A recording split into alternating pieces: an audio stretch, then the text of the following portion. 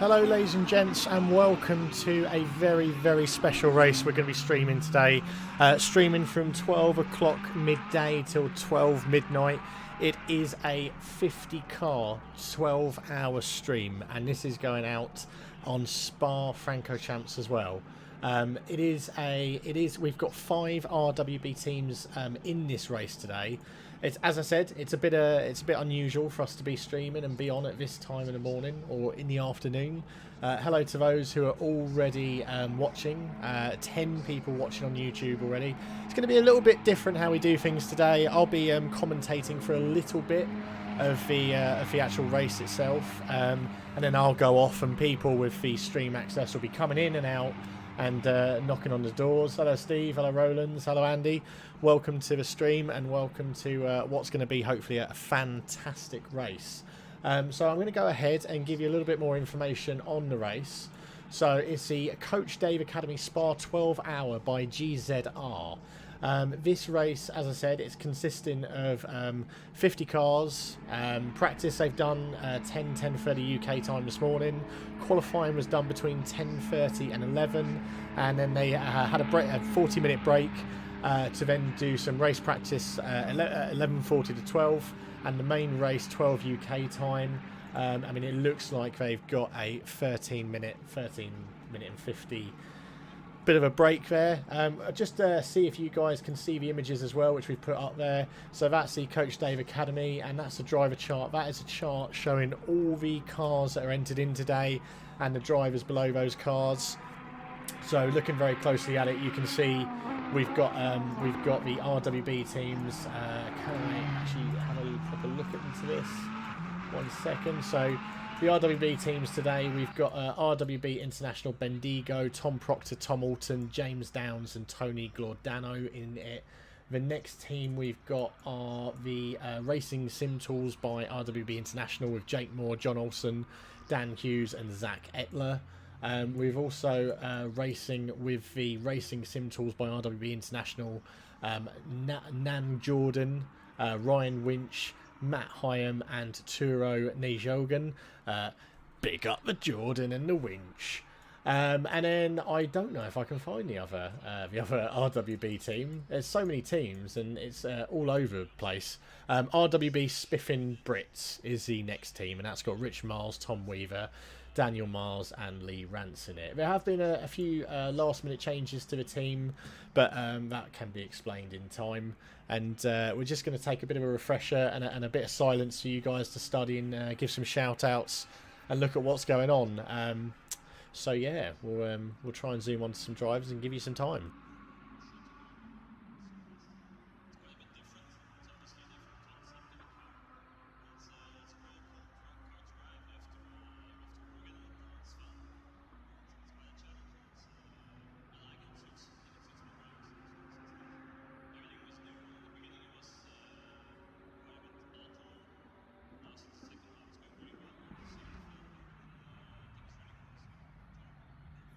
And thanks for asking, Roland. The little one is good, sleeping, hence the reason I can be on here today. Big shout out James Downs, welcome to the stream, and Aid in Britain as well. I'm hoping that the stream itself hasn't just locked itself up, or the race itself hasn't just locked itself up. I'm just having a look now, and it looks like everything's very slow.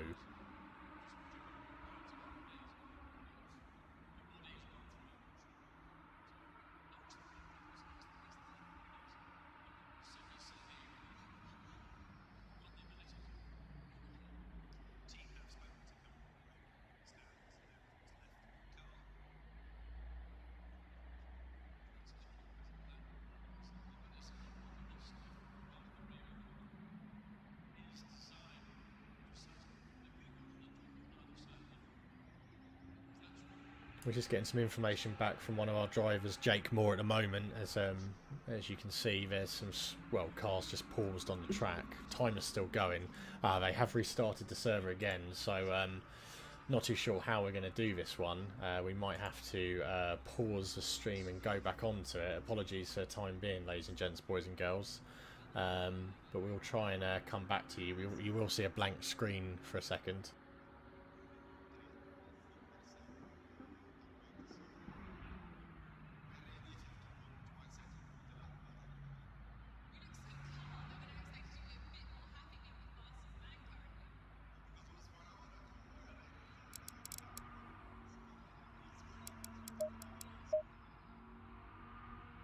It's never what we want to see, but we will be going back to it now. Apologies.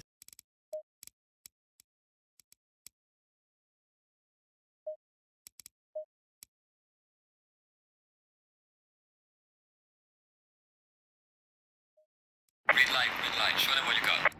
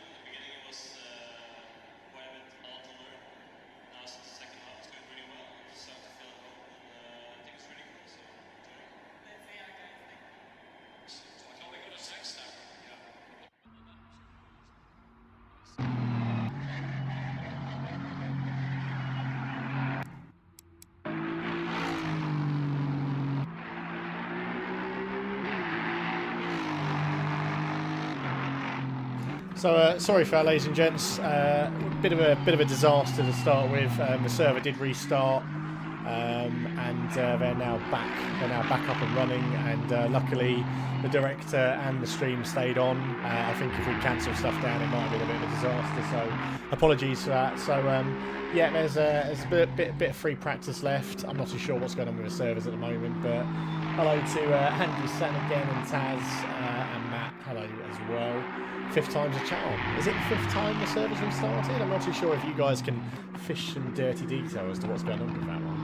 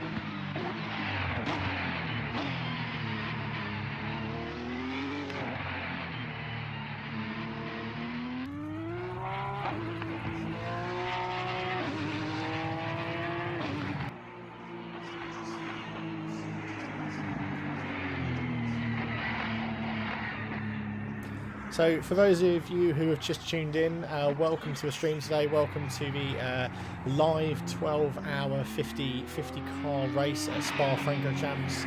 This is the Coach Dave Academy Spa 12-hour by GZR. We have 5 teams today, five RWB driving teams, 4 drivers in each team, and we have racing sim tools. Zerax, he's going to be on board and giving us some good entertainment as well. Great to see all of you tuned in and sitting by and about to watch this spectacular race today. I must admit, I am looking forward to it. I don't know how we're going to do this or what we're going to make of it, but Fabio Rib, welcome to the channel, and nice to see you in. It's going to be it's going to be a fantastic showstopper. I think we're just waiting for the cars to come round and do what they need to do. See who's on track as well. For those of you who didn't see it before, I'm not too sure if it will be too clear for you or not, but that is the full grid lineup with teams and their cars. If you can see that, fantastic. If you can't see that, we'll go through the RWB teams as well. Cheers to a good luck beer. I'm sure they'll be needing it as they've got a long way to go.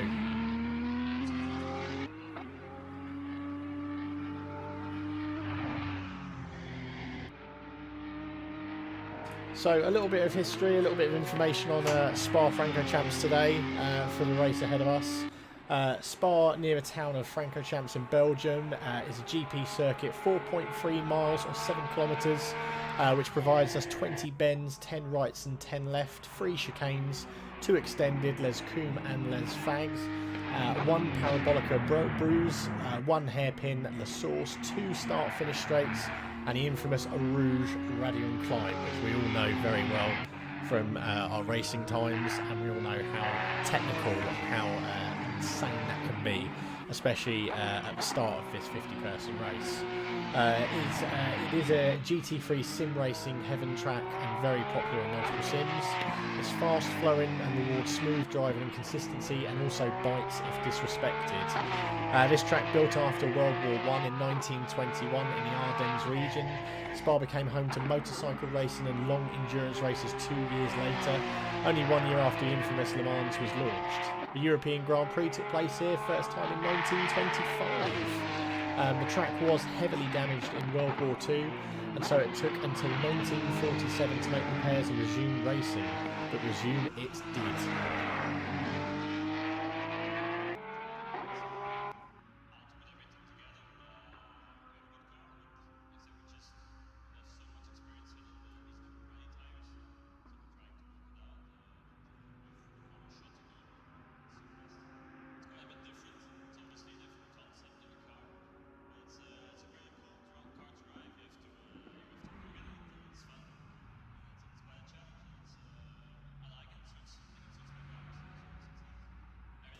And it looks like the server may have crashed again. We're just having a quick look. The times have certainly paused, so just see if we can get some information back from our drivers on track as to what's going on.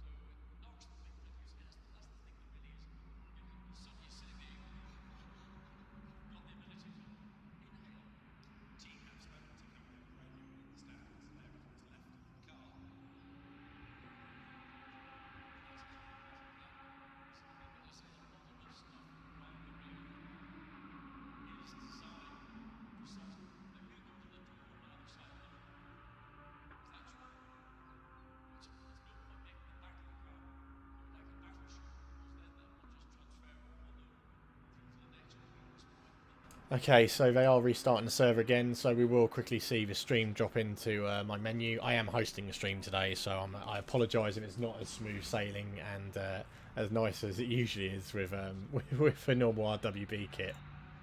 For the time being, we will be putting the car grid back on while we quickly get back into the server.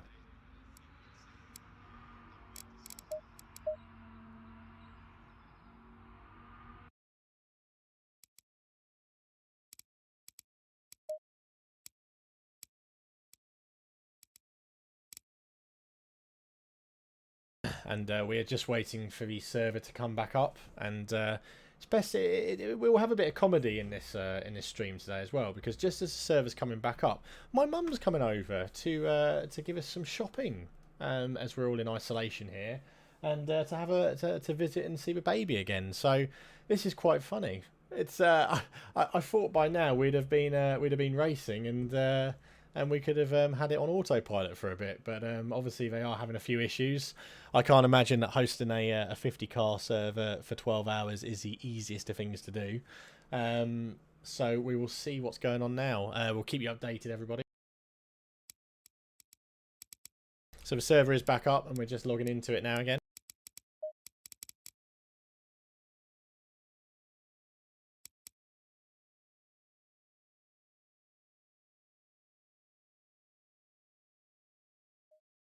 Green light, go, go, go.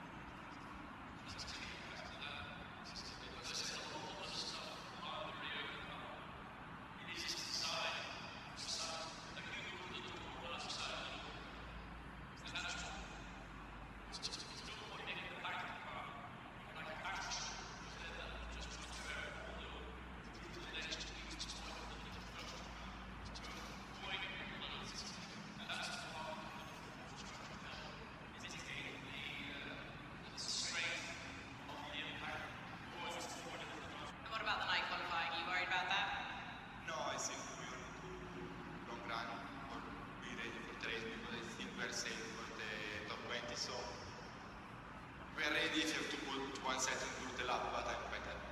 You look so calm. I mean, I expected you to be a bit more happy being the fastest man currently. No, because it was 1 hour ago already, so now I'm calm. We will see now, but it's good, but it's 24-hour race, so... And how important is qualifying to you in a 24-hour race? I mean, it's not really important because it's 24 hours also. If you can start 40, you can win, but it's important for the first 3-4 hours to be out of the mess, so I mean, it's quite important, and it's always nice to be in front of everyone. All good so far. Let's see you keep it up. Thank you. So you're currently P15. Do you think you can go faster than night qualifying? I think you can. I hope so. First shot we did was okay, but we had a bit of traffic and could have been better and changed everything on car. The second one wasn't really good, so time and we tried to break, so how to put everything together. We have a good car, except we just there's so much experience in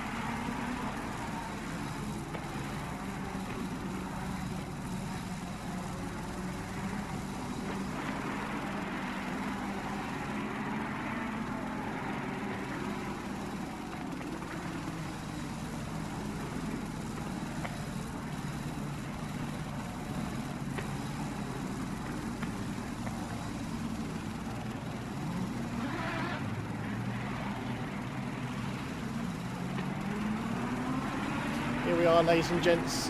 We are now going into the last, well, we are on the last straight, and they're about to start. We are starting. It looks like there's been a couple of issues. There's been a few teams that have lost out today, which has been really unfortunate, including one of ours. But Gregor Schill is in P1. He's got Glupso Montau and Harry Spears in third place. Nicholas Hillebrand in fourth. Ionic Timus in fifth, and Tariq sixth. Alessandro Porter seventh. Jose Lamas in eighth, and they're about to get started, ladies and gents. We're about to see the green light go. That Lamborghini's absolutely poised, but the Ferrari looks to be right on him, right on the limit.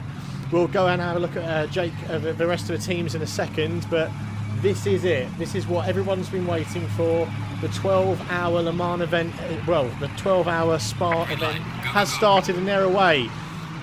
Gregor going up to the first bit of a rouge with Giuseppe behind him. Harry Spears in the AMG as well. They're taking that all pretty cleanly. No dramas so far. Moving down the field. Again, no dramas, very tightly packed up. Look at on board with Andre Herman here in P11. Michael in 12th, Niels in 13th, and Ivola 14th. All again looks pretty sensible, and no dramas at the moment. Off into 21st position at the moment, or up into 17th, sorry, is our Jake Moore, resident speed demon.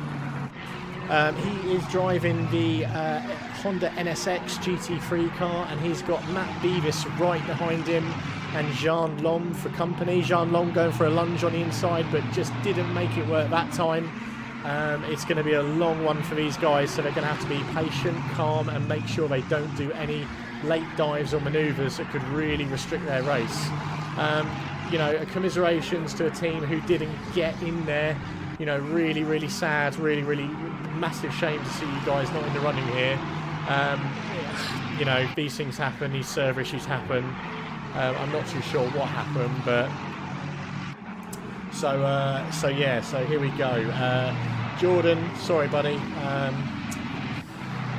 Jordan, sorry mate. It's a really real shame to see you guys not in it and not going through it. More with a drive-through penalty. Not too sure what's happened there, but he has confirmed drive-through penalty.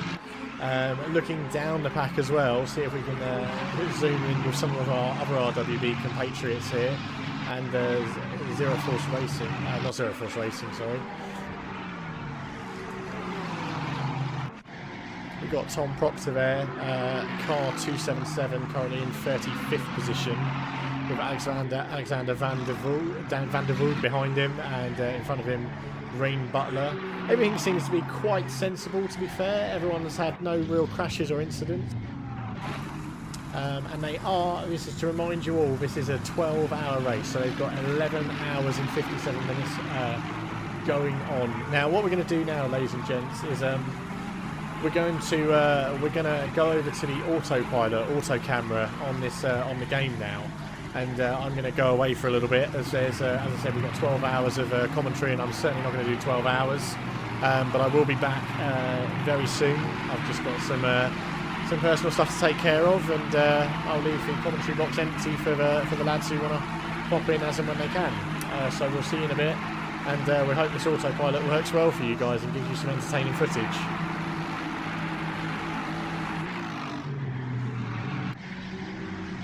Oh, sorry, whoa, they've just, the autopilot's just captured some mental footage. There's some horrible crashing. Where is this? This is absolutely insane. With that, I'll leave you guys to continue. This could end up being an awful start to the race.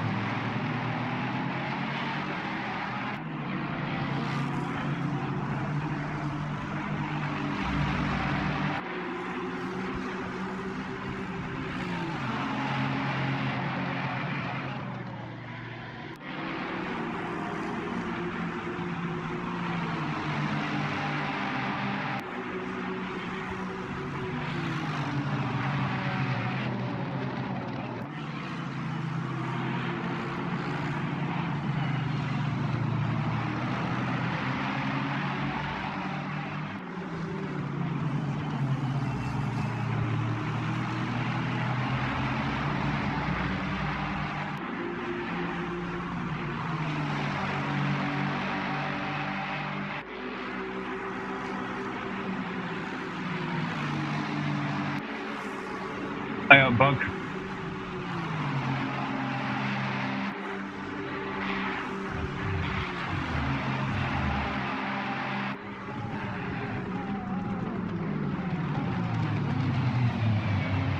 Are you there? Cool shit.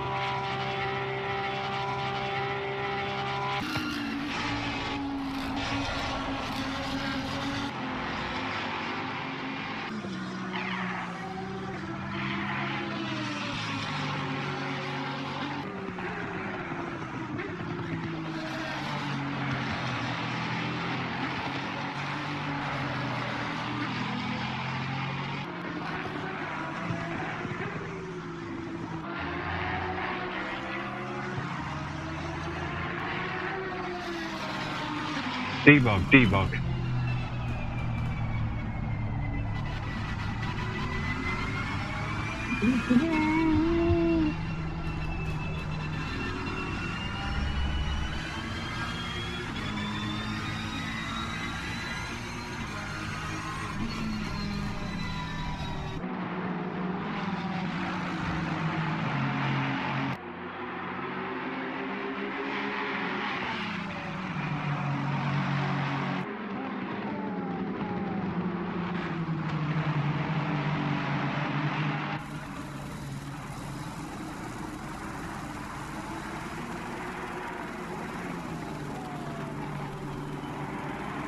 Hello everybody, I am back. I've done the family business, done what we needed to do, and it's nice to see the auto director's actually doing it what it should be doing. And you know what? I thought Tiger came in. I thought I heard a Tiger then. So we'll have to see if he's around and going to be coming in at some point. Yeah, no, it's absolutely awesome to see everybody in and still going. 11 hours 12 minutes to go, so it's a long way to go. Seeing all your chats on the stream as well, thanks for joining. It looks like the auto director's currently on Marco Ricci at the moment in 37th, team N20. But yeah, give us a shout out, tell us on the stream how you've been finding it so far and what some of the highlights are for you. Sounds like it's a bit of a shame. One of the RWB teams were experienced some issues and had to drop out down to the server. I think it was struggling with the 50-man teams, so that's something which obviously we can investigate and look into after the race is done. Bit of a shame though, because I was really looking forward to seeing those teams race and those guys race. If you are about and you wanna pop into the commentators and have a listen, please let me know.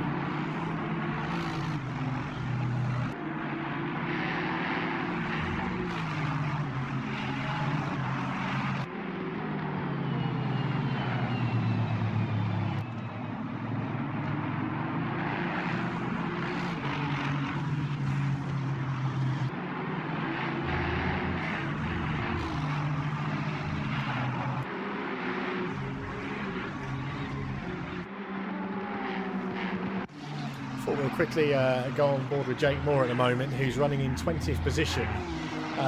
Jake's currently doing some lap times. His last lap time was 2 minute 20. 2 minute 20.703, and his personal best has been a 2 minute 20.394 at the moment. Looking down, that's those kind of lap times will put him in around 14th position or the top 14 doing what those kind of lap times are showing there. So that's really interesting as well to see how Jake's getting on with that. Not too much. Nate Newcomer looks like he's in 21st at the moment too. A couple of other people. You got Tom Proctor in 22nd.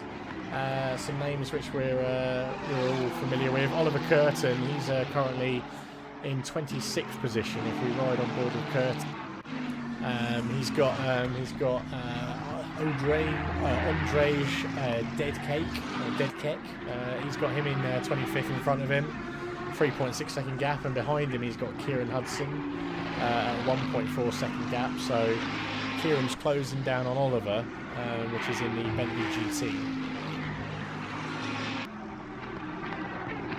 But I mean, the race itself, to give you guys a little bit more information about how the race rules are going. We've got some rules on the race in itself. So the actual racing standards, it's pretty simplistic. The interesting things are the driver swaps and what they can and cannot do. So they're allowed, depending on how many people are in the team. It depends on how long they're allowed to race for. So I believe it's something like a 5.5 hour race for a 4-player team, 7.5 hours for a 3-player team, maximum driver times.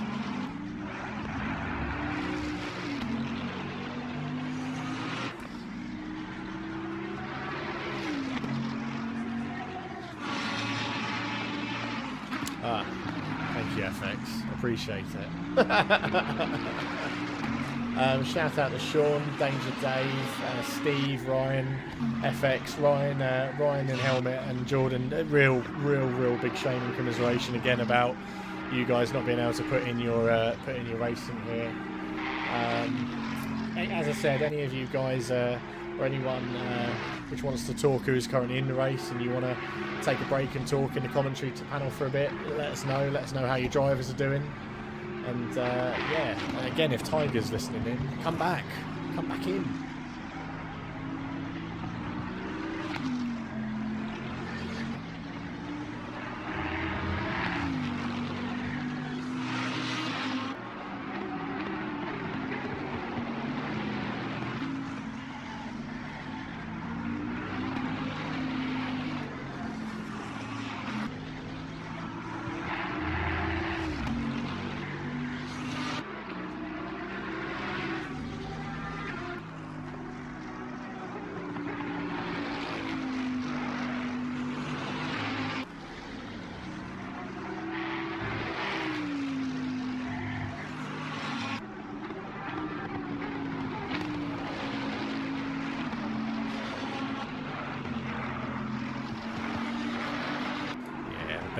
Livery does look good at FX. So these guys, 11 hours 7 minutes to go. It's a long way to go. We're going to be on and off of this commentary today, seeing how our guys are doing and seeing how the teams are doing. Currently Jake Moore is in 18th position. He's looking pretty healthy. Let's have a look at some of the close racing we've got going on at the moment. One of the close races we've got going on at the moment is Dominic Tour in 29. He's currently got a little bit of a training behind him. He's got Lucas Cray, Harry Spears and Owen Wenlock behind him, all racing for position here. So we'll see how this turns out and see if we can get a bit of a better, wider angle here. So these guys are from all sorts of different teams. This Dominic's from the Moto Domic community team. We've got now 4 RWB teams in, currently racing in good form and looking healthy. It looks behind him like Alden. Let's have a look there. Yeah, racing. That's Audi, our resident Audi, having a bit of a race there against Dominic. Team Racing Sim Tools by RWB International. So it's great to see. It's great to see Audi, and he'll be pretty impressed and pretty happy with 29th position at the moment, especially with so long to go as well. He's pretty much racing and doing his own thing.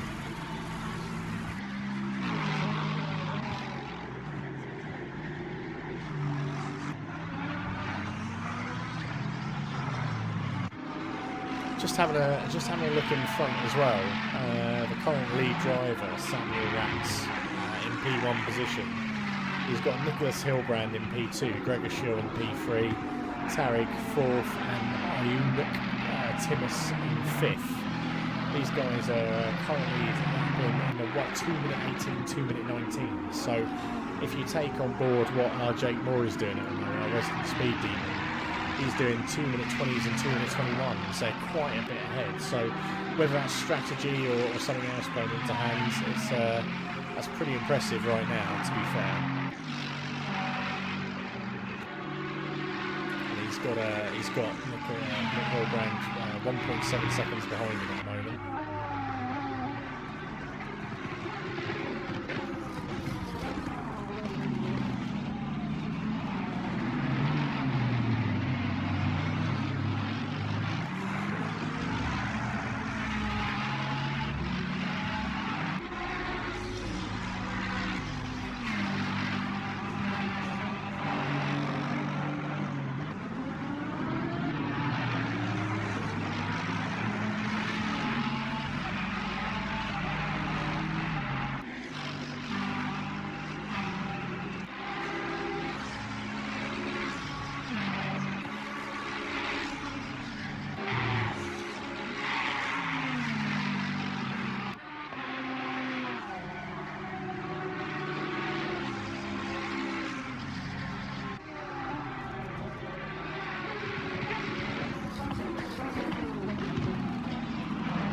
So it's interesting to point out while we're on board with Samuel Ratz again that the actual standards are a little bit different to RWB's blue flag system. The blue flag system in this race, they are, if the car which they're overtaking is significantly slower than them, they will have to move out the way for the leading car. So where at RWB we tend to say to the lead drivers, try and get past them with zero issues and the best you can.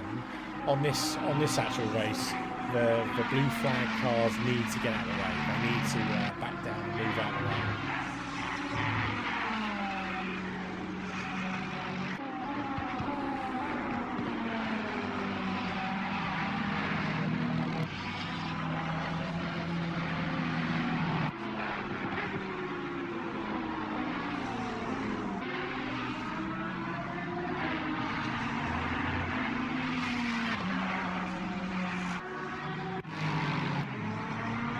There's a pretty tasty competition here for P8 at the moment as well.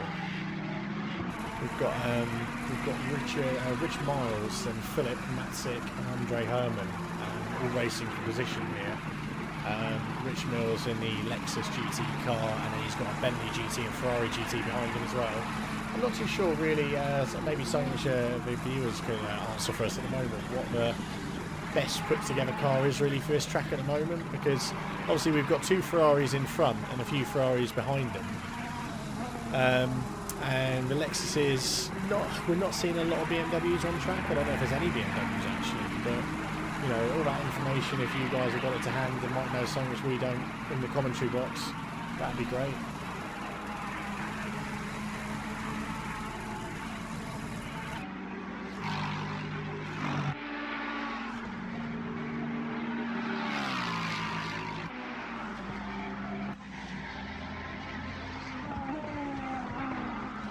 That's interesting, Andy Sam. But the Audi is quite a decent track car. I wonder if they put a restriction on the Audi and not using it. Which, yeah, you're right. There are none on track, which is very odd. Very odd.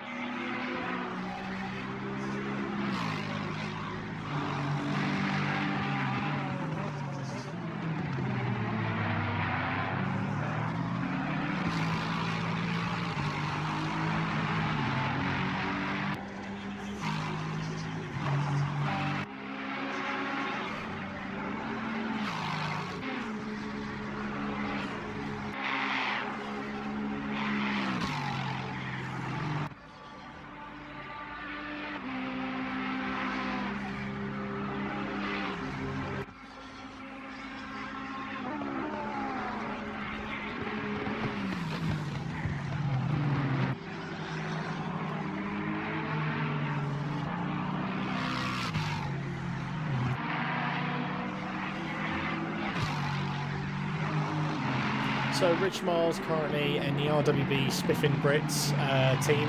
He seems to be doing pretty good at the moment. He's got a nice healthy lead. He's got a nice healthy position. 8th is something not to look down at. And he's got a good team behind him as well.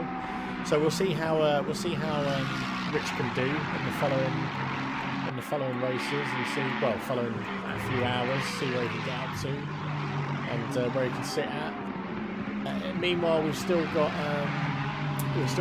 Jake Moore, which is currently down in 18th position. Again, he seems to be a bit, no one really in front of him and no one behind him. He had a drive-through penalty earlier on, which put him down in the position.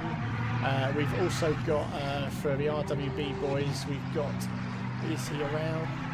I'm not too sure if Oliver Curtis is racing the RWB boys, but we'll just have to double check that. As I'm all over the place with the teams, we've got so many teams racing, and so many teams around. Again, it was a shame to see Jordan Winch, Matt Hyam and Chiro out of the race before it even started. That was a real crying shame, to be honest.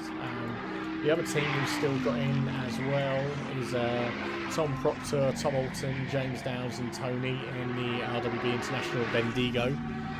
So if we just look for those guys at the moment.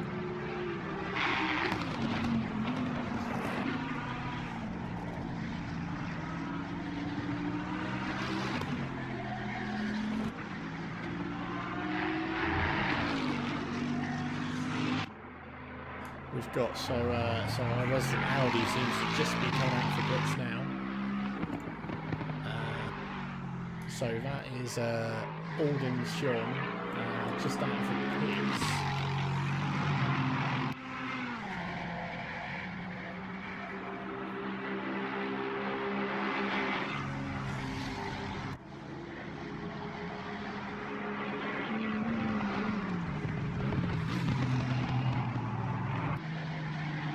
So great to see him. Great to see. Oh, it's changed now.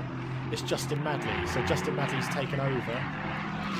It's great to see. So that was a stint from Audi, and he's now changed over to. He's just changed over to Justin Madley.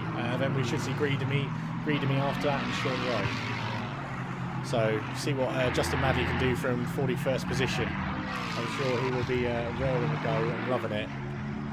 Audi, if you can hear this, come in, tell us how it went for you, and tell us how you've been getting on.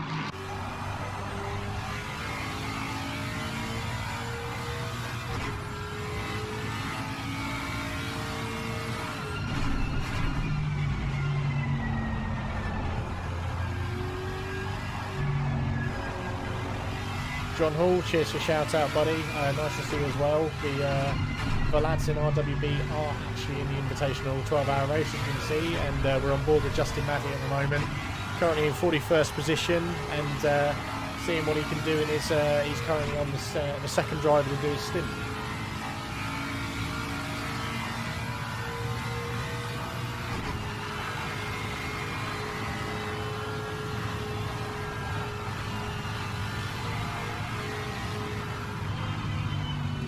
Looks like he might have. I'm not sure whether he just let Igor go, or whether he should have let him go. But it looks like that person Ivalo is pitting now. So Justin's got a bit of headroom to get himself down now. It'll be interesting to see what kind of lap times he can put out here.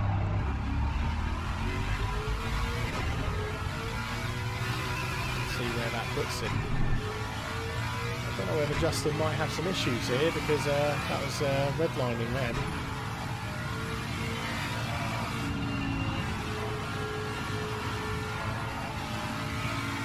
But again, it's important to remember, guys and girls, that they're obviously taking it easy. They've got a long way to go in this race. They've got 10 hours 55 minutes still of race time. So yeah, it's not over yet. I'd love to know what some of these guys are thinking, to be honest.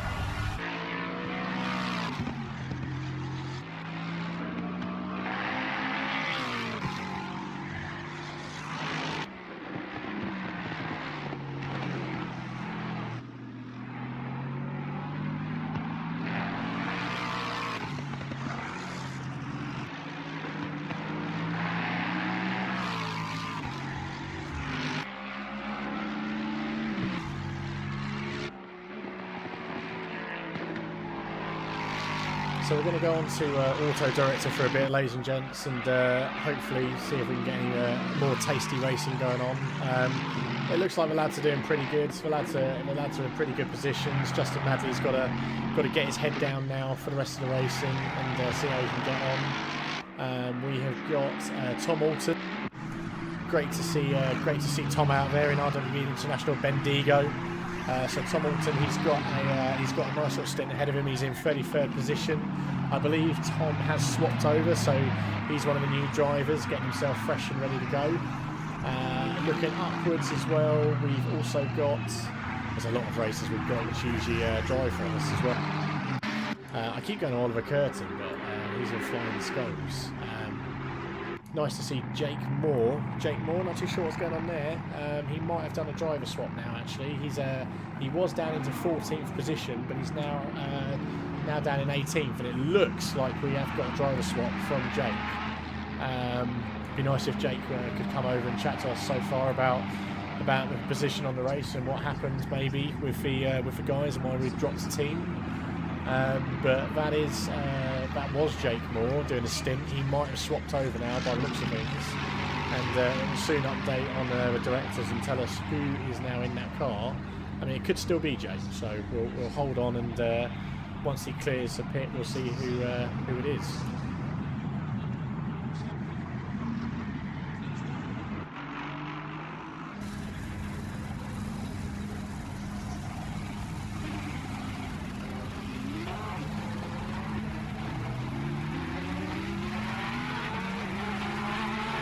So it looks like that is still Jake Moore. It hasn't updated yet.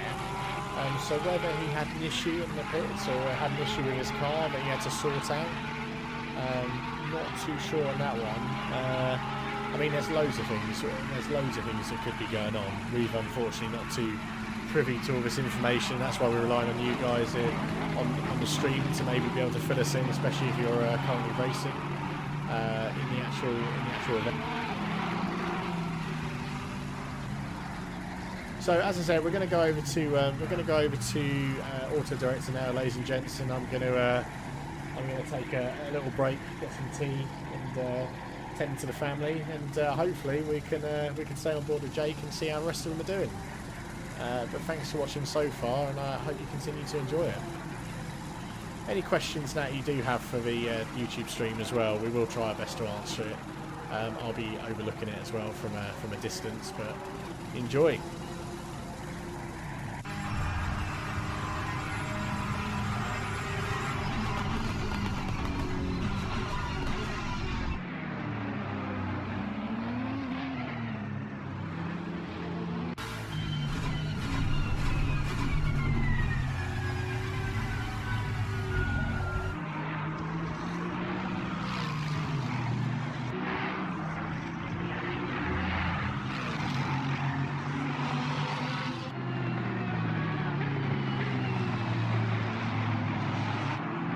Shout out here, we're on board with Tom Weaver at the moment, RWB spiffing Brits. Great to see him having a bit of a battle here in the top 10, so you know, great to see the Auto Director on him as well. They're looking really healthy and really good in that Lexus GT3 car, and I'm sure that team will be pretty happy right now and raring Tom on and giving him the support he needs. For those of you who are wondering, the people in his team, you've got Rich Miles, which has done his stint, Tom Weaver, and Dan Miles and Lee Rance as well.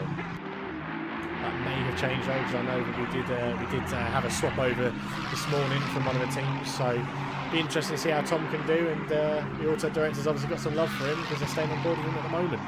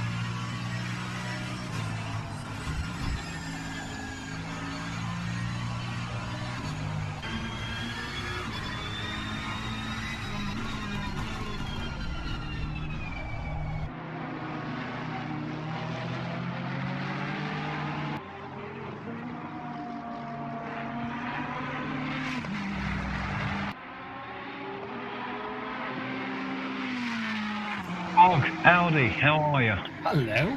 Oh, hello. I've got friends. I did come in early on, but you weren't. I know, I heard You don't have friends. We don't just feel sorry for you.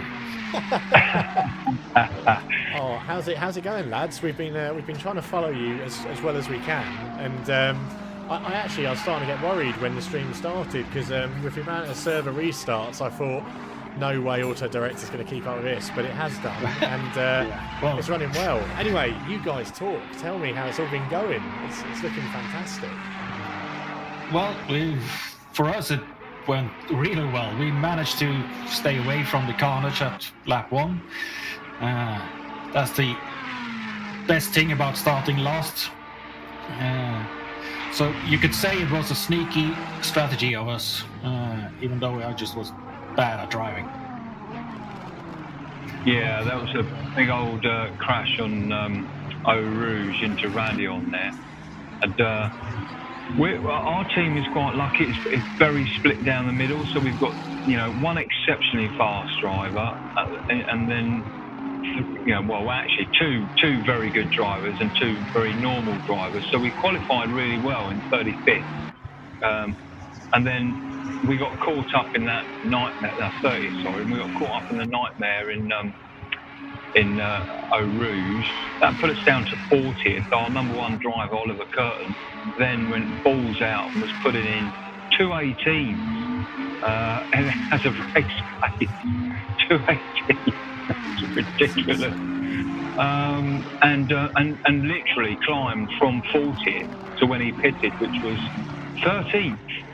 And we pitted. We've just swapped to Dave Crew now, and Dave Crew's come out in 28th. So myself and Munch and Skull are absolutely crapping ourselves.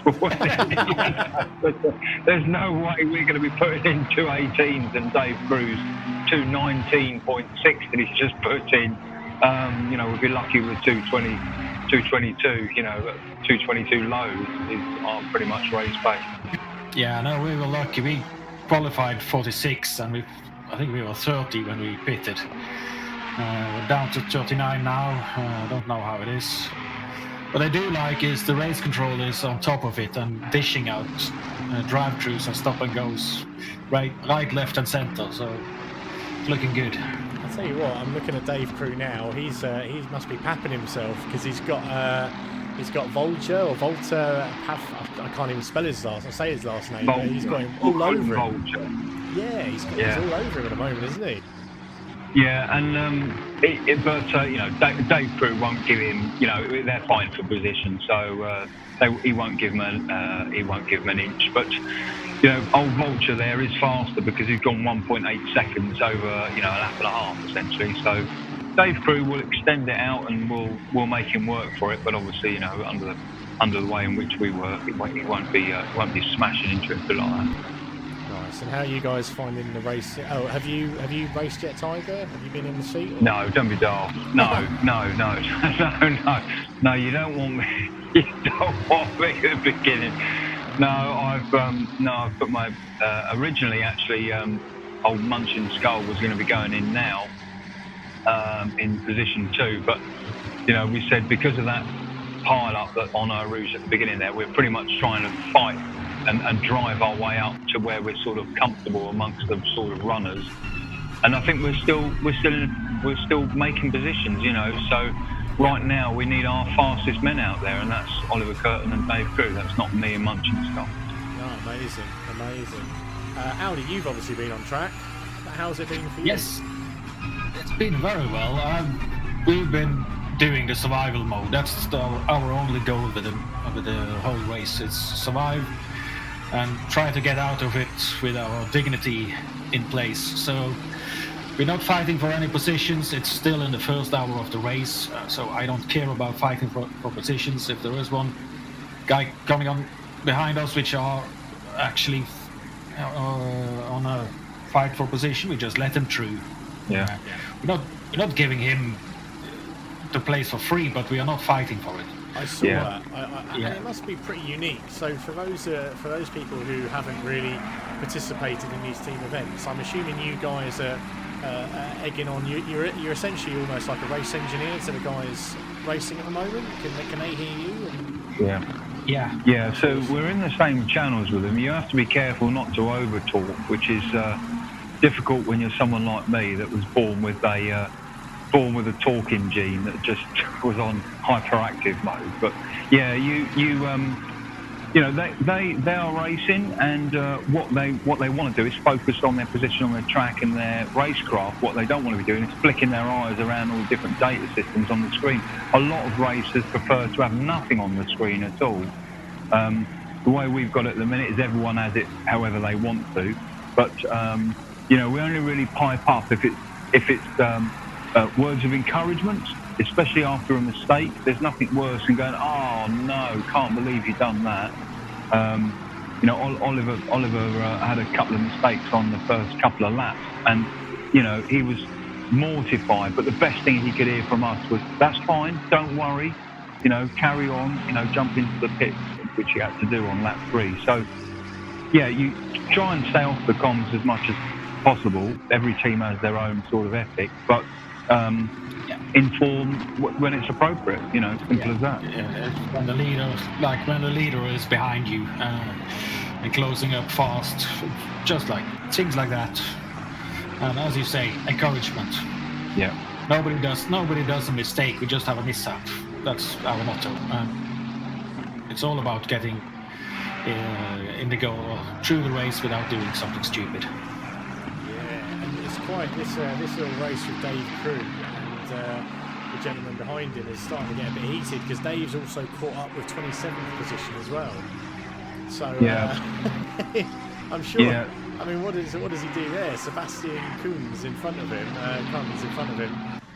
Yeah, this could get a bit tasty in a minute. Well, he'll make the right sort of decision as to whether to let Vulture, you know, as Audi says, you know, I mean, look, he's got the run on him into Kemmel there, and he's on the inside slightly coming around here, so Dave will probably let him go now, or not. Well, he had the inside, didn't he? But you know, as you say, he's got 27th and 26th in front of him, and he's closed up 3 seconds in 2 laps. So, you know, he's still driving to take those places, and Vulture just made a mistake there, so he's dropped down, you know, half a second. But, you know, like Audi says, you mustn't take your eye off the ball. This is not a 45-minute race. This is a 12-hour race. This is about longevity. And sadly, in Sims, there's one thing missing in my view in Sims, and that is some form of reliability algorithm that works with the car, whether that's on the ability of players or sim racers or whatever. But you know, there's no reliability issues here, unless, of course, you crash the car or you damage the car. The car is going to go for 24, 36 hours, as long as you can put fuel in. Well, yes and no. I think they have actually built in, if you abuse the gearbox, it will fail on you. If you abuse the engine and do too aggressive downshifts, it will fail on you. Oh, that's interesting. Oh, that's very, very good to hear. Thanks very much. I didn't know that. Howdy, just a quick one. Who's currently in the driver's seat of your team? It's Madley. Next up is Greedy Me. And Madley is doing very well, doing 221s steadily. I did very consistent 224s. Madley has shaved off 3 seconds of that and doing 21s every lap. So that's all about all the race. We had one goal. We had a chit chat earlier in the week, and we were chatting about what do we want with this, and it was a unanimous consistency. That's all we aim for. Do a consistent race. Don't care about lap times. Yeah, that's very, very good. And when Audi says consistency, he's talking about making progress and staying on the grey stuff, not trying to make, you know, 222 every lap or 220 every lap. You know, like I said, 12 hours is that's a very, very long time. And, you know, when you consider the pit lane, the length of the pit lane, irrelevant of where you are in the pit lane, you're looking at, you know, about a minute, probably longer. And, you know, if you don't need to make a pit stop because you've damaged the car, then that will make all the difference.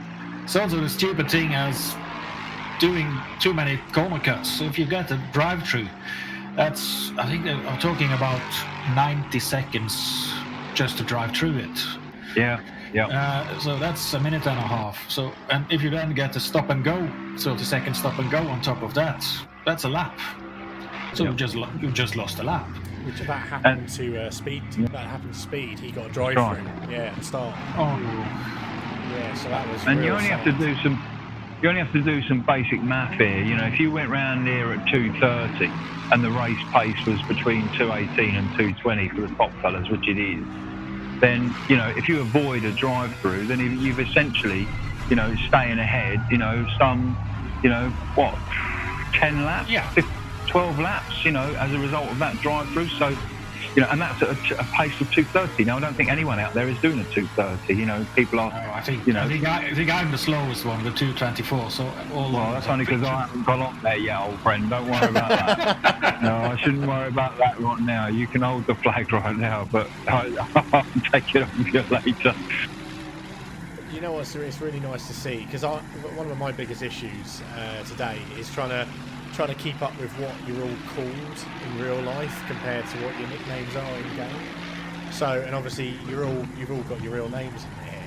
But what's really nice to see is the leagues we've had in the past. Some of the big names from those leagues are also taking part in this 12-hour in different teams, and that's it's such a great thing to see. And just a quick one as well, just to clear up some stuff for the streamers, for the people watching the stream. Could you guys confirm or maybe give a little bit more information as to what happened to the teams at the beginning of the race and the server? I hand over to Audi for that one. What are we talking about? So it looked like what there was happened when they did all the restarts? Yeah, so it looks like, unfortunately, one of the RWB teams, Winch and Jordan, they couldn't helmet as well. They didn't make it in the end. There's been some talk. Maybe you guys are unaware. I'd imagine, obviously, being a 12 hour. I didn't know it was them. I did notice there were some issues with teams that couldn't connect. I actually have a suspicion they... I don't know, but I have a suspicion it's on the server they haven't opened up enough connections. Yeah, that's right. So, we were monitoring their Discord, and it seems that the actual race had been set up for 47 slots rather than the 50. So as a result of that, server says 50, but so there should be room for 50 cars. But if there isn't enough connections to join on, that it doesn't matter. So if you have 150 drivers showing up and you have 50 spectators, that fills up a connection slot of 200. Yeah. I'm wondering whether they allow for the streaming, our streaming and their streaming as a slot perhaps. Yeah, but also the spectator password is actually fully open, and they always use the same spectator password. I think it's quite regular that a lot of people spectate on their races, which is a bit daft. And hence the reason why we changed ours, right, for our 6 hour. Yeah. It's a question for you, Audi, and that is, this is the sort of third big sort of endurance event that we've run recently, and it's very clear, isn't it, that the endurance events, whilst probably the most complex to arrange and set up, are probably, are very, very popular. Why do you think that is? I think it's the... I know for myself, I always wanted to do it, and it's the sense of achievement. And there is... Just look at Le Mans. It's magical. There is something... The standing the Le Mans race has in the world is something that everybody knows about. It's more... Yeah. It's even more known than F1. Everybody knows what Le Mans is. It's just something about men, oil, machines doing 24 hours belt out and just trying to be the best. I think that's about it. It's Oil, belt out, 24 hours. I've got a little twitch. It's a bit of teamwork as well, isn't it? I mean, Yeah, I wouldn't it be is. surprised if you guys in your teams get a little bit emotional at the end of this 12-hour stint. Oh, definitely. because I did after the 6 hours. So. Well, I think I would have done had I not been tumbling on top of a wire fence. Moving on. Andy yeah, Sands. to highlight what Audi says there, yeah, he's absolutely right. Of course, you know, it's the, you know, pretty much anybody can jump in and do a 45 or an hour, possibly even 2 hours. But then when you go into the sort of 3-4 hour mark, you really are pushing it then. Anyone who's tried to play any game non-stop for 40, you know, for 4 hours, it's fairly difficult. Then when you try something where you've got to concentrate all of the time, that's even harder. And then when you add on top of that the fact in this case you've got 3 other guys that are watching you, willing you on, willing you to do well, and you're part of their team as well. You know, it's ACC have got it exactly right in my view. Yeah, exactly right. This is the jewel in the crown, I think, for sim racing, is the ability to have endurance events as a team.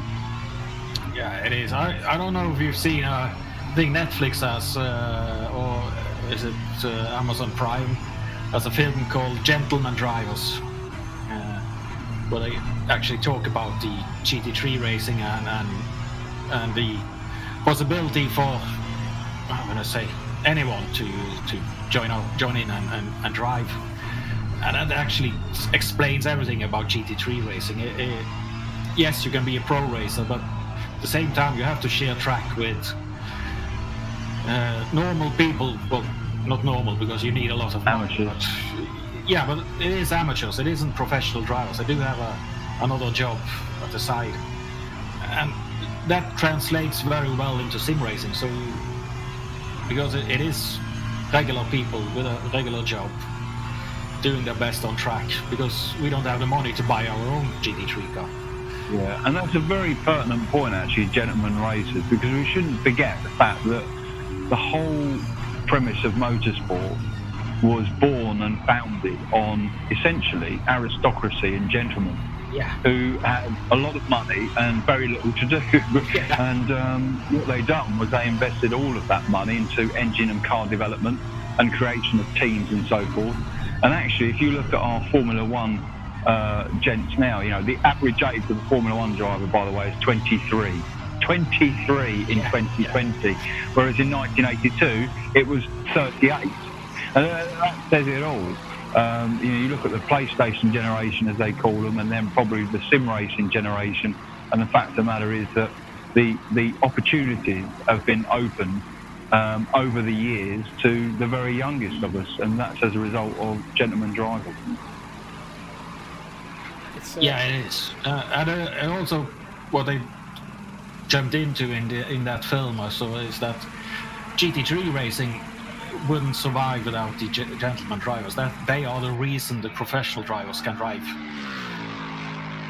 Yeah. Well, I'd imagine, yeah, absolutely, because, well, as we've said actually many times in our races, you know, if you have the very best out there, if you have the fastest, if you have those who are competitive amongst each other and no one else, there isn't a race. There's a race for a short time and then they will spread out. But a lot of racing is not just racing clean and fair and for position, but also the racecraft of when you're coming up amongst slower people or Latin people, you know, all of that is part of it. That's not to say, of course, that those that are out there are just out there to make the numbers, because as we've always said, it only takes two to race. And if you're 50th and you're behind 49th, then you want to be 49th, as if that's first. Yeah. So, agreed. I tell you what, Tom Weaver and the RWB Spiffing Brits team, they're doing really well at the moment. They're loving it in 10th. That's great position. Yeah, and as I said, you've got Jake Moore still not swapped yet in 21st. I'm not sure when he's going to swap. No, he's got a new stint when he pit. If he had a drive-through, his stint timer resets. And you can't double stint. Just a quick one. Sorry to interrupt, lads. Andy Sanders just joined us in the commentators as well. Hello, Andy. Hello, Andy. Good afternoon, everyone. Andy. How's it going, buddy? How have you been finding the 12-hour experience so far? I'm sorry, can you hear me? I was just checking my mic. Yeah, we can hear you. Yeah. Oh, well, yeah, very exciting. Yeah, bit of a dramatic start, I'd say, but settling into some pretty good racing now. Yeah, it's getting quite. Whereabouts are you at the minute, Andy? Where am I calling from? You mean? Where am I? No. What is your position on track currently? I have actually dropped out of the race. So the guys that I was going to be with would be, I believe, Nate Newcomer's in the car at the moment still. Yes, he is. I'm not racing with them this weekend. Oh, is that a last-minute thing, or what's the situation there? It's been a pretty hectic, some pretty hectic racing recently, and as you know yourself, every week in, week out. And I decided to spend some time with my girlfriend instead, which is obviously for you, mate. in the commentary. Well, good for you. That's fantastic. Well, I hope you can hang around for. I hope you can hang around for a little while with debug. That'd be fantastic. I'm dropping down to my team, so yeah, and I'm gonna have to as well. Right, Yeah, Eddie. staying in touch as much as I can. So you guys enjoy, and I'll hang on as long as. thanks, mate. Well, that's awesome. Well, look, we'll try and jump back up later on, debug throughout the race, but and give you a heads up or our perspective for our team. But nice to talk to you and talk to you later. Have a good one, chaps. See you later. Take care now. So it's been pretty eventful so far, then. It's been massively eventful, and funny enough, we're just looking at Nate Newcomer at the moment with Dave Crew. Dave Crew's all over the rear of him, looking like he's going to be getting ready for an overtake in a minute. We've got an inter-RWB race going. Yes, we certainly do. And it all depends. I wonder how these guys will be. I'm just going to try and see if I can live stream myself on Discord, so you can watch it maybe as well. Oh, that'd be nice. Thank you very much.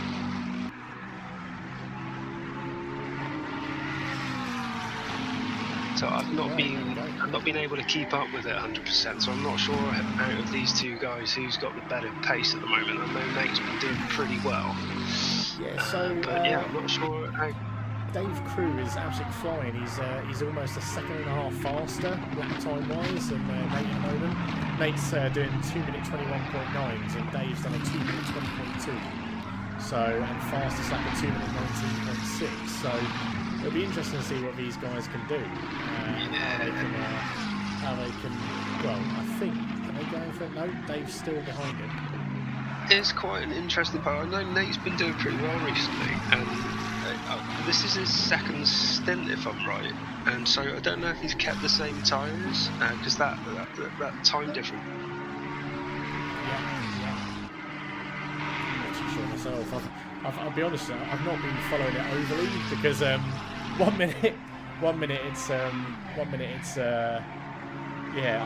here and then next minute I'm not. So you've got quite a lot going on there, I believe. So yeah, a little bit. You would be excused. Well, I was not long, Andy, going to take a break. But what I'll do is I'll leave the auto director running, and I'll leave my live stream in Discord as well. So you're welcome to sit and have a watch while I quickly go and make myself a bit professional. Yeah, I will apologise to the viewers in advance then, because I will be in and out, and I won't be able to keep completely updated. But I'll do. No worries. Right, it's over to the auto director for the time being, ladies and gents. We've got 10 hours, 23 minutes left of this epic race. This 12-hour race at Spa-Francorchamps. Following on with some of the RWB teams, and the auto director will make its way through the rest of the pack. Again, if any of you have any questions or things you want to ask, we're live on YouTube and live on Twitch, but we are keeping an eye on the YouTube chat as we speak.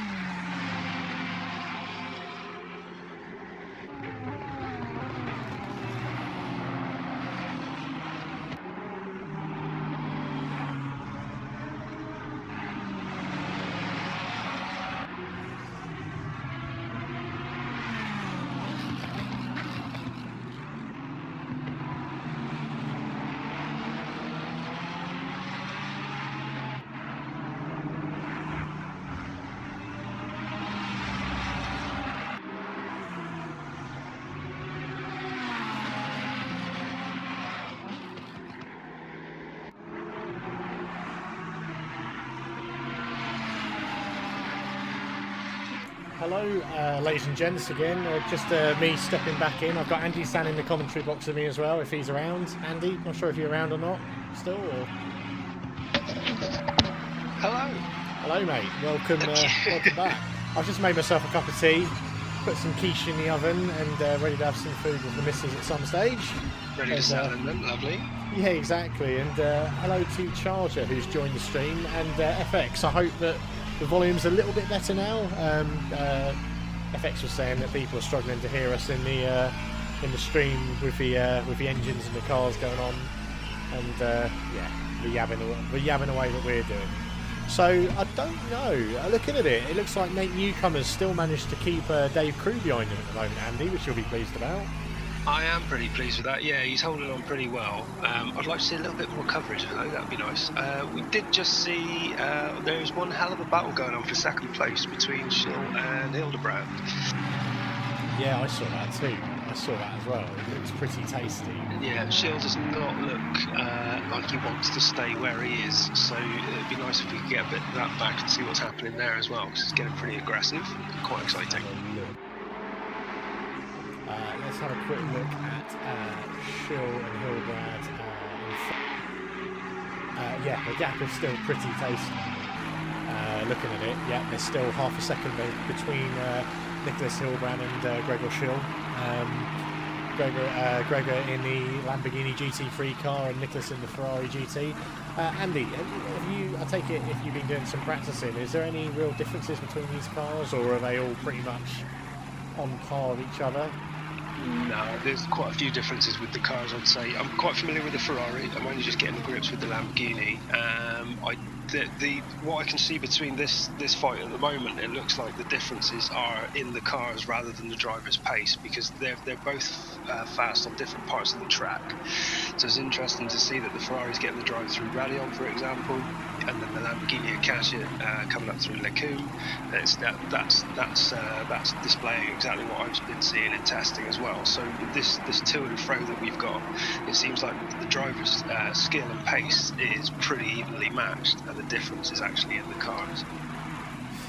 Yeah, roger that. And I'm quite surprised these guys are neck and neck and at each other's throats so much right now, due to it being 10 hours in. I mean, it can't make that much of a difference right now. What position they are in. I think I'd be wanting to do the same, because if you can get into that second position now, then if Schill feels that he's got the pace, then he's going to want to get past so that he can start making a play to get ahead early on, rather than if he feels that he's stuck behind Hillebrand, then he's not going to want to stay there and feel that he's wasted the opportunity to get in front for the rest of the race. So right now he's going to want to get past him and make a play for that first place, because the Ciclari and team are getting away right now. Roger. Hello, John. You alright, mate? Welcome. Hello, boys. How are you? Yeah, Hey, not too bad. how you doing, John? We're Well, I'm nervous. Shit nervous. when are you up? I'm still 1 hour away from my first stint. It's Jake is gonna pit very soon, and Zach is gonna take over. So then we'll have a couple of single stints before we start doing double stints on the tires. So yeah. Nice. And so sorry. Who's currently driving for your team? Jake, speed demon. Jake, of course. Yeah. I bet he was a bit gutted to have gotten that drive-through penalty at the start, wasn't he? That's a bullshit penalty. Direct quote. Every racing driver says that. Everyone. It's always. He felt it was a bit unfair, but I don't know what happened there. But I mean, there was. It's not easy when not all cars can join the track, is it? You have a full formation lap and you have your position indicator and all that. So I'm not too sure what happened. We got a ride through. We did it, and as we were going out the pit lane, we had a survey message about the penalties being cleared. Okay. And me and Andy Sam were just following the great race between Nicholas Hillebrand and Gregor Schill at the moment for P2. And I was saying you wouldn't think that these guys would be racing so hard, but they're literally 0.3, 0.2 second gap between these guys for the last 3 or 4 laps. and that might take a bit of toll on them in the rest of the race. But it's been great watching them at the moment. Yeah, I mean, that's how you want to play. It is a bit different, I suppose. I'm guessing everyone is at single stint tires yet. I mean, it makes sense to do the single stints in the beginning. Maybe you have a bit of wet later on, reducing the time for double stinting on slicks.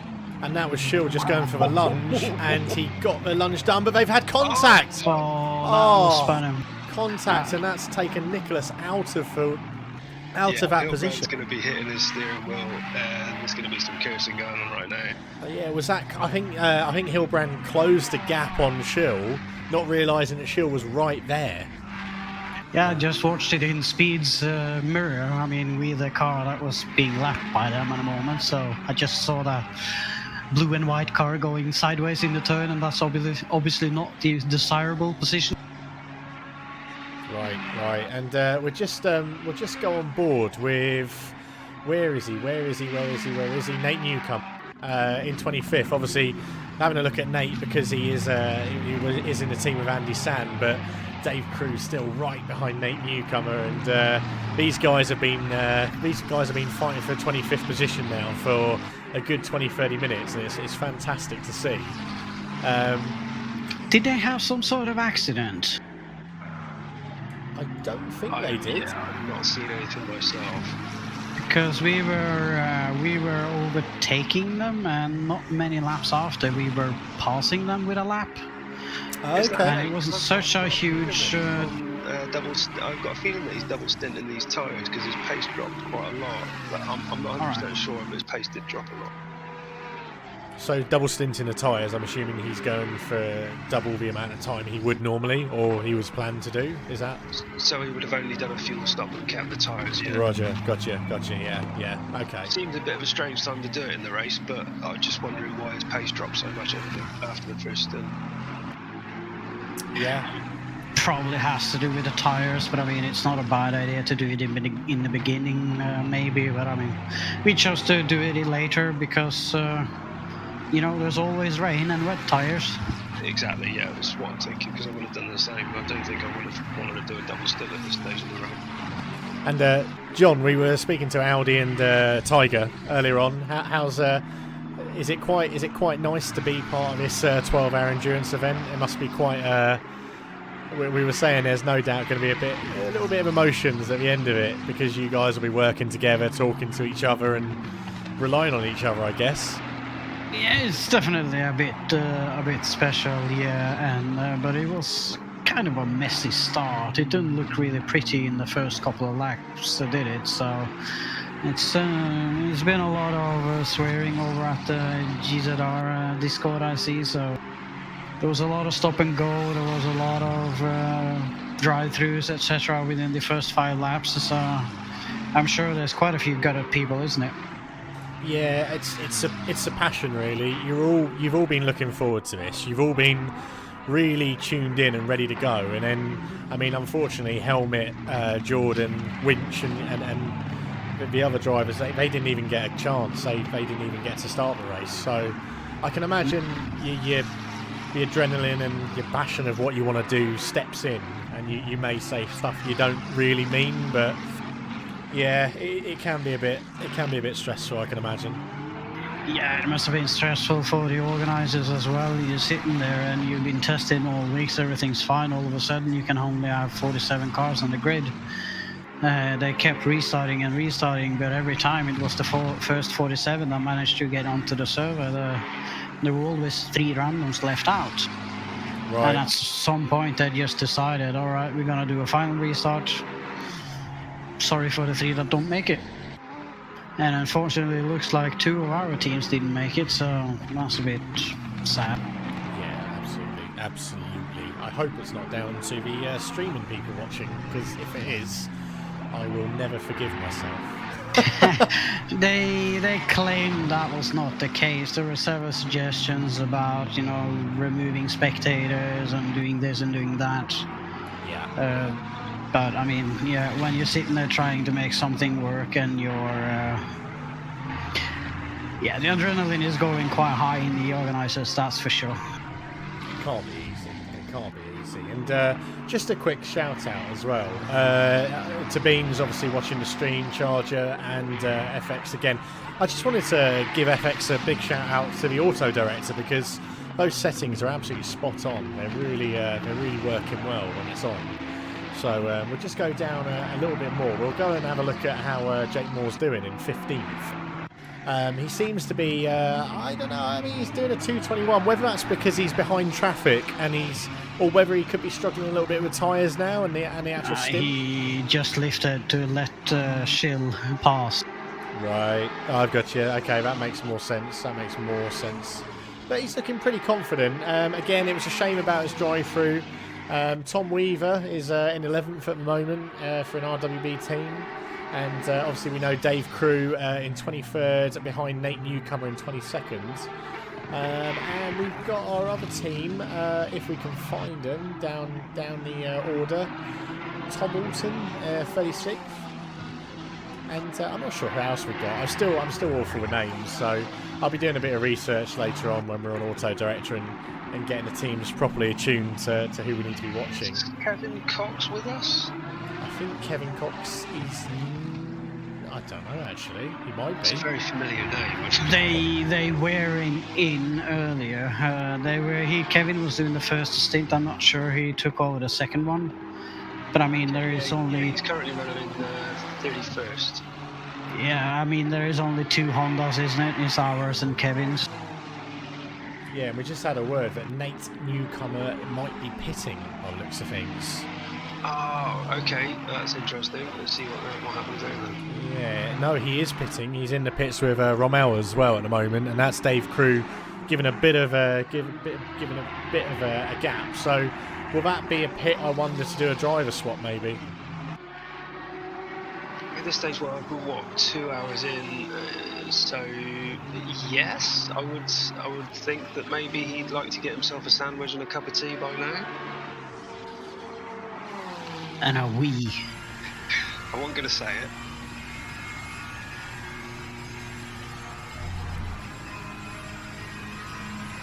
So we're just on board with the auto director again now, looking at Nicholas Hillebrand, which has a very well, I think he's got a back marker behind him actually, trying to get past. So he's obviously got some damage then, because he didn't manage the gap between him and Schill got larger instead of him being able to close and maintain it. So I'm guessing a bit of damage there from that earlier incident. It must be. And we're on board with Gregor Schill again. So Gregor doesn't seem to come off too badly from that little contact he had with Mr. Well, he's not even. I think he's dropped back even more now. No, sorry, Hillebrand. He's still in third. But yeah, he hasn't. He's now in second position, and he's got a massive, mighty gap between him and first position. So it'll be interesting to see what he can do and what kind of times he can put out there. Currently running 2:19 or thereabouts. Do we know what Siclari's doing at the moment? So Siclari's doing 2:19 his last one, 2:19.1, and Gregor is doing 2:19.3. So got some work to do to pull that to close that gap right now. Then. Mighty times, aren't they? That's absolutely that's benchmarks. The 2:18 have been their fastest laps. Right, I'm going to take a break again for a little bit and keep it on auto director. John, good luck, mate. We'll be rooting for you in your stint. Yeah, it's going to be a little while yet, but I'm going to drop down and hear the guys talking for the next one and tire pressure, etc. So yeah, catch you guys later. So Billy Bug says good luck. And yeah, ladies and gents, we're back on auto director, currently on board with Gregor Schill. And we'll see what kind of action it provides us for the next next half an hour or so. See you in a bit. See you in a bit, Andy.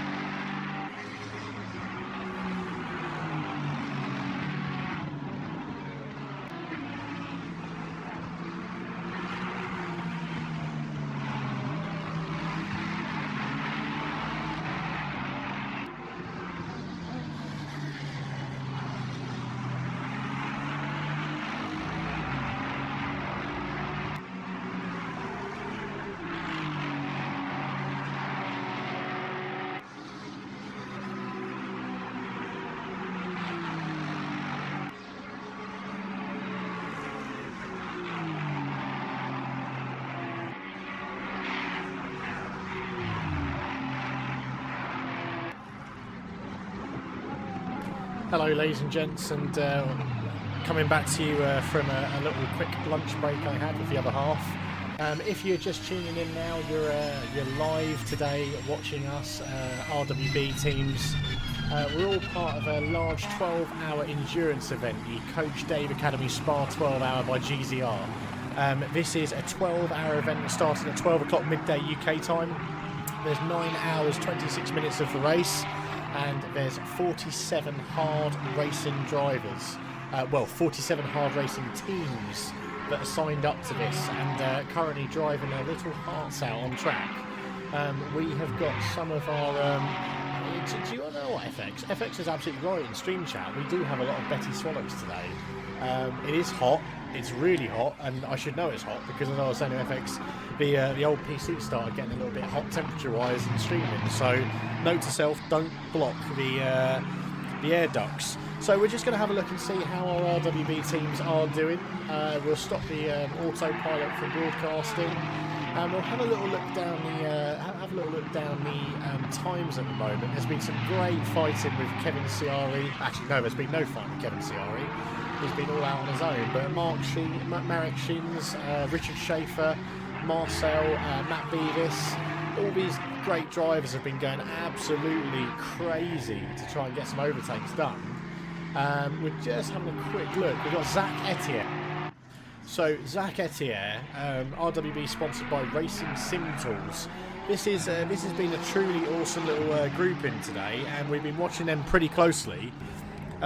Zach Etier is in with our good resident Jake Moore, and he's also in with. We'll have to have a look in a bit and find out. So he's got Jake Moore, John Olsen, and Dan Hughes on board with them. So currently running in 12th position, 2 seconds up from the ones in front. He's got a pretty good lead to him at the moment. He's got a pretty good positioning. But we'll just sit on board with those guys. We are live with YouTube, and we are starting to put some Twitter messages out there as well.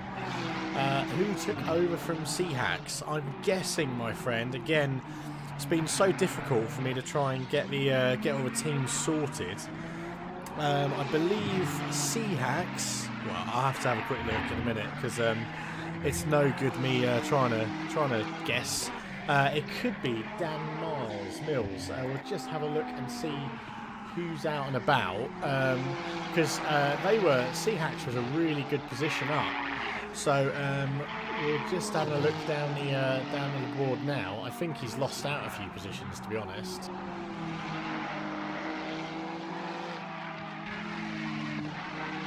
So it is Rich Mills in for the RWB Spiffing Brits. They have lost out a few positions. You've got the team consisting of Dan Mills, Rich Mills, Tom Weaver, and Lee Rance in the Lexus GT. And don't forget, ladies and gents, this race will be taking you through the night, through day, and all sorts of weather could come across for these guys as well.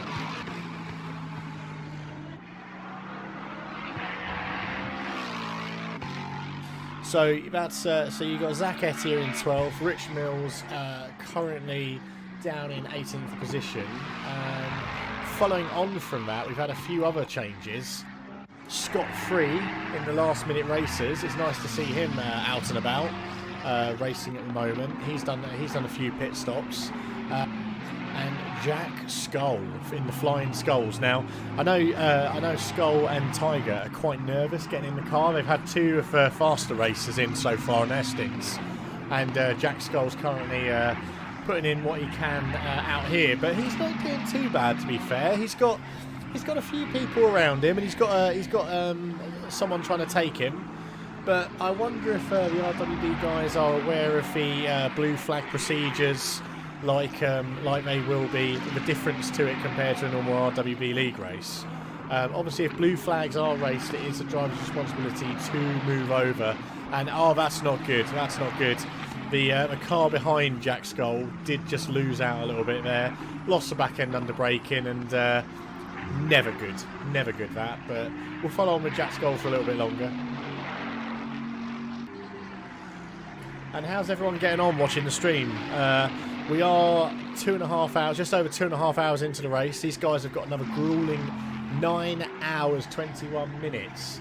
So, and thank you very much RWB International for giving us a car and driver lineup. I'm trying to look at that on my iPad, but it's really difficult to follow them. I will get used to it after a while. But I hope you're enjoying the sunny day. I hope you've got the iPad out and you're actually watching it out in the garden, or watching the stream out in the garden, or doing something fun while this is going on. I certainly, I'm in and out of baby duties, and I'm even going to be having a barbecue later on. But I can see through the window what's going on with the race, so it should be all good. But I'd imagine the guys will have their rest of the team talking to them in Discord, and yeah, they'll all be egged on, and they've got essentially these 12-hour races, the driver swaps. The drivers who are swapping can actually listen to the drivers who aren't in the seat, and they can give them a little bit of advice, maybe give them like a race engineer in Formula 1, basically.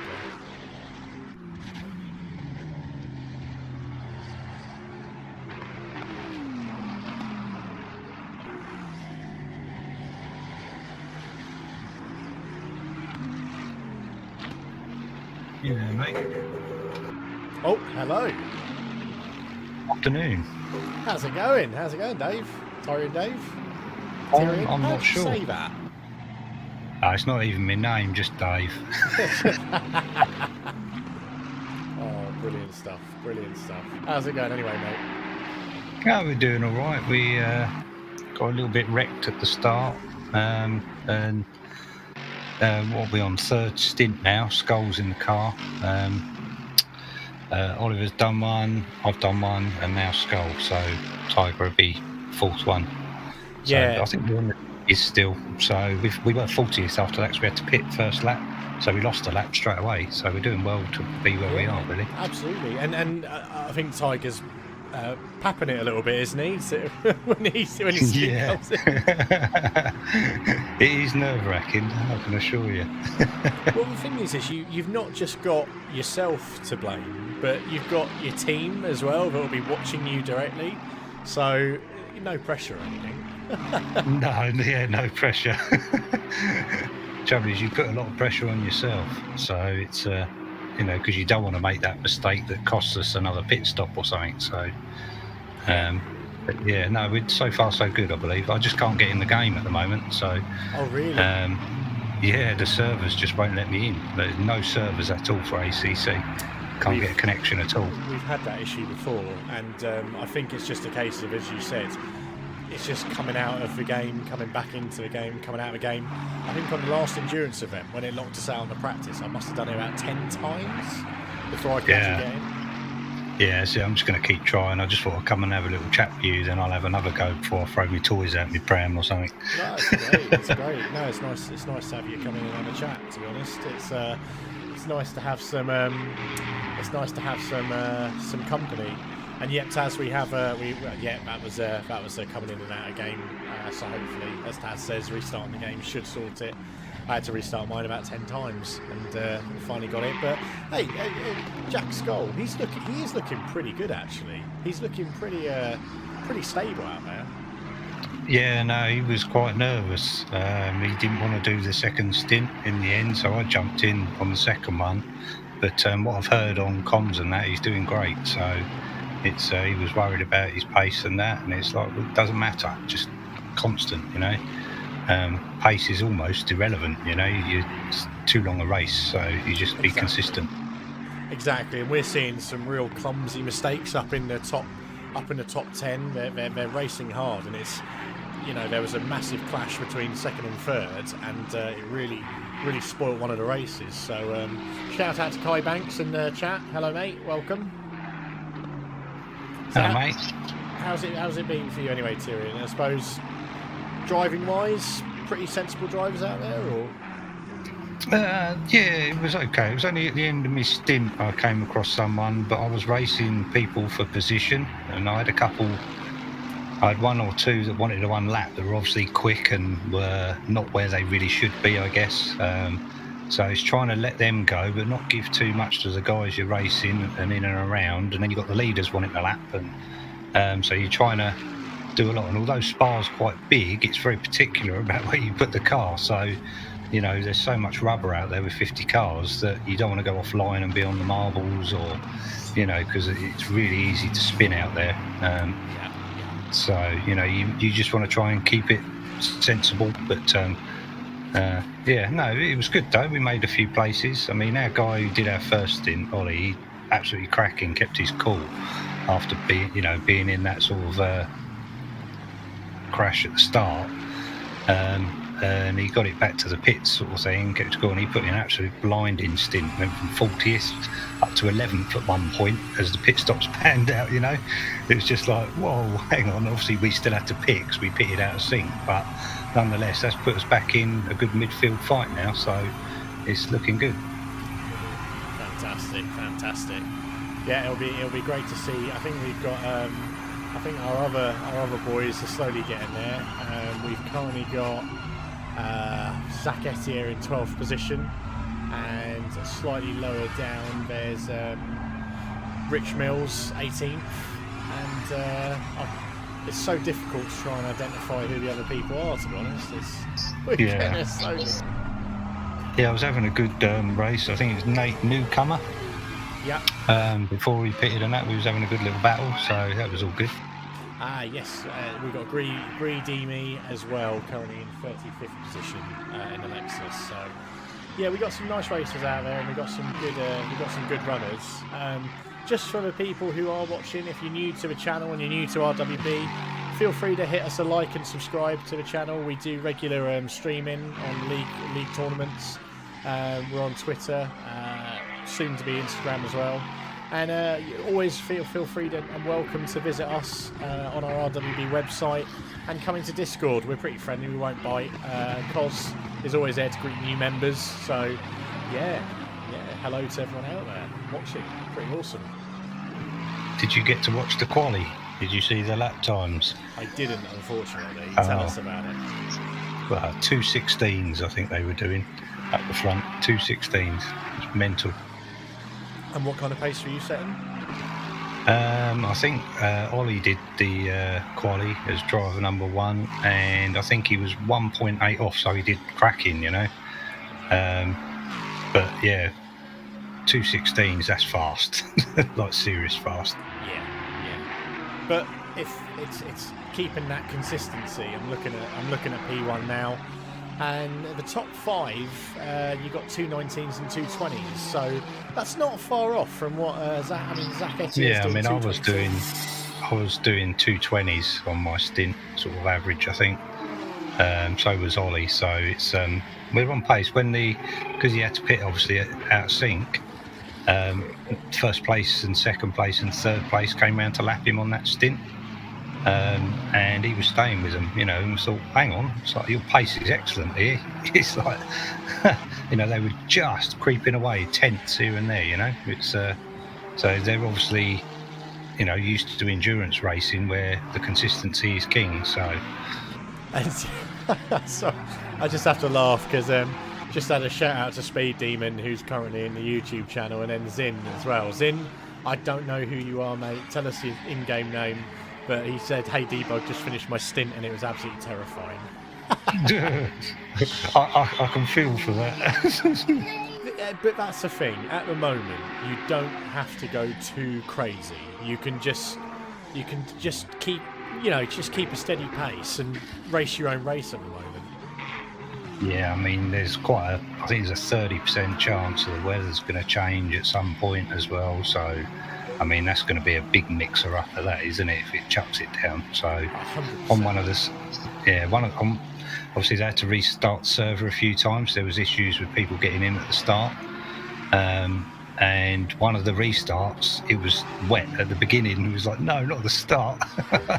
So, but no, and then they had to restart it again and it was dry, fortunately. So it's been a good start to spread the field out, I think, as much as anything. And Tom Alton, sorry mate, lovely to hear from you, Tom, and great racing so far on your first stint. So yeah, no, it's nice to hear you as well. You guys are welcome to come in. Hello to Speed Demon, who's just come into the commentary box as well. Guten Tag. Hello, mate. How's it out there, mate? I mean, so let's talk. The most important thing. Actually, I don't really want to wind you up, but jump in the start speed, were you? Or I didn't jump the start. I was in my position, and it said I was out of position.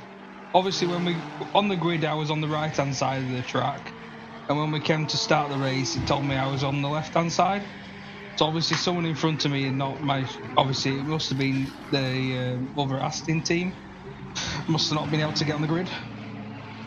Yeah, we had a car missing next to us, speed. Yeah, so it told me I had to line up on the left. I was inside the green box the entire time, and I went after the green lights, and it still told me it was a jump start.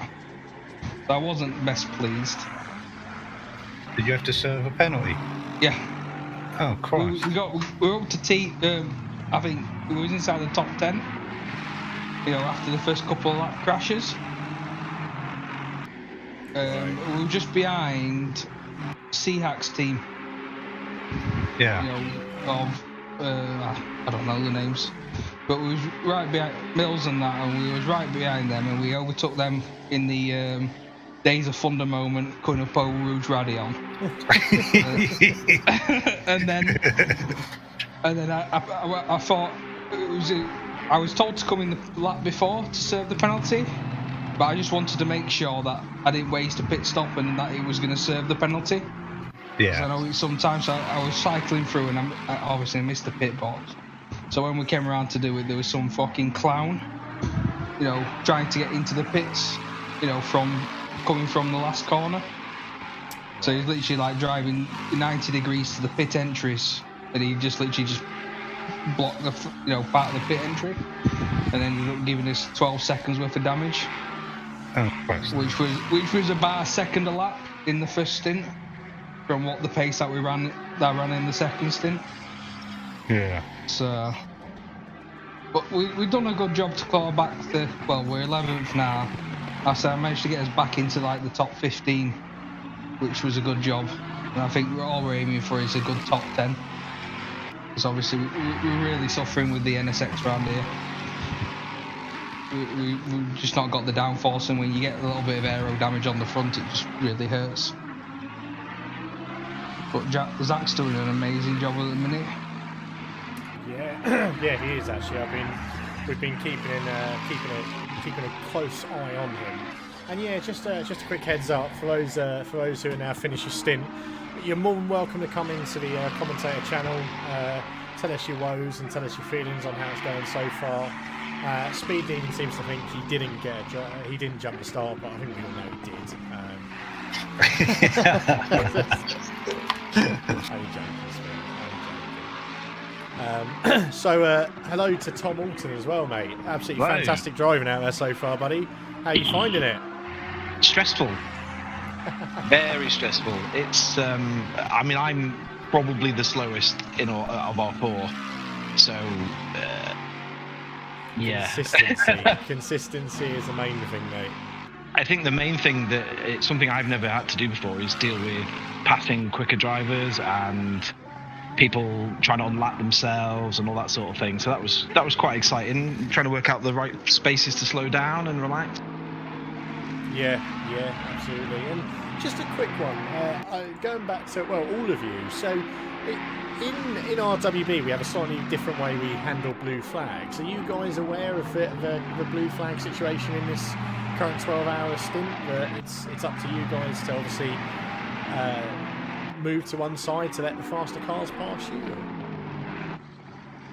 I've been treating it as a get out of the way fairly quickly without trying to slow down too much. Just because I mean our main goal here is we're not going to be challenging for the top 10, top 20. We're going to finish the race, get it done. So if we lose a second or two letting someone past, it is what it is, you know.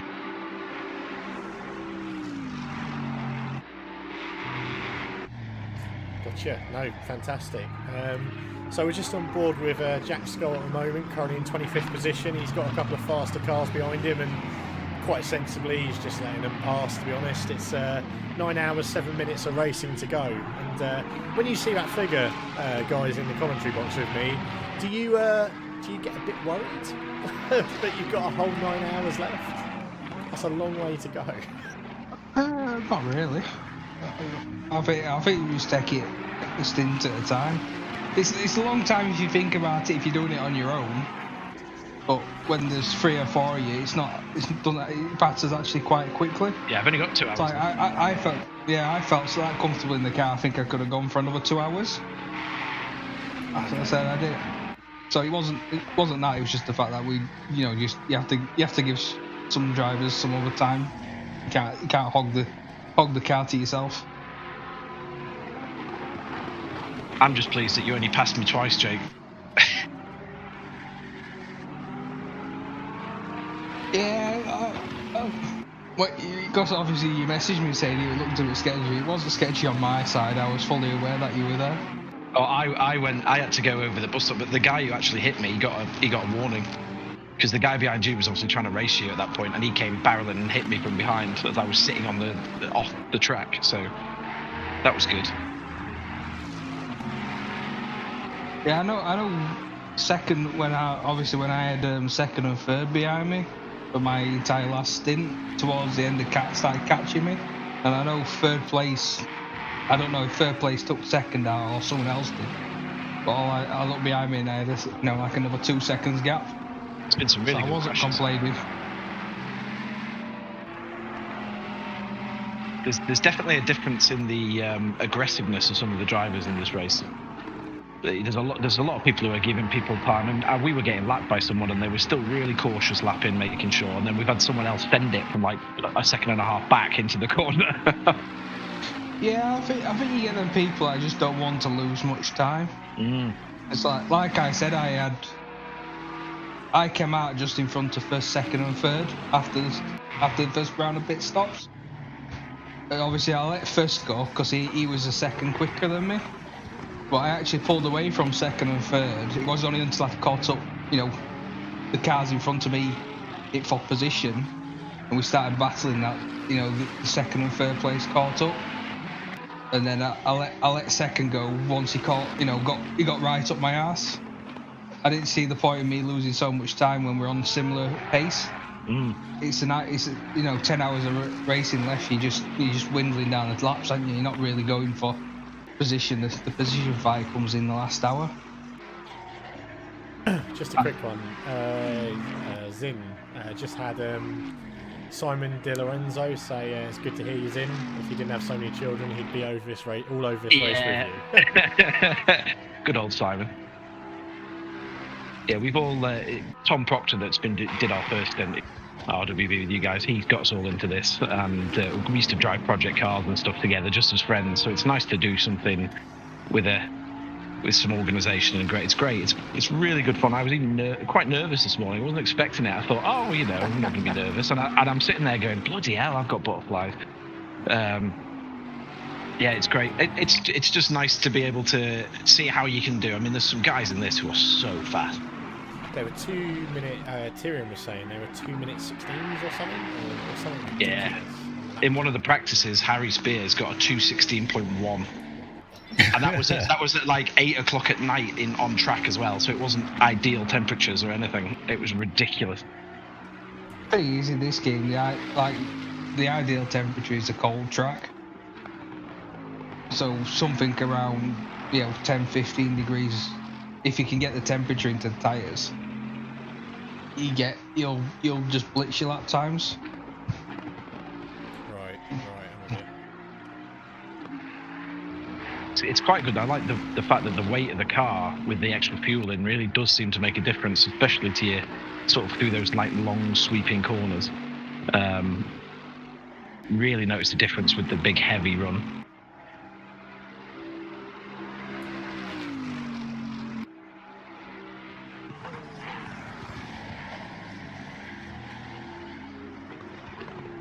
I take it the driver swapping for you guys at the moment's been pretty smooth running. No issues at all. It's fairly simple actually. Once you sort of if you don't have issues, it's a nice and intuitive system, And it also, I don't know if you've noticed as well, Jake, on your stints, it sort of auto cues the next driver if you haven't picked someone yourself. it will, when you've got like 10 minutes left in your stint, mine auto queue the third driver to come in. So yeah, hang on, I've just got to go in and give my teammate some information. No worries, no worries. So I'll be back in a sec. What's that? Drive faster. No, he's coming towards the end of his stint, by the looks of it.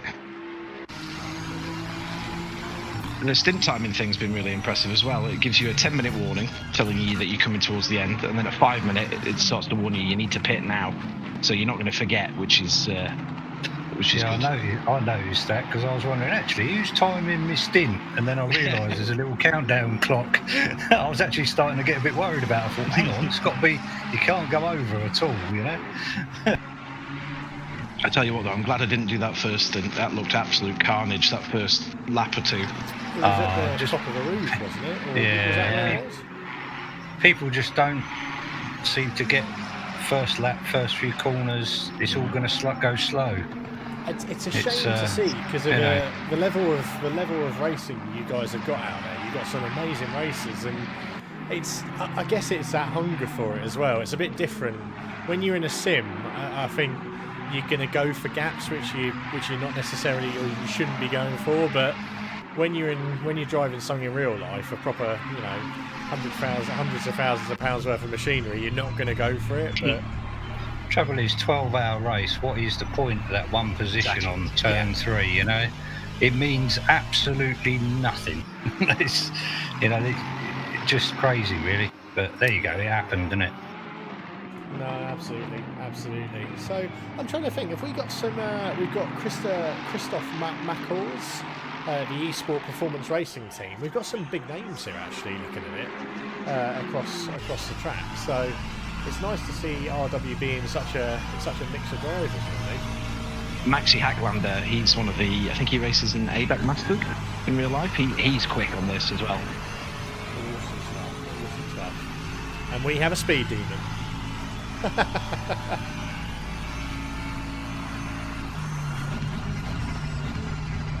But we're just using some auto director now. So when have you two got your stints back up?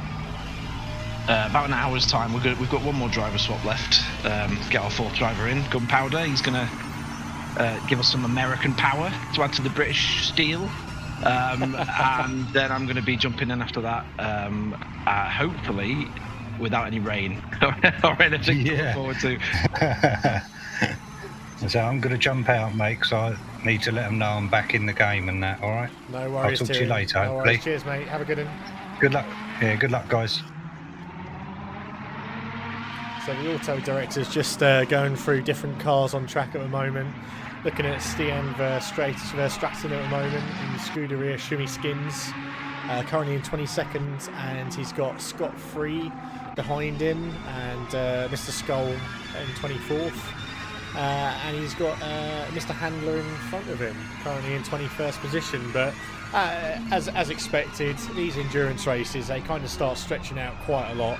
There's such a different variation of drivers and pace on track. It's very rare to see real close racing after a while. So Tom, a bit of a RWB competition. Which team do you think which RW team's gonna outshine everyone else? I tell you, unless everyone crashes, it won't be us. So I think that Mr. Speed Demon, I think they're going to be fairly far away. The way they've been coming, I mean, he unlapped himself after their instant on us fairly quickly. Yeah. I mean, they've got some real pace. But the guys, Miles and all them, they're flying at the moment as well. They are flying. They were down into 7th from one stage, so 7th, 8th. So yeah, you got the RWB Spiffing Brits, and then you've got the Racing Sim Tools by RWB International. They are quick. They are very quick. But you know, let's not shunt you guys away, because we're all good drivers and we're all consistent drivers. So, and you know what needs to be done. You know that the patient game needs to. I mean, we're not even halfway through yet. It feels like we're halfway through, but we're not. Yeah, quarter of the way. It's an awful lot. I watched the Suzuka race because Tom Proctor and James Downs were doing it from our team, and so they sort of treated it like right, we're doing 6 hours, let's see how this goes, we're going to know how tired we are. And by the end, they were knackered. So it's going to be great to see how it's going to look in a couple of hours' time. Yeah. More mistakes creeping in, that sort of thing. This will be an interesting one. Scot-free. He's right behind Stian Verstraeten here, in for a fight for 18th position at the moment. He's had to let a back marker go past. He's had to let a front marker go past, and then he'll be back on the attack to Stian. So I think Auto Director's probably going to keep watching this one because it's the closest battle we've got out there at the moment. Great livery on that Stian Verstraeten's car as well. It is very, very nice. We were watching the official Sidemax stream earlier, and our lovely purple and green number got ridiculed. I was very upset. I can't think why. You've got to stand out, you know. It's all about standing out. Well, Scot-free, that McLaren stands out like a yeah, it's an thumb. interesting colour, that, isn't it? Jeez. Oh, yeah. No one's going for pink though. No, I'm saving that for the league racing. Brilliant. Yeah, I think there's been an awful lot of mistakes so far. You know, these guys are fast, but one little mistake. I mean, there's been a couple of just individual mistakes after Eau Rouge and Radion and all that sort of stuff, where people have gone straight into the wall. So it only takes one of those moments, and you can lose a lap. So yeah, and Stian's having a bit of a battle here with a guy trying to pass him. I don't think he's aware that that's not a guy he's racing. The guy he's racing is right behind. Oh no! Looks like Scot-free's gone in the pits now. So that's giving Stian a bit more headroom. it does feel nice when you get yourself a nice little 5 or 6 second gap in front and behind. It's just nice to run in that free air just for a while, not worrying about someone appearing. You know, it's the stress levels just trickle away a little bit. Excellent stuff. Well, I'm gonna keep this on auto director for a bit and sit out again. Zin, you're more than welcome to stay put in the commentary box, and if we have some more drivers come in. Basically, we've told all drivers that are in the race today, feel free to come in the commentary box. It's all unlocked and open. Obviously, just don't be too harsh to Charger today. It's not his fault, okay? It's not his fault.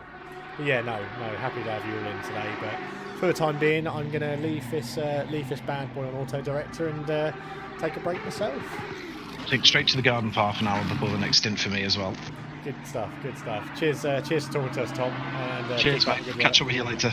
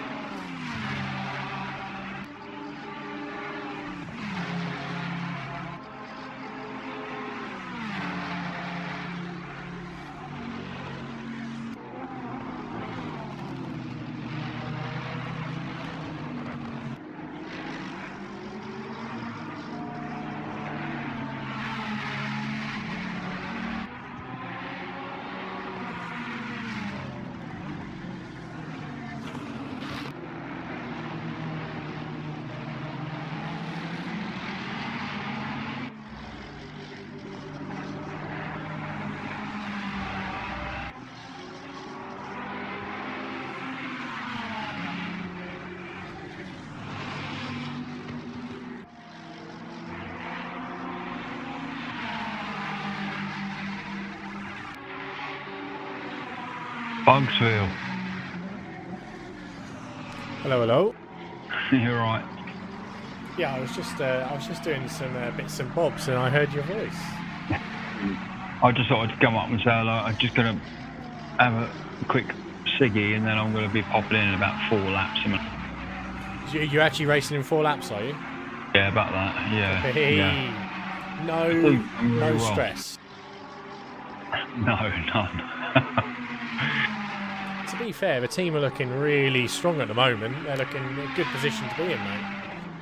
Well, I think the strategy all round has just been stay on the grey stuff, stay away from penalties, and, you know, whatever your race pace is, your race pace is. I mean, ours vary in 5 seconds, you know, from 2:24 down to 2:19. So, you know, as I said, everyone's ability is different, but the key thing with this endurance is to stay on the grey stuff and stay away from penalties. Yeah, definitely. It's been great listening to the other drivers who have been in. We've had Tom Alton in and a few others. So Tyrion came in for a bit and had a chat. So they're all loving it, I think. And yeah, you guys have only got 8 hours 47 minutes left to go. Killer, it's a killer, isn't it? Yeah, I bet the other guys have been saying the same sort of thing, though. I would have thought about the strategy side of things, just staying. You there, mate? Yeah, one this lap and one more, and you're in. So, all right. Right, well, just time to go and throw up then. Hey? Just time to go and throw up. Yeah. And a new pair of pants. Right, I'll see you later, D-Bug. Good luck, See you, Tiger. D-Bug. See you later, dude. See you later, boys.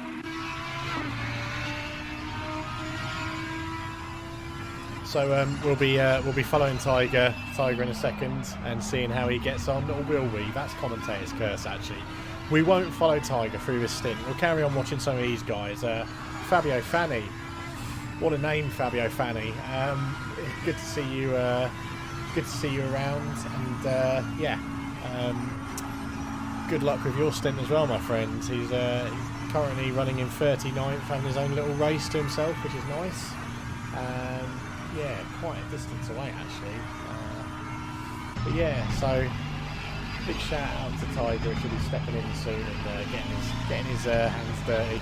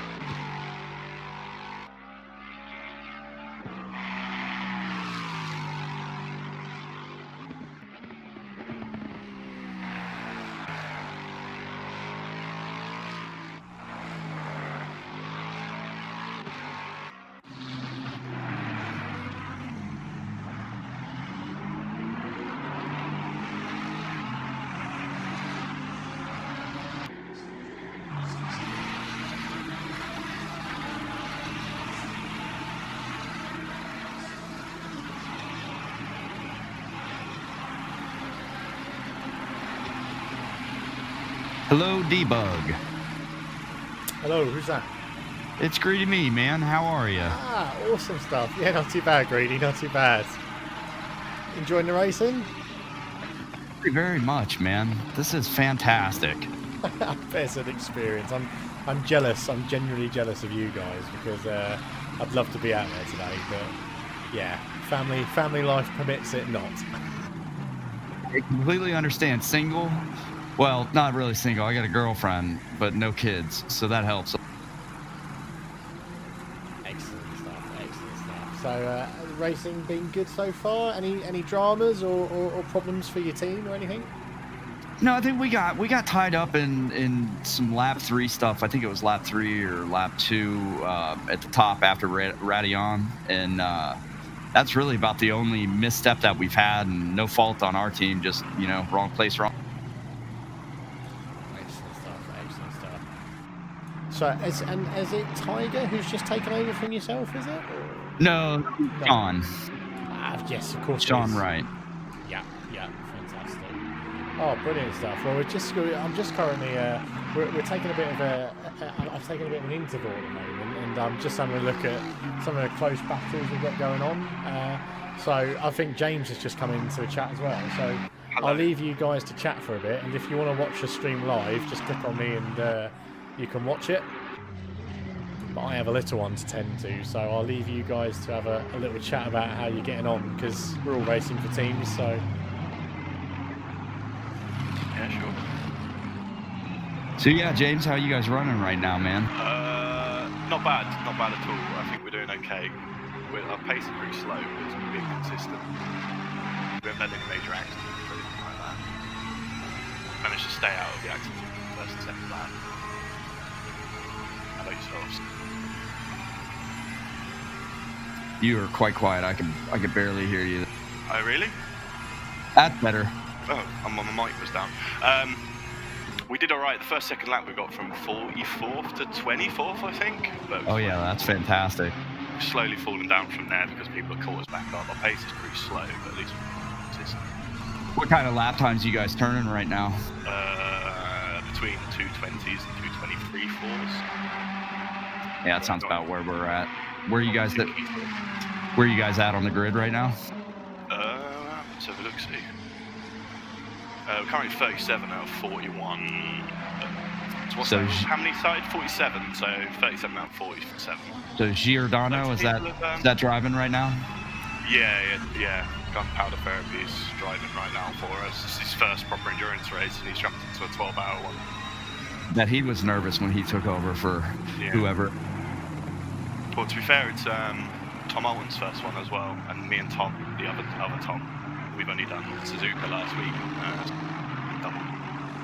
That Suzuka run was amazing. I had so much fun doing. Yeah, it was quite good. So I did find Tiger's car stuck in fence very hilarious. That was bad for him, though. I do appreciate. But yeah, but that was really good. That was that. Yeah. How are you? How's your team doing? We're sitting in P34 right now. S Wright driving. He's been putting in pretty consistent 22s as long as he's not dealing with lapped cars or lapping. Yeah, it's been quite hectic with blue flags.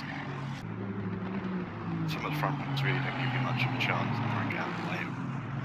I just finished my stint 20 minutes ago or whatever, and yeah, I think maybe I only had a chance to run maybe 6 laps in that whole run and clean.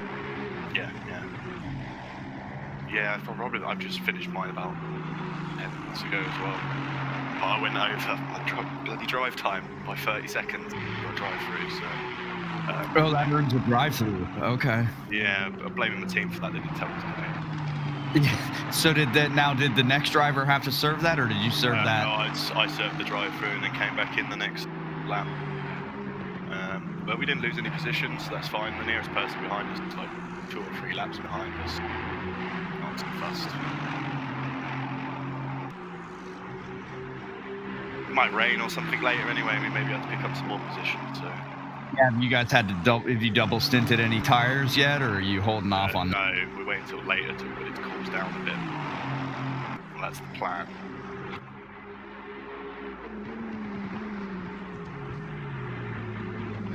Kind of hope for rain so you can get an extra set of tyres.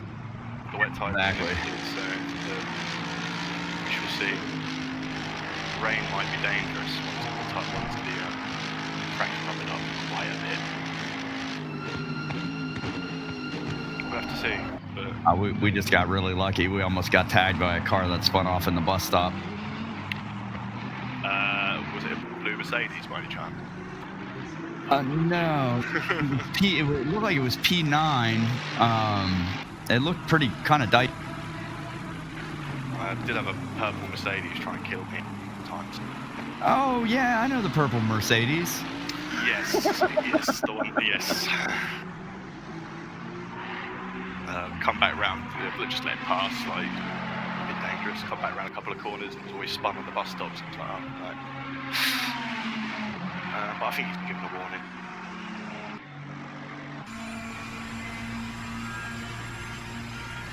Hey folks, I just heard you talking about the purple Mercedes just as he nearly speared someone off the track again. Oh god. I mean, we've all been there. We've all been inexperienced at one point in time or another. Mm-hmm. I just know that when I see a purple Mercedes, I need to be especially careful. Just dive off the track. That's what I was talking about. Right? Get out of the way. He's like a little bit quicker than us, but he's about 3 or 4 laps down. So I'm just going to let him pass me. It's fine. I'm not going to try and defend.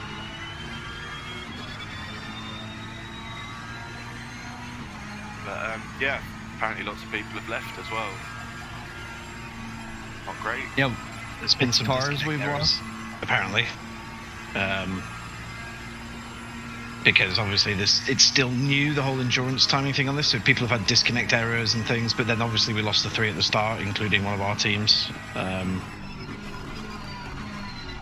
which isn't great, but I suppose any data they collect, the devs can have a look at and try and work out what's gone wrong. That was Winch, Napone, and I don't remember who else on that. Yeah. And then, unfortunately, one of the teams that was doing quite well, I think Harry Spears' team, they just left because they were near the back. They wrote in the other guys' Discord chat, so pretty bad form. Yeah, the only time I ever retire a race car is when it's just undrivable. Even then, like, there's such a long...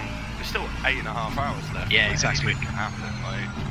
It's a bit salty, isn't it? It's just I mean, he would have passed us anyway. Yeah, we're not. We're fast, so we should be at the front. So it's that kind of attitude. It'd be interesting to see if they release a list of all the penalties at the end to see who managed to rack up the most. Well, if they're going to award the win based on least penalties, I think we're gonna be right up there with a fighting chance. We would have done, but somebody got a drive-through. Probably it's your fault, the team fault, not mine. I'm concentrating on driving. You should have told me. I'm going to go to the spot for a bit.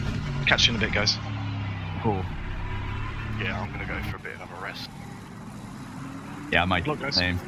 I might do the same. Go back to stream and just kind of hang out and bullshit with the people in there. So, they're going to have to censor me, I believe. It's a lovely day here, so I'm going to go sit in the garden for half an hour and have a rest. Well, wish you guys the best of luck, man, and see you on the track. Yeah, thank you.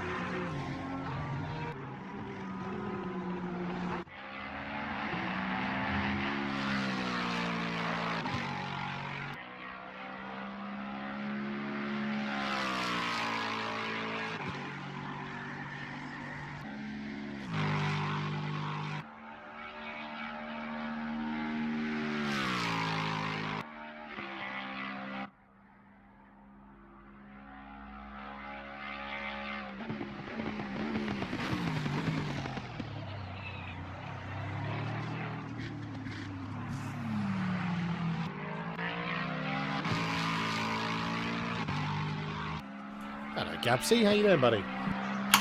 I thought you weren't here. I thought I'd join you. Do you know what? Literally, I'm now cutting it down to coming back every hour on the hour to talk about the race a little bit for about 10 minutes. Trying to keep up with everything that's happening, but... Well, to be honest, I'll probably have a barbecue in a bit as well. Sounds nice. That's what I've been doing. I've been sat in the garden. I've got the stream on downstairs. I've got the stream on up here with the computer. There's just streams open everywhere. Brilliant. So you are the 20 people that are watching, pretty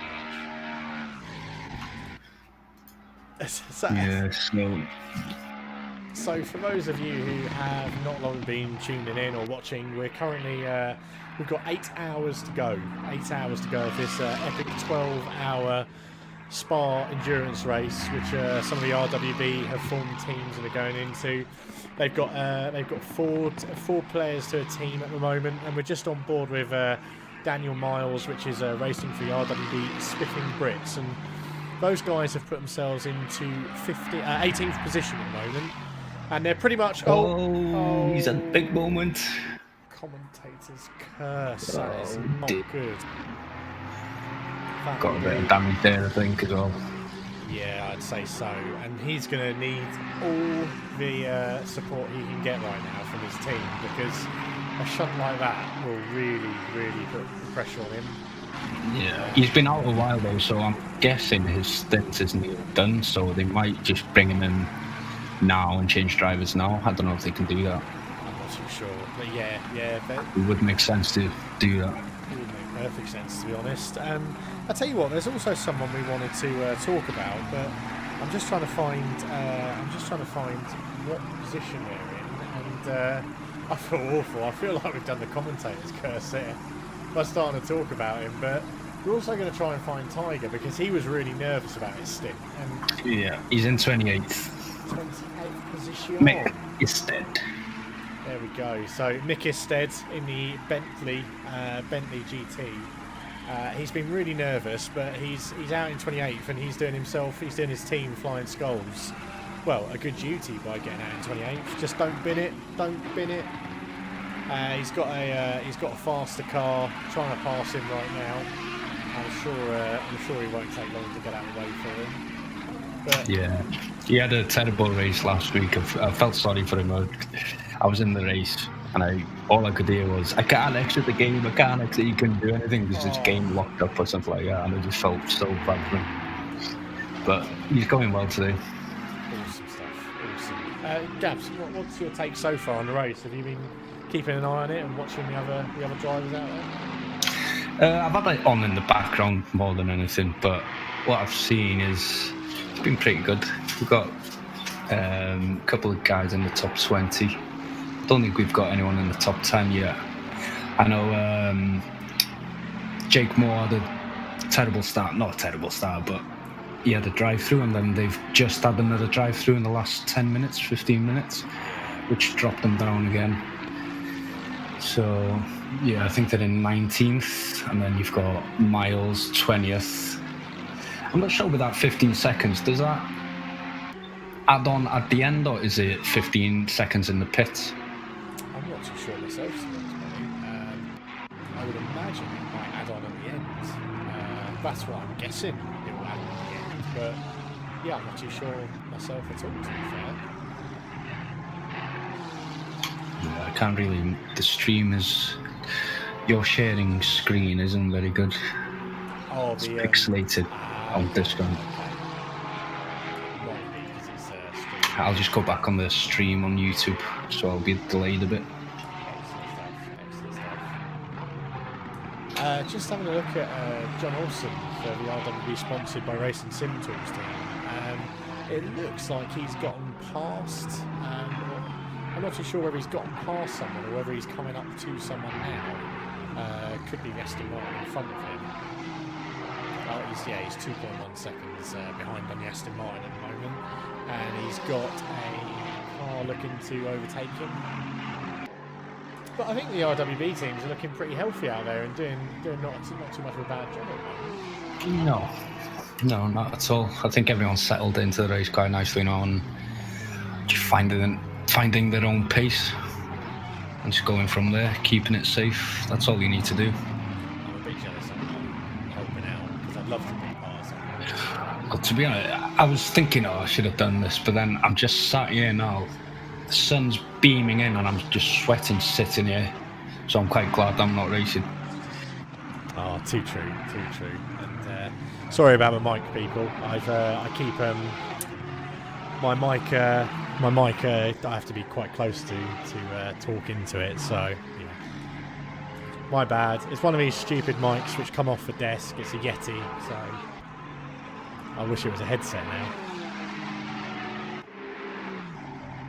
So I'm just going to try and have a look out on the track and see if there's some tasty races we can keep an eye on. It looks like Scott Free, one of the guys who raced with us, he's got someone right on his tail at the moment. One of the Honda NSXs, currently 0.4, 0.3 behind him. So it'd be quite nice to see how this one unfolds.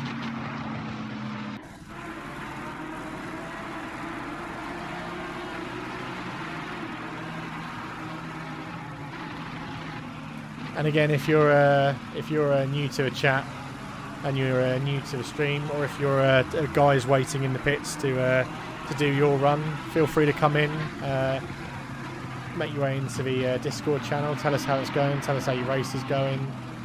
Anything that you've any gossip, we'd love to hear it. James there saying they got a puncture. I don't think I've seen or heard anyone get a puncture in this game, to be honest with you, before. Yeah, neither have I. So they must have double stinted the tyres or something. Yeah! Sorry, that was my daughter. I guess the double stinting's okay if you're being good to the tyres, but I think Zin was saying there was no way they were going to double stint the tyres because he absolutely ruined them. Yeah. I think the tyres last up to about 2 hours, usually. Gotcha. And the leaders are currently on lap 104. So these guys have done over 100 laps so far on Spa-Francorchamps this afternoon. And they've got a lot more to go. They're not even halfway through yet. They'll be halfway through in the next 2 hours, or an hour and 52 minutes, which is crazy. Yeah, I'm just looking at the timer at the top there. I feel sorry for them. It's just, well, especially if you damage a car, but anything can happen in 12 hours. That's the thing. That's the beauty of 24-hour Le Mans. Anything can happen. Yeah, I was listening to all the drivers before in comms as well. They were all saying, "Oh, we're just trying to keep it steady, not get any penalties." And I think that's the way to do it more than anything, because the pit stop or pit runway in this is so long. I think the pits, even the normal pits, you lose about a minute and a half, I think. So any drive-throughs or anything like that, especially on this track, is a big blow. Yeah, wow, that's a long time, because of course they have to go round the actual pits once they come out, and then up a Rouge on the right-hand side, don't they? Yeah. So it's, I don't know what it's called, but it's pretty long. Right, I will just need to step out as I have a baby crying. So I will be. I'll most likely be returning in. Well, probably give it until 7 hours time, maybe a bit longer. It's just crazy, Gabs. I feel like I should be more doing more commentating, but at the same time, it's so long. Exactly. Have fun. Yeah, if anyone else wants to join me in the comms, anyone watching, feel free to do so. I'll be here.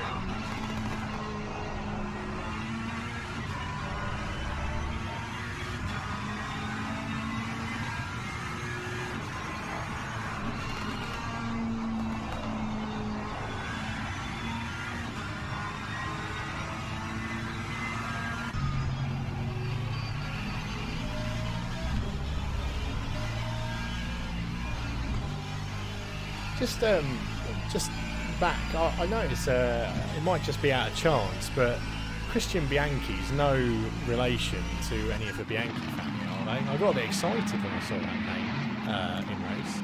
I haven't got a clue, to be honest. I find it hard to find the RWB lads in here because everyone's changed the name to the real name. I've just realised that John Olsen is John D. Yeah, that's right. And I just find it hard to find our guys. It's bloody awful, mate. It just... This is when FX posts that picture again. Yeah, FX, that picture doesn't work. I'm telling you now, it's too small. I gotta try and the drivers are right under the team names, and they're really tiny. But there's been some great cracking racing going on between these guys here, and I think we're looking at the race between Marcel Tariq and Biassi.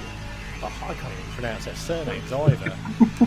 But we're looking at a great race between these guys, and you know there has been some fantastic racing too. And Sean, it looks like Sean's just come into the commentators channel. So hello, buddy. Yeah. How are you? We're good. We're good. How about yourself, mate? Trying to change tire pressures for Audi through Eau Rouge for his stint starts. It was fun last minute. What, as you were going through it? Are you crazy? Yeah. Adds to the fun of the I'm just kidding. Are you kidding me? I was like, I don't even talk through Eau Rouge. Forget it. So, how did it go anyway? How did your stint go? It was good, yeah. No off limits. Had a few of the faster guys come up on you, so got to keep on your toes. But yeah, it's been pretty good. The start was interesting to watch. I think you've probably had a few people. Yeah, I've seen already. But yeah, it's been good. Surprising. I don't know how many laps we're down right now, but it's we've gone with a pretty stable setup just in case it goes with the wets later on. But it's been good. Yeah. Dive in there. Run wide there. Yeah. Yeah. I had one guy come back on track. He was a lap ahead of me at the last chicane, and then spun himself around. But I actually tried to give him some space, but it was all on him in the end. Yeah. I've seen a bit of I won't say dodgy driving, but it's a long race. People get tired, I suppose. But there's a lot of it's hard racing with people that you don't know as well, because you don't know what to expect from them. Did you find that? Yeah, it's. I mean, I've kind of raced with Jammer and Audi and Charger more so, and obviously the more times you race with people and the closer that you are with them, you know when they're going to brake, when they're going to give you space on the inside. Yeah. It's tricky, right? And you've got somebody right up next to you. Yeah, it's like you expect you know what's going to happen before it happens. Yeah. But if you race with people like this race, I don't know any of them. I'd be a bit safer going and racing closer. Yeah, I mean, it's the same story where you've seen some people battling questionably in front of you, and you can almost see it happening, that they're going to take each other out. Yeah. So you just sit back a little bit. Maybe you're lucky you can get a couple of places, but overall the driving's been... Yeah, I think everyone's fallen into line now and settled in. We've got some good racing going on all around the track, so it looks pretty good now. It'll be interesting later on when their eyes are getting tired, and especially when it gets dark. We'll see how the guys go. I'm not a fan of it, but Audi says he loves it, so hopefully it's on his stint. It doesn't look like it's going to rain at the minute though. Clear skies and everything, so it's a while off yet. Good. Keep up the good work. Sure. Just a quick shout out as well. We've now got the Twitch stream chat live as well. So if you guys and girls watching Twitch as well, watching through Twitch, if you want to give us a shout out, we are here and we are now answering any questions through that as well. And I might just go turn my mic on. complaining. Okay, guys, take care. I'll maybe talk to you later. Okay, man. Have fun. I will.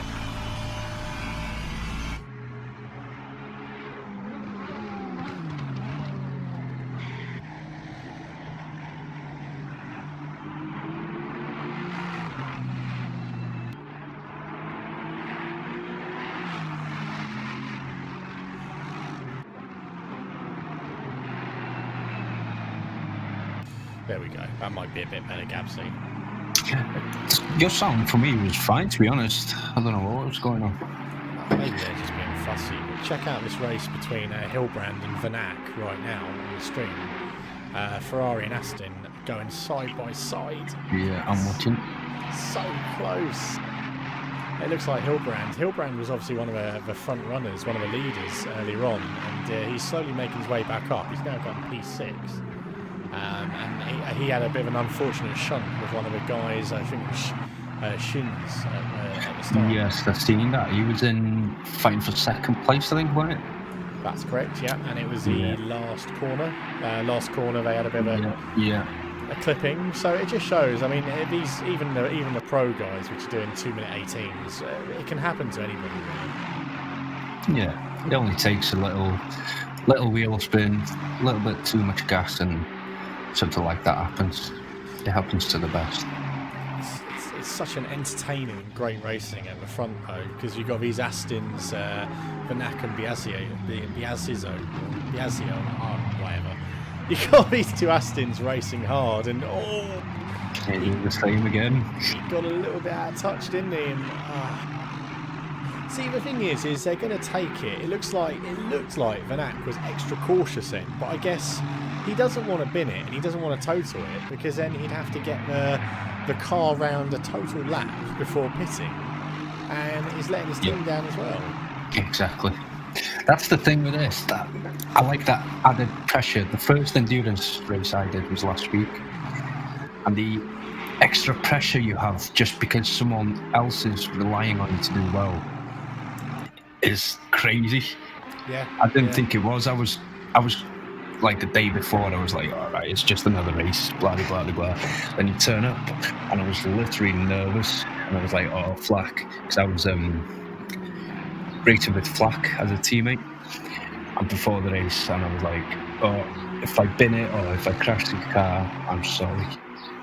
And he was all right about it. He said the same after. I think everyone gets them nerves. That's it. You do, and they should be starting to settle in, because they've all done a stint now, I think. So they should be settling in. I just hope that they don't get hit too bad with the rain. If they have rain, who knows? It's a part of racing as well. I was talking to Greedy before about rain. He said he enjoys the rain, and so do I. I find my pace better, not better, but better compared to other people in the rain. So I'd rather race in the rain because I'm a little bit more competitive that way. It kind of levels it out a little bit, to be fair. Yeah, it's all determines on the driver, I suppose, but I prefer the rain. Awesome stuff. Right, well, I am going to head off this time. I'm going to hit you guys back up in when we hit the 7-hour marker. Going to try and come in every hour, but obviously, as Gabsy was saying, anyone wants to come in, which is currently sat there with their team watching them, feel free to come in, tell us how it's going. Same goes to the normal RWB guys watching the stream as well. Give us a shout and we'll try and get you in. That was almost missed the pits then, dear old Van Active. Anyway, Gabsy, I'll leave you to it, mate. Okay, mate. See you in a bit. Cheers. See you later, all.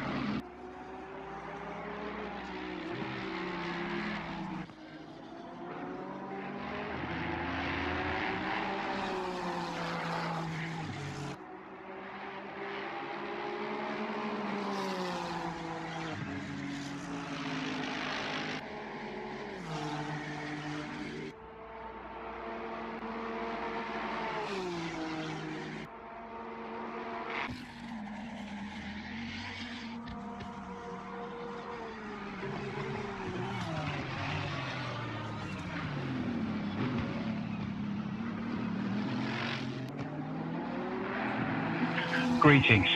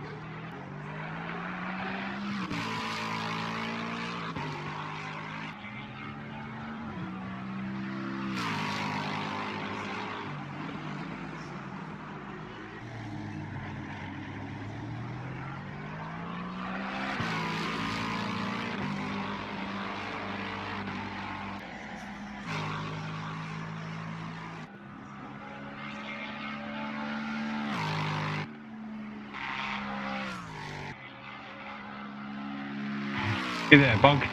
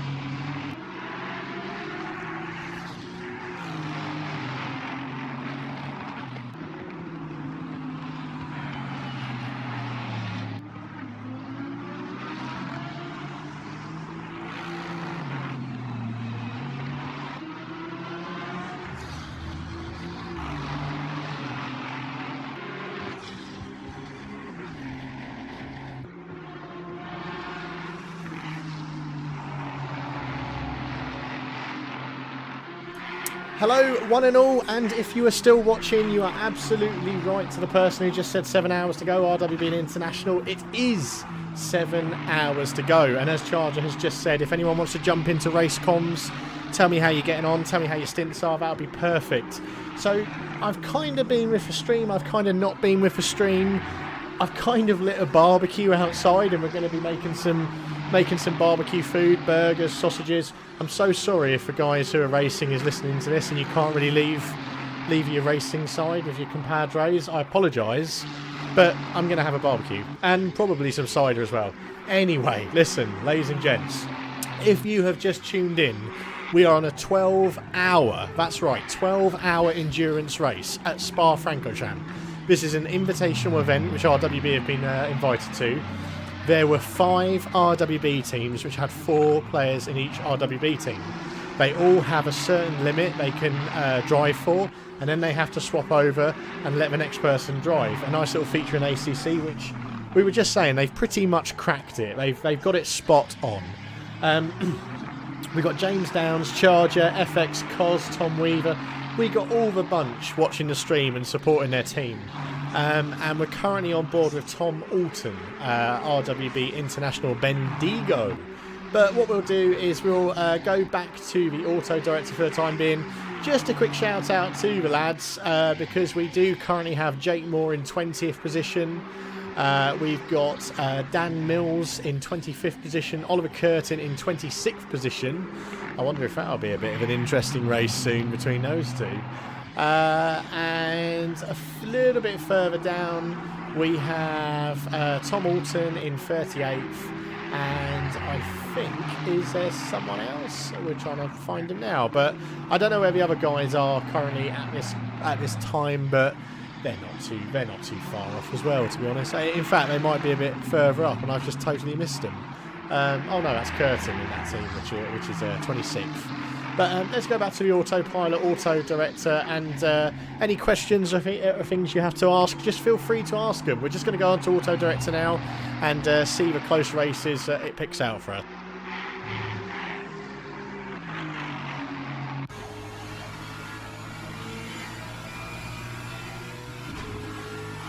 I wouldn't say FX is the best. Make sure you put the sausage on the barbecue and not on the baby. It's hard work as a new dad. Do you know what, Charger? I'm not going to lie.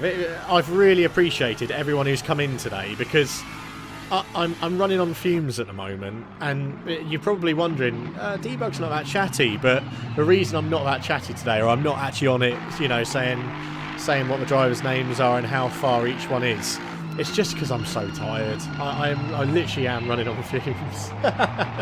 So yeah, so get involved. To those RWB who are watching, get involved. Get into the commentators box. Tell me how you're finding the race. You guys who are racing and you're giving you guys some support, tell me how you're getting on. We got 6 hours. You guys aren't even halfway through yet. You're doing fantastic, representing the club. Everybody in this race is doing fantastic. And it's such close racing. He is a week old, isn't he? Yeah, old Jensen is a week old. Born on the day Senna passed away, unfortunately, May Day. So we've got a baby called Jensen who was born on a memorable sporting day.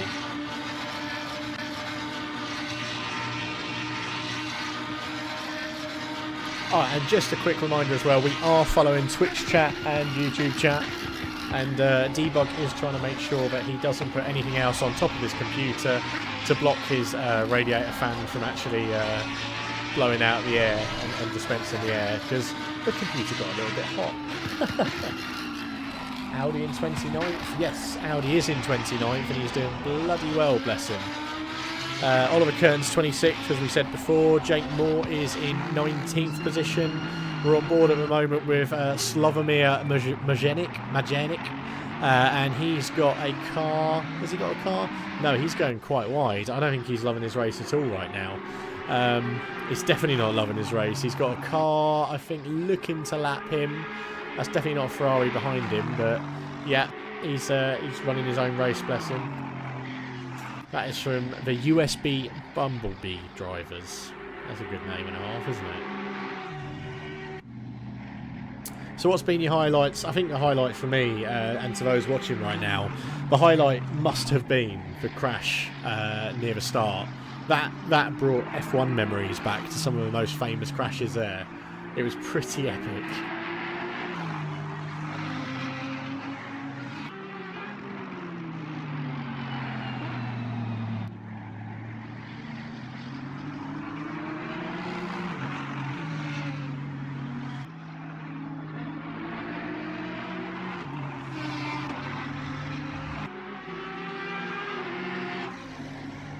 I would say as well, I'd drag Helmet into the commentators' room, but I'm actually a little bit worried that Helmet could strangle me or rain down fire and brimstone after what unfortunately happened at the start of the race, where some of the teams weren't able to get in due to some, I think, some complications with the server, which was a real shame.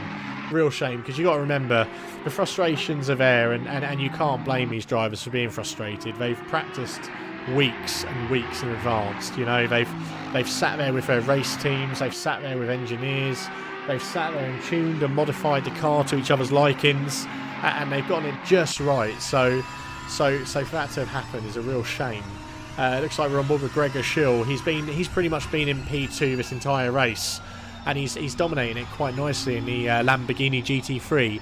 He did have a little bit of a coming together with Hillebrand in the Ferrari earlier on, which we're looking at. And Dan Miles, it looks like Dan Miles, he's just let a few cars go, which we've seen just then. That's why the auto director's got onto him. But big shout out to Dan, who's in the RWB spiffing Brits and currently sitting in 25th. And do you know what? That's quite a comfortable place to be sat in, especially when you've got 47 teams starting this race. So a big shout out to you as well. As I said again, ladies and gents, if you want to come in and have a quick chat with me, the guys who are racing, tell me how your race stints are going, any issues you incurred, stresses or things you found out about the race, tell me and let me know. And any Twitch chat and YouTube chat, we'll try and answer. We'll try and answer you as best you can. Oh, that's Miles coming into the pits now, maybe for a driver swap. But yeah, just give us a little bell. Also, remember, if you're new to the stream, give us a like and subscribe on YouTube, and give us a follow and like on Twitch. And if you like what you see, we are RWB International. We do race pretty much every night, weekdays and weeknights. And yeah, I'll leave you be for the time being while we watch some of this fantastic racing. And I'm going to check on my barbecue for a minute. Shout out to Lone Wolf as well, TK Lonely Wolf, for giving us a message on Twitch.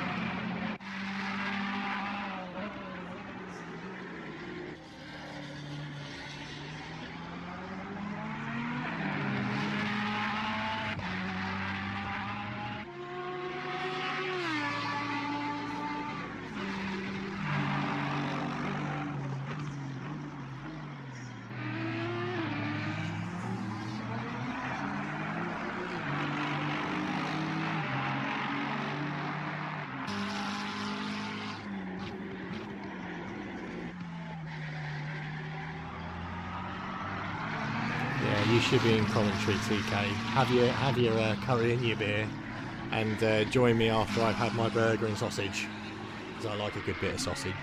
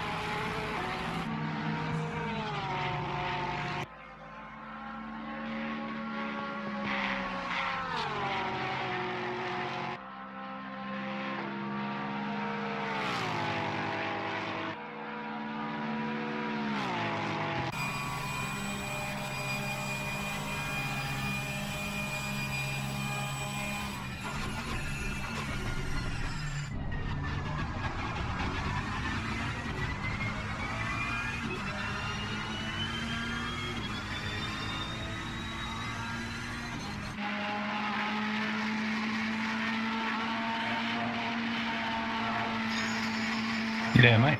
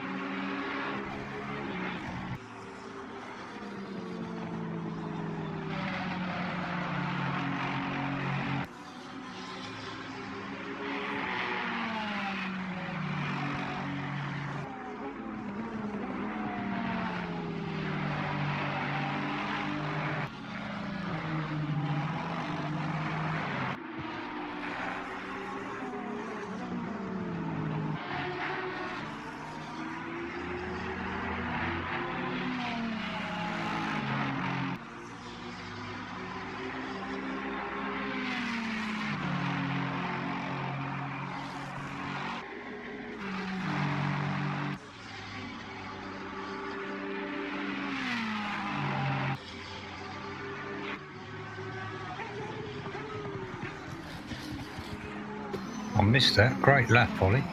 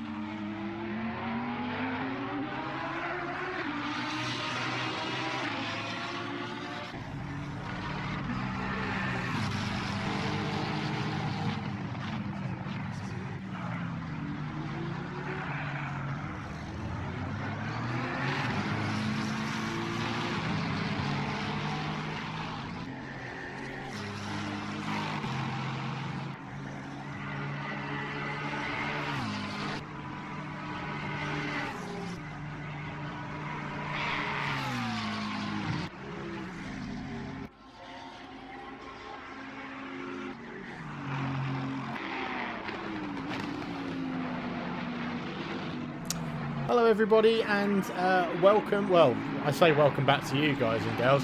You've all been watching this by the looks of things for the entire 6 hours. We're halfway through the 12-hour endurance race now, and we're currently on board with Oliver Curtin from Team Flying Skulls, which has quite a lot of the rest of the RWB guys in there with him. Oliver Curtin in the Bentley GT3. He's currently sitting pretty in 23rd position, so not doing too bad at all. Earlier on, our resident speed demon Jake Moore, he was up in I believe it was 17th position as well, but he seems to have dropped back a very tiny bit, so I'm guessing they must have done a driver swap, and they're getting ready for whatever challenge they've got ahead of them. But listen, so where are we? We are at Spa-Francorchamps today, and we are in a 12-hour endurance race. That's 12 o'clock in the afternoon to 12 o'clock midnight tonight. The guys have been racing solid in teams of 4, and they've been racing really hard.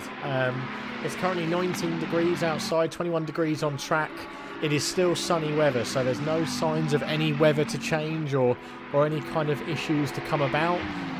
Hello to the guys watching on the stream on YouTube and Twitch. If you've got anything you need to say to us, if there's anything you want to say to us, or make any inquiries or ask any questions, we'll do our best to answer them for you. So Oliver Curtin, he's absolutely racing his heart out for the Flying Skulls team. 2 minutes 20 average lap times at the moment he's doing. 2 minute 19.4 was their best lap in that car. It's a Bentley GT flying the Union Jack, and it's looking very, very, very dashing.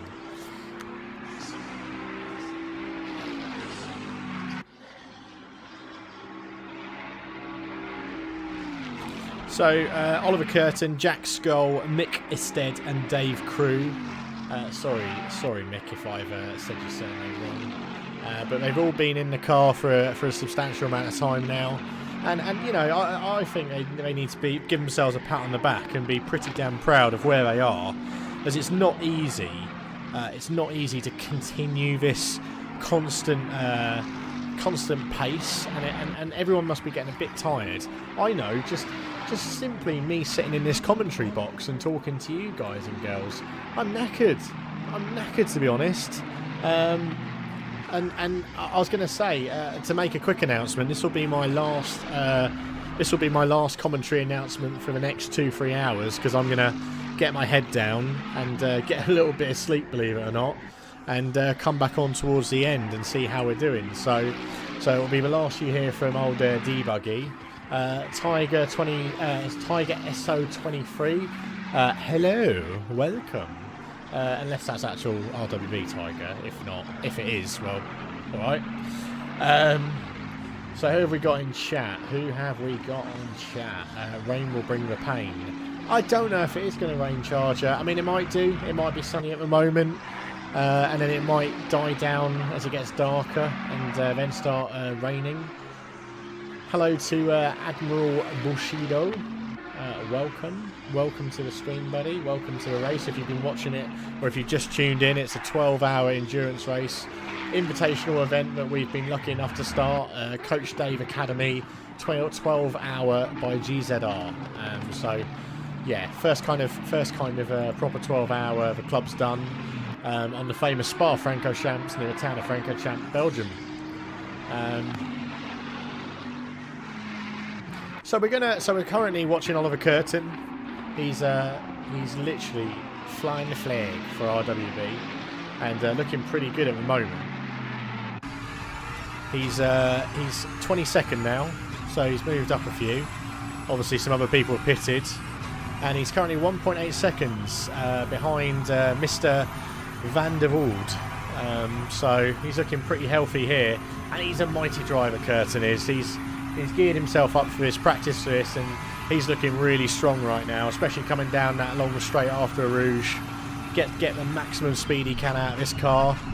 Heavy braking to a right and then a quick left, and then come to a lovely right, very technical if you get it just perfect and hug enough of this left hand side, and then it's really, really late on the brakes here if he can be, and look at that, he's right on the back of Van der Velde. So I don't think it'll be long until he's got this in the bud, really.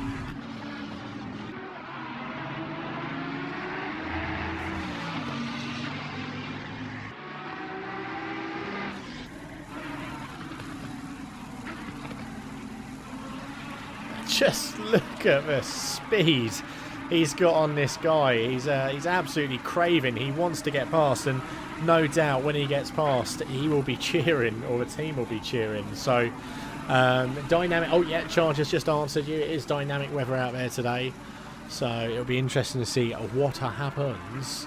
But we're currently on board with RWB. Well, Oliver Curtin, and he's racing for the RWB team Flying Skulls, and doing quite well as we speak. Zin, hello and welcome to the stream. And there we go, Curtin just coming alongside Van der Vold, and I don't think Van der Vold will challenge too much. Oh, he's trying to close a gap in there. He has got the inside line, but Curtin's taken the outside and just had the traction and has got the job done. I'm guessing he might be on slightly fresher tyres, maybe a fresher face. Maybe he's drinking beer like I am right now. But cheers to this great Saturday 12-hour endurance race, and cheers to everyone who's currently on board and watching us from Twitch and YouTube. So that's Curtin. That'll take him up to 21st position, and the person, I think he's just had someone in front of him pit as well, so that could take our resident Curtin into 20th. We'll have a look in a second as they come up that straight up to a famous Rouge again, which we sadly had an incident last year where we lost the great Anton Hubert in 2019. Died at the age of 22 in the Formula 2 car. He was racing through a Radion when Giuliano LAC lost control of his car, climbing up a Radion, and it was a big tragedy, big tragedy. But yeah, back to the racing. We don't want to make it all morbid today. Howdy. Ah, Tom, you're right, buddy. Yeah, we're getting there. We've had a bit of a disaster and then a recovery. Tell us about the disaster. Well, unfortunately, when James Downs was driving the car, his Unreal Engine crashed, which seems to have happened to a couple of the people in the race. So we very quickly scrambled to reconnect in driver order, which seems to have fixed the problem, except James can no longer drive because the driver who receives the error is essentially forever offline. Which is not the end of the world, considering we can do 5 stints, but it absolutely sucks for James, who's really looking forward to driving. But so we lost about 9 laps because of that, give or take. So we're a good 13, 14, 15 laps down, but we're still going, which is good. Well, that's the name of the game, isn't it, mate? It's to keep going, even if it's... just having a look at Oliver Curtin at the moment, taking Verstraeten in the Ferrari, and he's done it. He's absolutely done it. So that's Oliver Curtin now up into 20th. This man is flying on the track, absolutely flying in that Bentley GT.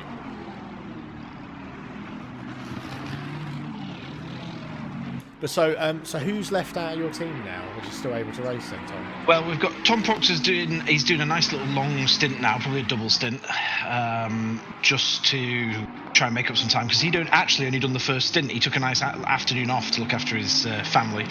So he's getting a nice double stint in now. Then Gunpowder is going to come in and do a stint, and then we're going to work out sort of roughly between us what we need to do to cover the hours we've lost.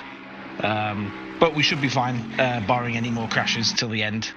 I mean, we're no longer fighting for position with anyone unless someone else has a similar problem. In fact, I think the guys in front of us had the exact same problem, but they're a lap or two ahead of us. But it's still nice to be in the game and get some experience doing it all.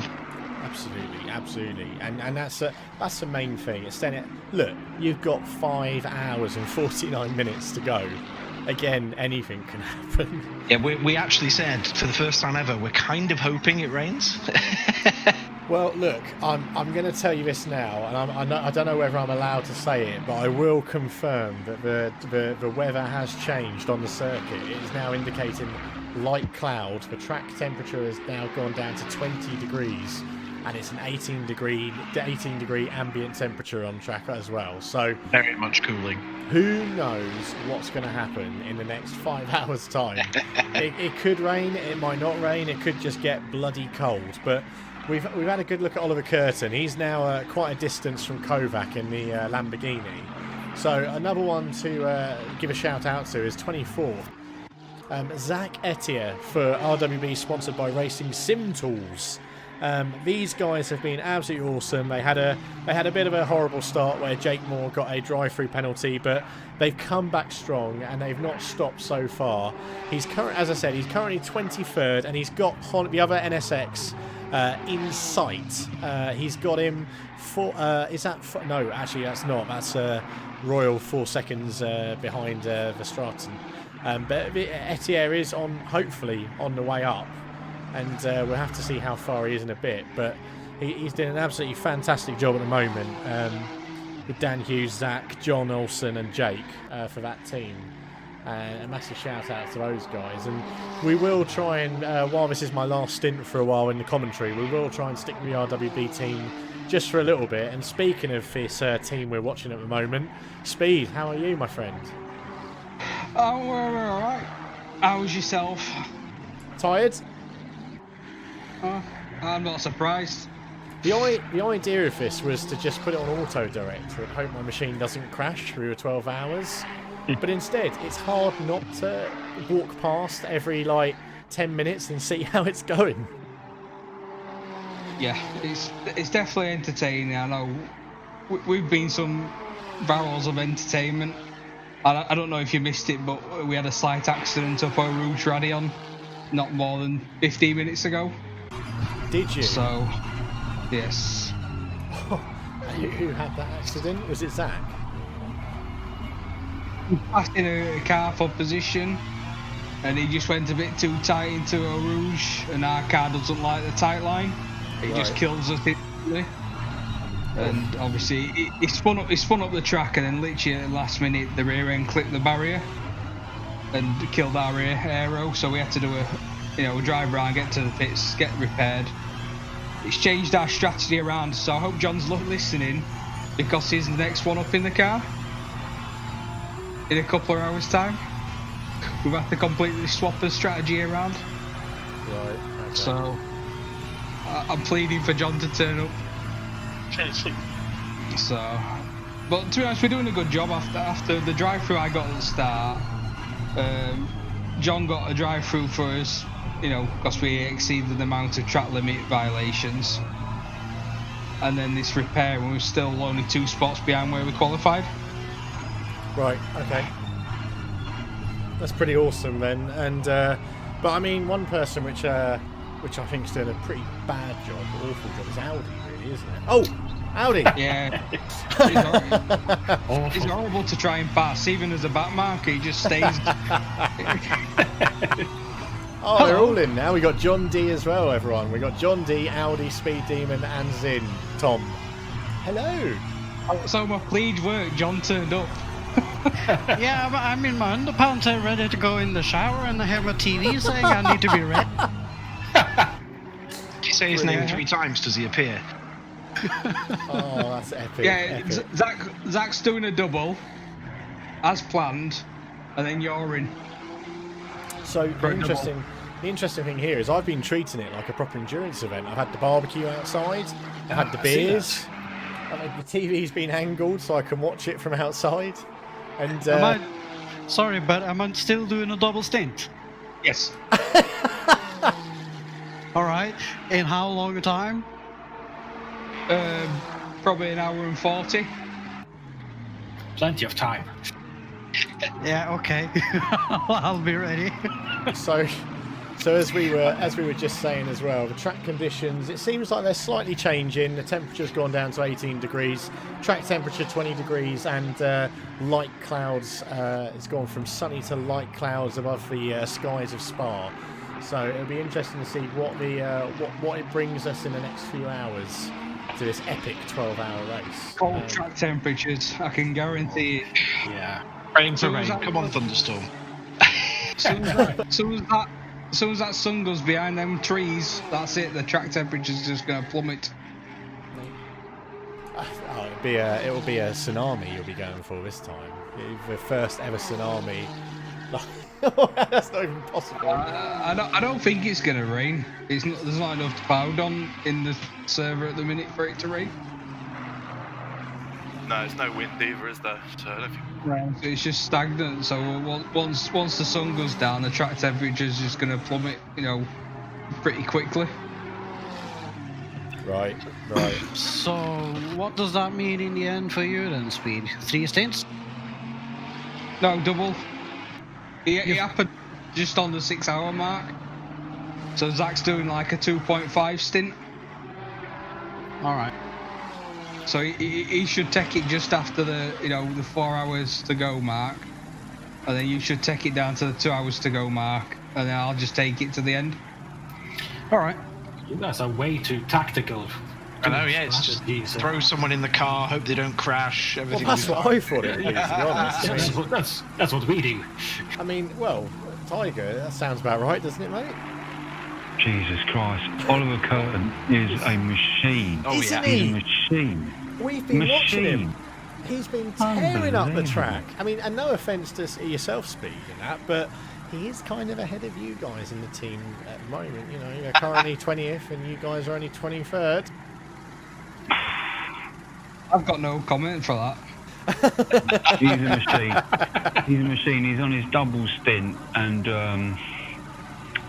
he's a machine. He's a machine. Simple as that. I'll tell you what it reminded me of, Tiger. It reminded me of those old Top Gear episodes where they did the endurance event in the BMW 3 Series. Yeah. And then Stig used to take the wheel and just cut people off. Yeah. Actually, the three of us are a bit like that. Actually, we just said to Oliver, "Would you mind, Oliver? You've taken up 5 spaces. You're doing rather well. Would you mind double stinting?" Oh, okay. Brilliant. So we'll go on board with some other races at the moment. We've had a look at Oliver Curtin, currently 20th with the Bentley, and we've been on board with Zach Etier for a bit in the Honda NSX, currently in 23rd as well, and had the pleasure of speaking to his teammates. Where is the next RWB monkey? I can't find him anywhere. 30 seconds, got Nate. 32nd. There we go. Nate Newcomb. The last minute races in that hideous. Oh, you're never going to miss him, are you? It's a work of art, that really.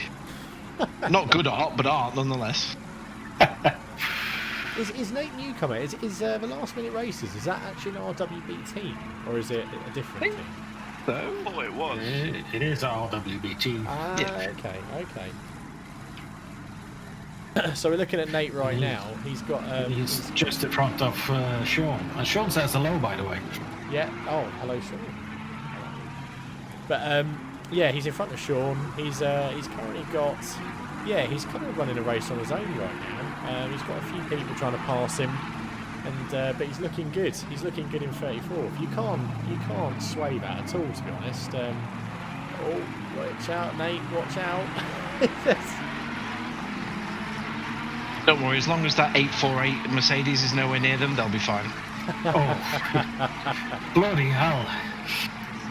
Other people have run him with them. Oh, there was a particular moment on track where Audi wasn't far ahead of me, and he came flying up the inside of me, and then the next time did it to Audi up the next corner.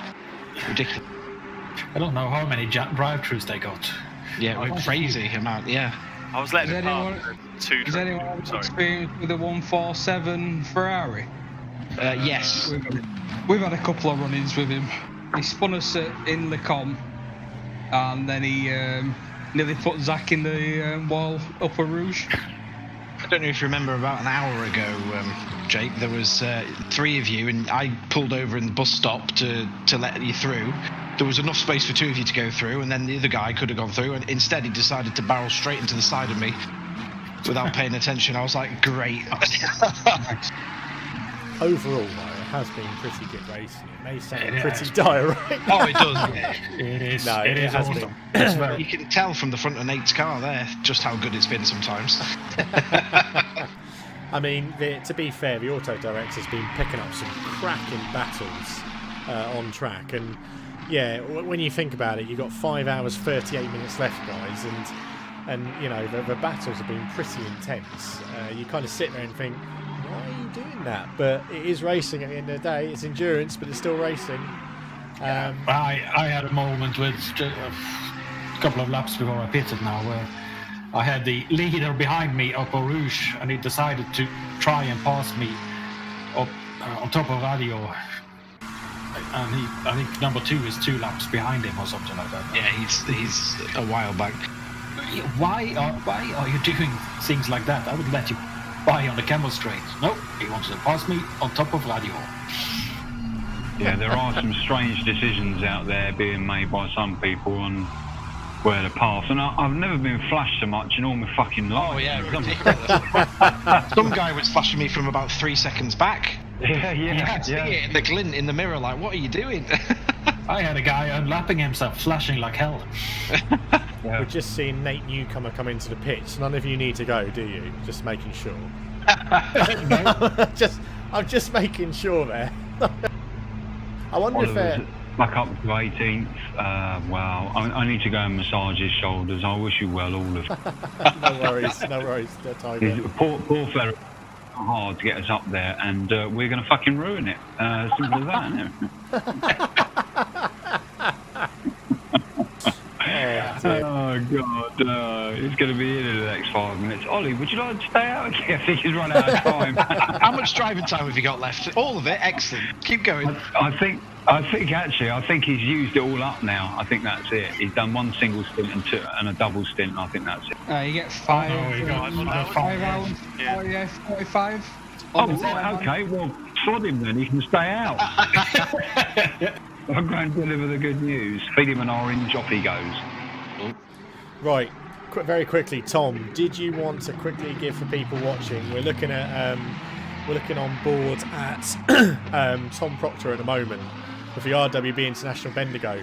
Tom, just give us a quick breakdown again of what exactly happened to your poor stint. We've got James here, who's had the poor problem. He had a Unreal Engine crash. Yes. So he is trapped outside of the game now. But yeah, I can no longer drive. That's a shame. I'm now stuck offline. Yeah, over my second, just 10 minutes into my second stint, crashed at the bus stop, and then tried to rejoin quickly, and I think basically screwed it up, not rejoining in order. And now they can carry on driving, but I'm stuck because I rejoined as a solo driver. I think, I'm not too sure. Same thing happened to Jay Hock's team as well. They've lost 1 driver for the same crash. Because I assumed, like you just rejoin, and it remembers you, but it put me 100 laps down. So I was like, oh, brilliant. Such a shame, buddy. It genuinely is, especially when it's totally out of your control. There was nothing you could have done about it. That's what the big shame is. But yeah, it was. So it wasn't a computer crash or anything like that. It was an Unreal Engine crash. So it's the game, not yeah. So I think quite a few people have had the same issue. Well, I was going to say, we're currently, I believe we've got 40 runners left. 40 runners left, I believe. I could be wrong, actually. The last 2 are both in the pits, so I think they both essentially... Well, the last guy hasn't done a lap at all. He's been in the pits the whole race. Yeah. But the 40th have stopped. The funny story, that 417 is the one that tried to fucking enter the pit lane through the tyre barrier at the start of the race and caused us to fucking cause us damage. Yeah, I accidentally double stinted a pair of set of tyres and we ended up getting a puncture. Yeah, we got a puncture, that was interesting. And then a drive-through because of the panic of the puncture. Yeah. We sped in the pit lane, yeah. The benefit is we can say we are the only team, however, that are 20 laps ahead of our nearest competitor. Well, this is true. You are still in it to win it. Look, anything, as I said, anything can happen. We're keeping an eye on the actual radars and the temperatures and the track data. And anything can catch these guys out at any point. We've seen it in RWB endurance events when 1 minute, the top drivers are winning it and going fine. Next minute, brake failures, tyre failures, anything can happen. So, you stick with it, guys, and it's epic that you are. I'm voting on the server dying before the end. It could happen. I don't know if any of you got the server statistics up. Yep. I do. It's gone up to 83% usage from 50 at the start. So it's a lot. I mean, it's a lot to do. I take it. Yeah, I don't know about the server. I won't go into details about it, but yeah, it's. I suppose it's a big ask. I mean, I was actually cacking it. I know now why FX didn't want to stream this race, because I was looking at one stage. My PC, I neglected that a TV I'd brought downstairs to have most of the data on it. That was covering the radiator fan, the grill. So I looked at my CPU temperatures and went, oh. Yeah, mine were hitting like 75, nearly 80. And I was like, oh, it's like, it's gonna get... All my case fans broke nearly 6 months ago. So I've got 2 fans, you know, the big fans. Electric fans.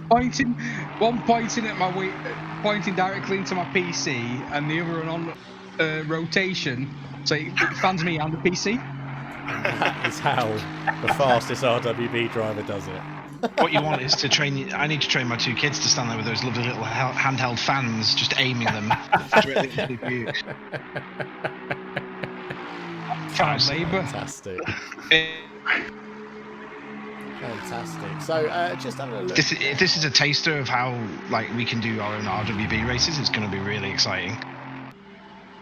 You know, especially when you think that the RWB field is a bit more close together in terms of you've not got that many aliens doing 2:16s a lap. No. There are a few stupid lap times around. Oh. So we're just on board as well, gents, with the RWB, the Racing Tools by RWB International. Sean Wright in 34th position, doing 2-minute 23s at the moment in the Lexus GT. He's looking pretty healthy as well, pretty happy. He's not got a lot of threats around him, so he's been having a pretty good race. Yeah, he's my teammate, so I hope so. He's just started his double stint. Also spinning lassos. I've just done my double stint, so now he's doing his double stint. So try to get those done before the night falls, and we have a couple of fresh sets of tires for the finale.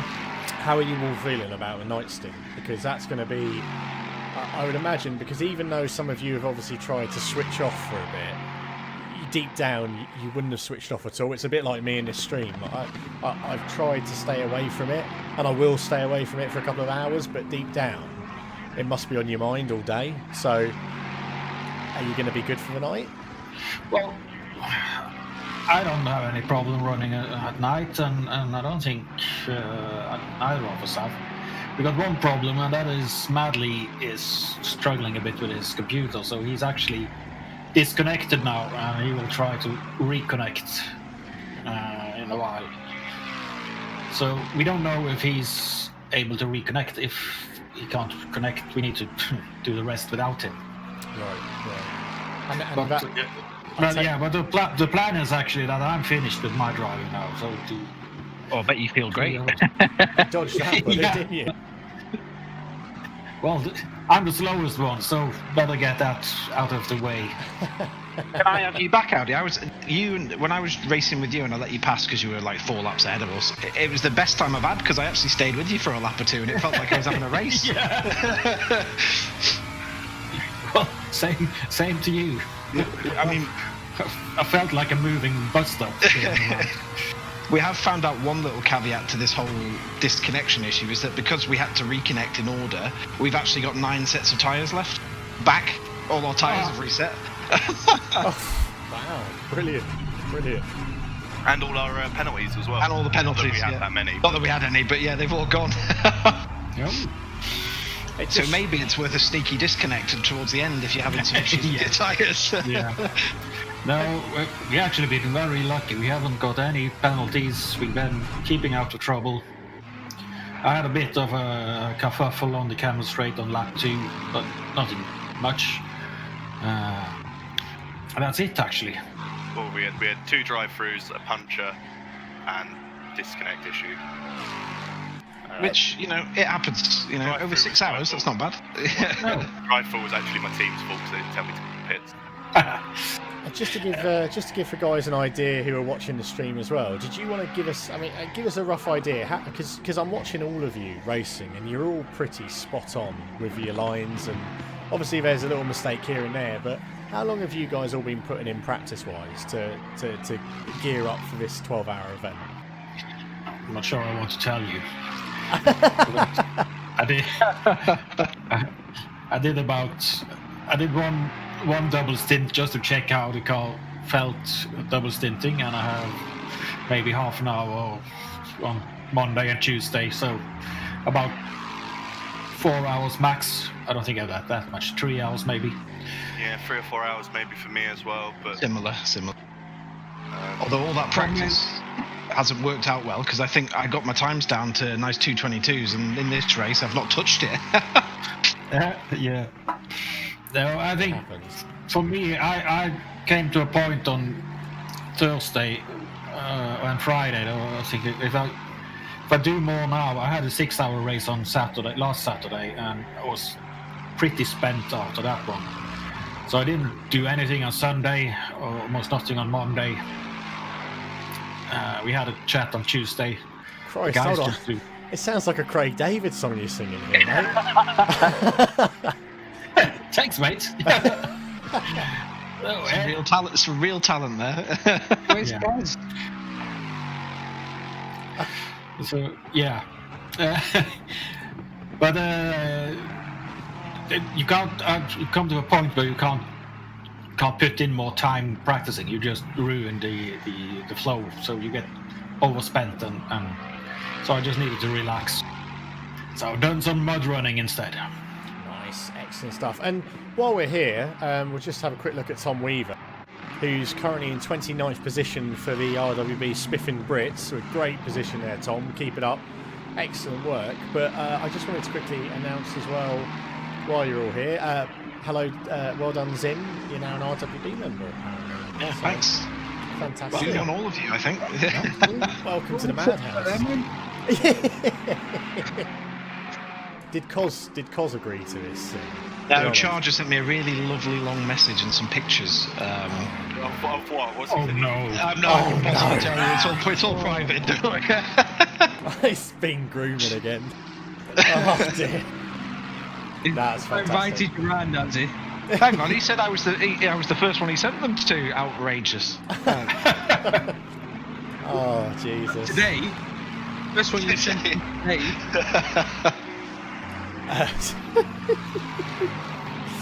Oh dear, it's actually quite nice because we were watching Tom Weaver, who's got Giannotto in the Nissan GTR, 1.8 seconds in front of him. So we might see maybe a bit of closing up there and a bit of a racing from the RWB man that is Tom Weaver. But no, again, Zin, nice to have you with us, mate. It's been lovely having you in and commentating today as well. As I said, I will be taking a 2-hour break and enjoying my sausage I've had. You're not allowed to. Well, I've had some corn on the cob as well. Mix it up. No, just outrageous. I don't know. I was say thanks for me. I'm popping down to my team now. Good luck, mate. Hope the rest of the race goes well. Yeah, Audi, spot on. Thanks for coming in, mate. Thanks. And for those new who are watching on Twitch and YouTube, you're welcome to say hello in chat. We're monitoring it. Say hello, state who you are, where you're from, if you're enjoying the stream, and like and subscribe or follow and like the rest of it, as we're here for another 5 hours and 24 minutes as these guys battle it out, the gladiators of this 12-hour spa. I just want to know, how are you coping without having a game of Rust? It's pretty bad, mate. Do you know what? I sat there, and because Charger approached me about this 12-hour stint, and he said, would you be able to do it? And obviously, because he knows that I've got a far superior PC to anyone else, including FX. Oh no, I don't know if I have actually. But anyway, I'm up for it. I was nice standard humble brag there. Well, it's got a 9900K and a 1080 Ti. Oof.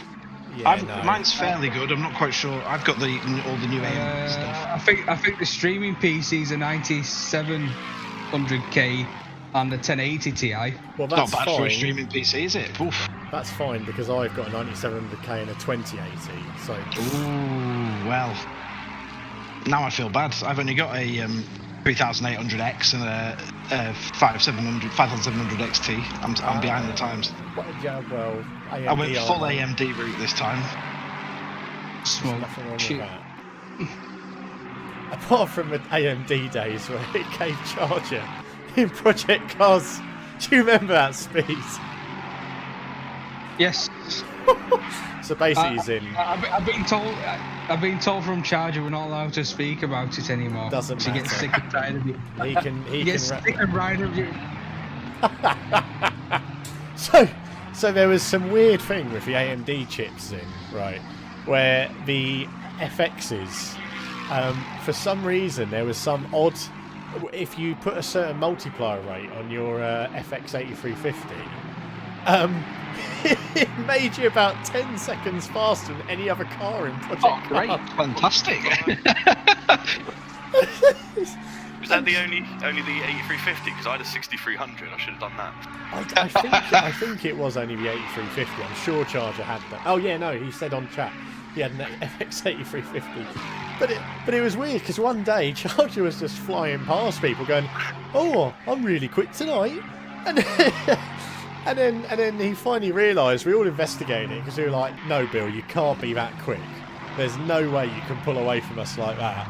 And fucking Weetabix. I think it drove him to have to get a replacement chip in the end because he was so fed up with us saying, "Have you put the multiplier on again, Charger?" It's like Fallout where you stare at the floor and you can run quicker. Yes. It's linked to the frame rate. Yes. That. Oh, so weird. It's weird, isn't it? How some of these things work. It's just so weird. So Tom Weaver, his team have done 162 laps, average of 2 minute 22 for Tom himself.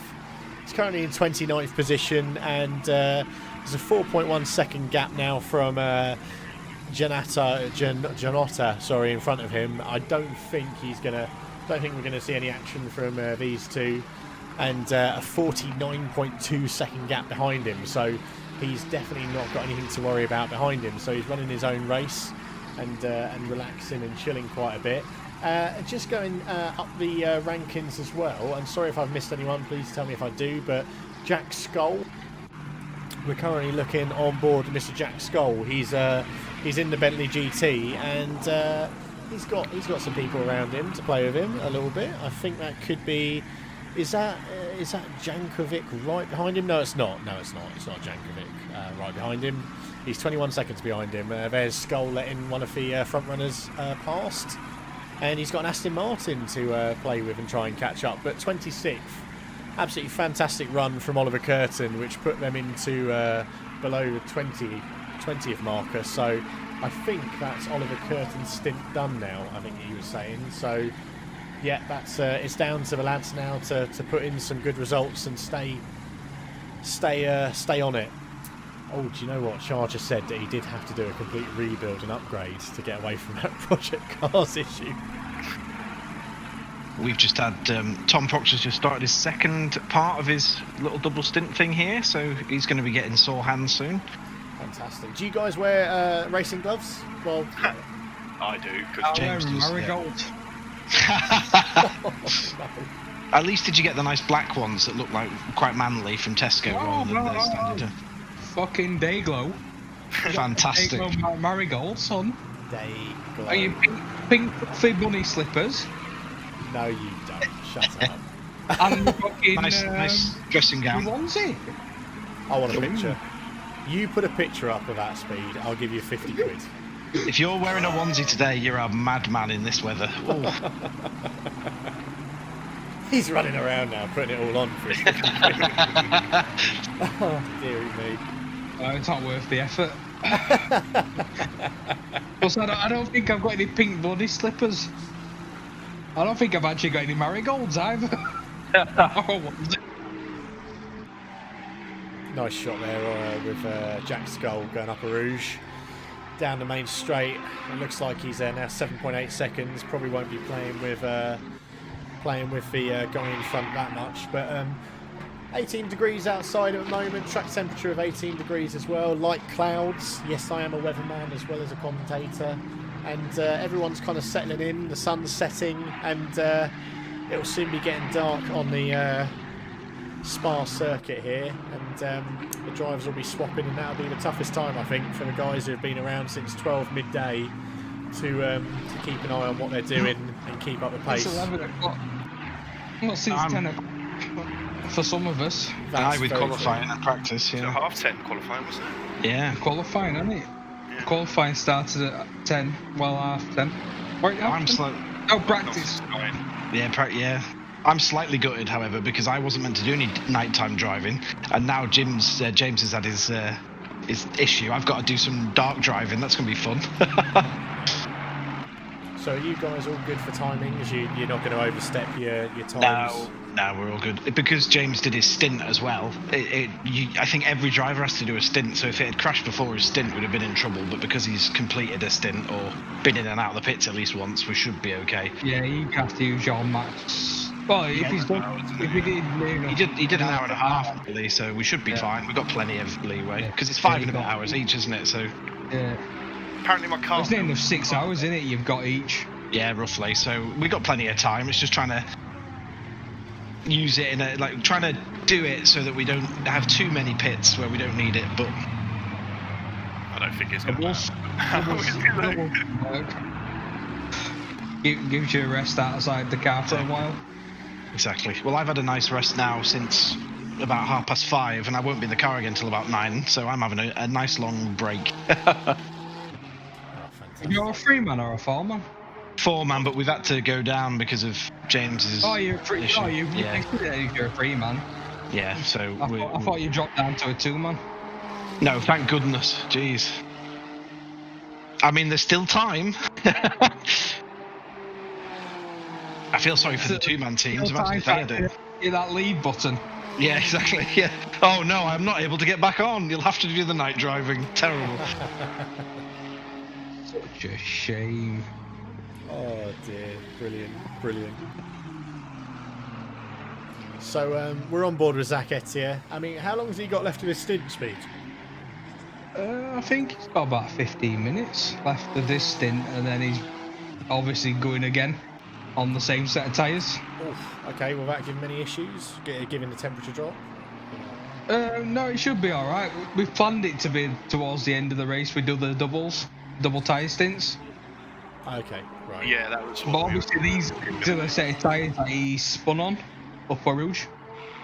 Right. So they're going to pretty much do 2.5 stints on them. So his lap times are respectable at the minute, but it's what we'll see when he gets into the next stint. Definitely keep an eye on them, because we had a puncture after about 1 hour and 55 minutes on a set. I mean, it was warm, and we didn't realise we double stinted them because someone hadn't switched the tyres, but they were getting pretty bad towards the end of that 2-hour run. But that was a much hotter track and ambient temperatures. So yeah, he was lucky not to get put in the wall, to be honest. He was, yeah. There was a poor chap earlier, I don't know if you saw him down the Kemmel Straight, lost I assume, a puncture on his front left, and he barreled straight into the wall, probably at like 200 plus mile an hour. Do not want to be doing that. At all. That's definitely going to put a dent in something, isn't it? Yeah, just a little bit. I wonder how long his damage repair was. I would say the good thing about this game is that it completely repairs your car. Yeah, you don't have any minor damage though. If it was iRacing, you'd have more people out. I think there would only be about 20 cars driving at the minute if this was iRacing. With the amount of crashes. I don't think it repairs engine damage, because have you had any engine damage yet? Like your little engine turning yellow? I don't know what that is, because it happened to us in Suzuka and it happened to us today as well. Yeah, and the engine sounds a little bit clunky after a while. It might just be wear and tear, really, to be fair. Yeah, you know on the HUD where you got like your ignition lights, a bit like that, there's a little engine sign. Ours went yellow. Okay. So, yeah. Interesting indeed. I don't know if you can completely break the engine. Well, if it goes orange, that's when we start to worry. That's it. That's it. To be honest, we've all had his issues, and I think we just go until the car blows up. I think that's fair. Or the server blows up. One of the two. Yeah, it might be the server first at the rate we're going. So. Sorry, I just panicked then because we saw Zach Etier slow right down, but it was to let a Ferrari through. I was confused there. I was like, what the fuck is he doing? Yeah. Oh, I mean, I'm not that I'm biased or anything, but come on, RWB. Just a quick shout out to the guys watching on Twitch and YouTube. Thank you very much. It's been really appreciated your support so far. What was that speed? Sorry. Jesus Christ. This is it. This is a madman. He's slowly losing it, boys. It's been a long time. So you've been on the server since what time was qualifying this morning? I've been on since 10 this morning. 10 o'clock this morning. I didn't get off until 4 this morning. So. Jesus Christ. How you feeling? All right? I'm great. Yeah. How many Red Bulls have you had? No. Well, I've had one Monster. Yeah. Oh, good stuff. Other energy drink brands are available, of course. Of course. What flavour? And happy to be sponsored by them, obviously, of course. Well, it's funny you said that because our team for the next league is sponsored by Pussy. I'm joking. But Jesus Christ. I'm thinking we're going to go for a nice Williams livery for the next set of races, just to feel at the back of the grid, you know.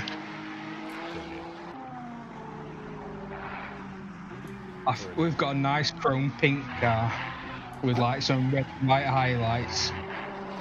You wait to see what I pull out for the league next week. Oof. I'm actually looking forward to that. I'm actually going to be doing one. Can you believe it? Fantastic. I feel you're doing the commentary. Fuck am I doing? Oh dear. Deary me. So the guys in front at the moment are Zach Etier. He's the highest RWB team we have out there, I believe. We've got we have Jack Skull 26th, Tom Weaver 28th. Who else have we got still? Sean Wright 34th, Nate Newcomer 35th, and Tom Proctor 39th. Still going, boys. 10 laps down, but still going. A10, we were 11 before. Excellent. This is good. Exactly. Progress. That's the way to look at it. Track temperature still, well, the track temperature itself isn't going down, but the ambient is. So what we're going to do is we're going to now go on board with the actual autopilot, because it will be hopefully tuning on some close racing we've got going on. And then in 10 minutes time I will be taking a nice well-deserved break, and you lads are still more than welcome to come in, watch my stream. It's not very good quality from Discord, but feel free to have a little natter to each other. I'm going to go give Tom some emotional support, yeah. Yeah, give him a good news. Alright, thanks, lad. I'm off back to confirm with my teammate, see how he's getting along. He's been sat in there all alone. He's going to need to get some stone chip replacement on that car, Speed. Yeah. I'm telling you that now. Yeah, is it well pebble dashed? Oh yes. Yeah. Gives it that nice rustic feel. I like a racing car to look a bit more. Right then, see you later, gents. Have a good one for the rest. You too, mate. Good luck. Good luck. Right. And then there was 2, unless you're going as well. Tom. I'll stick around till you abandon ship. Fantastic. So, funny enough, we're on board with Jack Scholes and the auto director, so it's looking quite nice. He's looking pretty confident in that car, and he's doing a bloody good job as well, to be honest. I think that entire team are doing a great job. I don't think they've been the most confident, but they've been consistent and they've been awesome. So yeah, shout out to Jack and his team. And actually, before the race, they put everyone into Pro and Pro-Am categories based on, I think, performance in something. And a lot of our guys are ahead of the people who were marked as Pro, which is great. So we like that indeed. What was the driver briefing like, Tom? Was it interesting? Or? It wasn't. They only had a text-based briefing. It was standard stuff. Basically, don't do stupid stuff. was the general gist of it. But it was, I mean, there was a lot of, obviously, issues at the start with the issue with 3 cars not connect, and that caused a lot of ruckus. Yeah, I can imagine. And a lot of people actually, not our people thankfully, but a lot of people were behaving a little bit out of line for something that I think the organisers couldn't really do much about. They were trying their best. To put on a 50-team 12-hour stint exactly. in Spa. And supposedly the second ever, apparently, at this sort of amount of teams and time. So that's incredible, isn't it? Yeah. Incredible. And the race control's been very good at applying penalties and things where necessary. There's been a few warnings in the chat to some of the cars about aggressive overtaking, and actually it was nice. There was a warning to someone for aggressive overtaking on back markers, which was good because most of us are just trying to get out of the way. A few times people have sent it when they haven't needed to, but it's all in all, it's been absolutely amazing to experience being overtaken over and over again. But it's a hell of a baptism of fire. Fantastic. Yeah, absolutely. Rollins Racing, I'm afraid, my friend, we've had about an hour of RWB coverage. I've been sticking with the RWB boys for the last hour, so because myself and Tom are about to exit the commentators' room for a little bit of a stint. It's on auto director again at the moment, I'm afraid, but we can always watch this back. If any of you want to watch back a 12-hour stream, you're welcome to. But the lads are looking pretty mighty. Very famous car live right now. It's the 848 Merc of dive bomb fame. Oh, dear me. It's not the same driver though, so I think they'll be all right now. Bassy Boom of B&B Racing. Great name. Yeah, do you think they will own B&Bs? Well, maybe. I'm a bit concerned that they've gone for that little nasty matte paint colour there. It needs a bit of chrome, that car. The Aston Martin, I think that could be Ludwig's, which is right on his tail and wants to get past. It might not be Ludwig's though. But it's looking pretty dominating right now, and he's passed. So a 969 car of Ludwig's has just passed, and there's a bit of a. Is this a bit of a fight going on, or is it just Shin's passing back markers? Looks like it's just Shin's passing back markers. Nice close back marker passing though. Yeah, absolutely. On board now, Michael Munns from SimRCD AMR Racing. I love that view, it's absolutely fantastic. But he's currently not racing anyone in front of him. He's got a Ferrari ahead, 8.9 seconds. They're all pretty spread out, but I wonder if that will change as the night comes, because you can guarantee that some drivers will be used to night and some drivers won't be. So you could start seeing people's weakness. It's a completely different kettle of fish, isn't it, really? It's earlier braking, taking a lot, and also I think the flashing is going to get far more annoying in the night. I don't know if you saw down that back straight then, there was 2 cars flashing each other. Yeah, absolutely. Yeah, it'll be interesting to see how it does go. It looks like Bullwinkle from Benella Racing Team in the Ferrari, he's got Capcom in the Bentley right up his chopper right now, and that's a great little view, live wing view from Bullwinkle there. And it's gone. That's the only problem with auto director, it flips too quickly. Flips away. I think they've done a very good job with the auto director though. It's keeps itself on interesting stuff. Some very interesting liveries the more you watch through this race. Car 666 is one to avoid. A lot of people chose the Aston and the Ferrari, I've noticed, in this race as well. It seems to... I know the Aston's a very safe, grounded car, which is probably a good idea over 12 hours. Yeah. Just shout out again to Zach Etienne, one of the RWB boys. He's put himself up to 20th now. So he's obviously either overtaken someone who's in the pits or done what he needs to do. So great work there, Zach. Keep it up, mate.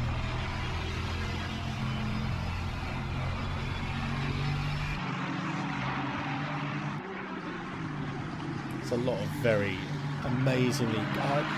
You look back at racing when I first started, and you never thought that eventually they'd get to this level of sim and this kind of level of detail. I mean, my other half was watching it as I was away, and she said, you know, it's amazing that they've put all the little people in the corners and by the stands, and you've got the blue flags being waved, and it's almost, I mean, you watch some of the live stuff from F1. Yes, it's a Codemasters game, but again, when you're watching it on telly, on Sky Sports, you wouldn't even think sometimes, oh, that is such a shame. That's Jens Kaber, Griphax Engineering. He's been tapped coming into that corner. And oh, look, it's your friend, the pink AMG. He's had a spin as well. Yeah, it's there's been a lot of accidents there throughout this race. People, I mean, it's a hard corner. If you don't take that corner right, you lose a lot of speed. If you take it too fast, you're over the sausage curbs. It's nasty. There's been a lot of accidents there, but people very eager into that corner. Is that just experiencing where people aren't expecting the cars in front of them to brake as soon as they do? Yeah, I definitely think a lot of the very fast guys, they obviously have their line perfect, and I think there's a lot of late braking going on, whereas a lot more, I speak for myself here, but I like to make sure I've given myself enough time on that corner, because if you overshoot it, you lose a lot of time. But it's very easy at low speed to spin it as well without anyone tapping you in that corner, just because of the sort of angle of everything. So yeah, it's a nasty one. But again, those things happening could cause a lot of damage, could put you out the race for a while. It keeps it interesting.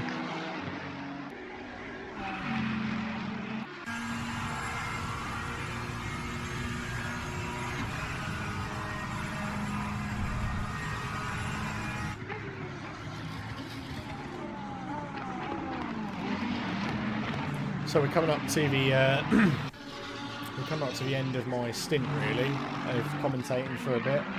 It's been lovely watching these guys so far. I don't want to walk away from it, to be honest, because there's so much happening and so many different things going on right now. But I will be going away and getting my head down, because I definitely need to get some sleep. I've been trying to make sure this stream runs well for the entire 12-hour stint. But yeah, cheers again for joining me, Tom, and thanks for everyone else who's been joining me so far. It will be stuck on auto director. If anything does go wrong, if people are watching, feel free to give me a little private message in Discord. I can come downstairs and unfree it if it is stuck on auto director. So enjoy the racing for the time being, everyone watching the stream, and yeah, I'll speak to you in hopefully 2-3 hours time. Fantastic, see you then. See you later, Tom, and yeah, we'll see you very soon, everyone.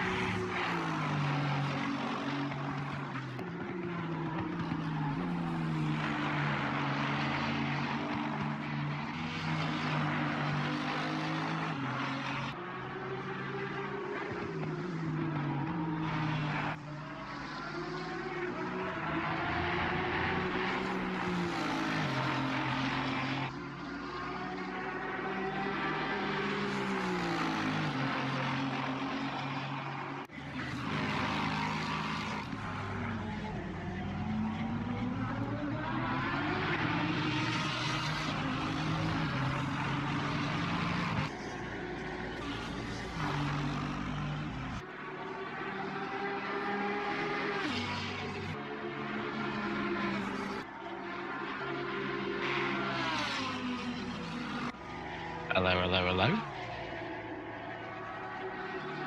Just thought I'd pop in here and keep everyone watching company. Still some good racing out there at the moment.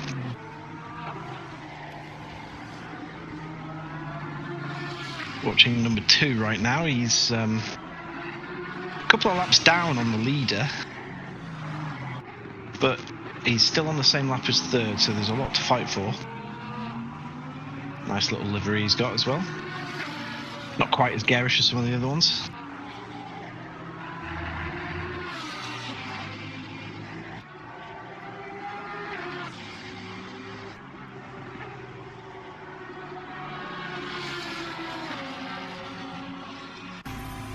It's amazing though, after nearly 8 hours of racing, people are still keeping the lap times up, still setting faster laps. Track is definitely cooling down though.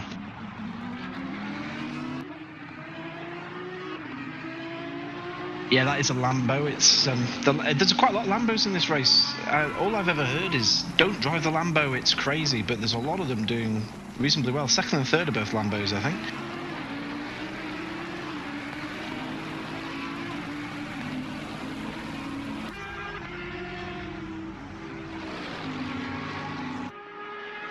Still no sign of any rain, sadly. That might change. We've got 4 hours. Keep tabbing, having a look at that weather forecast for the next half an hour, just hoping there might be some excitement left to shake up the order a big style. But I mean, anything could happen from now on. There's still the chance for some serious crashes, some little mistakes, especially as the track gets cooler. It's going to be a long, exciting 4 hours, and I imagine quite a lot of the drivers are going to be a lot tireder than they were a couple of hours ago, so far more opportunities to make little mistakes here and there.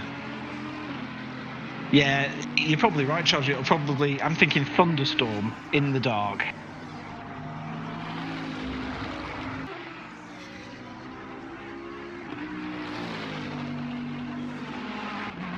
The auto director now on the nice Bentleys. I do have to admit, those Bentleys are absolutely beautiful. They look so odd just for being bigger cars, but stunning piece of engineering. It's a shame we haven't got anyone in that lovely Bentley green. Although our Flying Skulls do have a nice little livery with the darker maroon colour on the back, but hopefully we'll get to see them again at some point. And looks like they're still racing nicely. I think we've just had a couple of pits down the bottom end for some of the RWB guys, so should start to see them move back up the field as people start pitting, swapping around.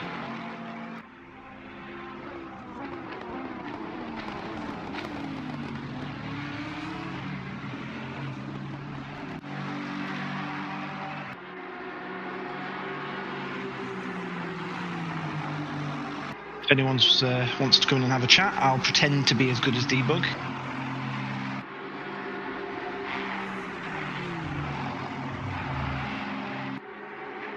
Got the Aston here, 666 car, looking to pass. It looks like some back markers there. He's given them the flash, liberal use of the flash, and as you can see, it's starting to just. The light's starting to fade, especially on certain parts of the circuit.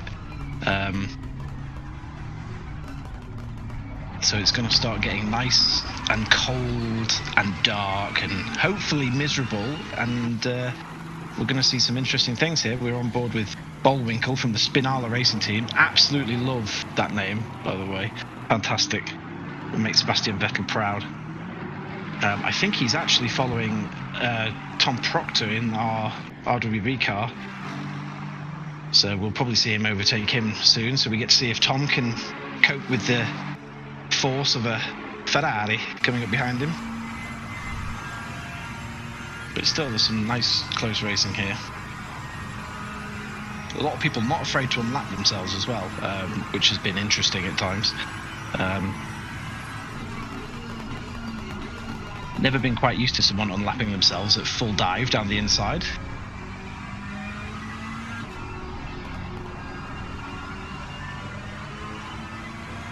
Nice inside view here. Looks really good with that little rear view monitor in the middle of the screen. Look at that fantastic Aston Martin livery ahead.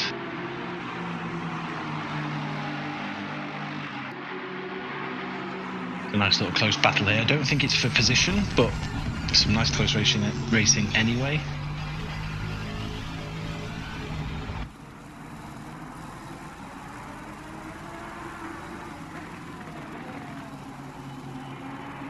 Those Aston Martins looking absolutely fantastic from the onboards there.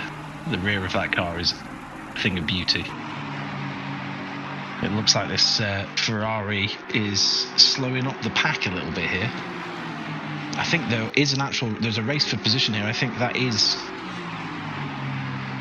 7 and 8 possibly racing. If we can get a close look at the numbers, we'll have a look. My perfect Sunday aim is, I don't know, a barbecue, maybe a nice light, cold, refreshing insert cider here.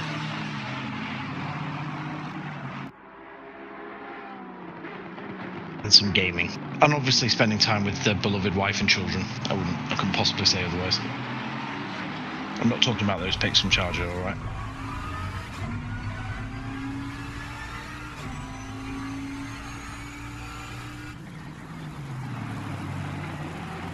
Got a great view here from the back of the RWB Flying Skulls car. It's just overtaken Tom Proctor in the Aston.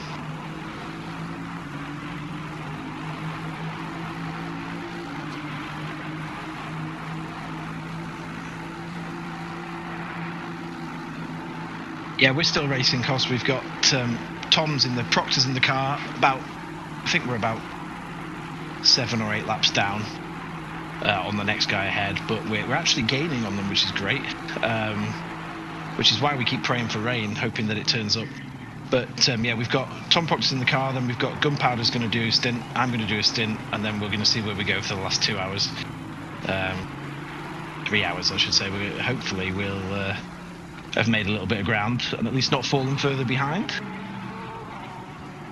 But we seem to be doing quite nicely across the board now. We've got D Miles in 29th. They've got a 15-second penalty, but not sure it's going to make much of a difference in the long term. 15 seconds.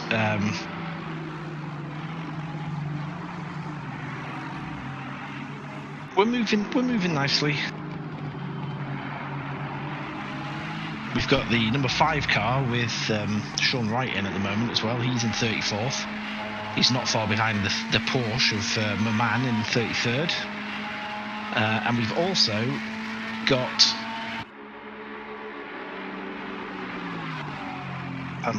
Scott Free in the 36.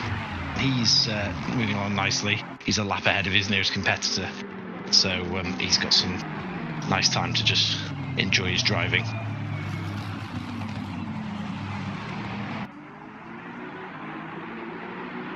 Got Jake Moore and the team there in 26th with John driving at the moment. Looking really good up there, especially having I think they've only just driver swapped, so they'll probably move up nicely towards where the Flying Skulls are in 23rd. Yeah, there's been some really close, good driving. I think, to be fair, quite a lot of the over-aggressive drivers have either retired through having a few nasty accidents and giving up, or have probably tempered it after the first couple of runs. I think as well, with it being colder, people are being a little bit more careful. Because it's very easy to make a mistake, especially if you drop it on the curb. Well, I was driving, I noticed myself, you hit the accelerate wrong on the curb, you are having a nice sideways moment. And I think we've seen a few crashes coming up after a Rouge where people have overdone it. But there's some really nice close racing here.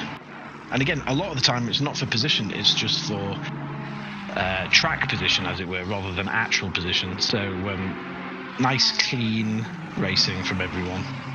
Hey everyone, welcome.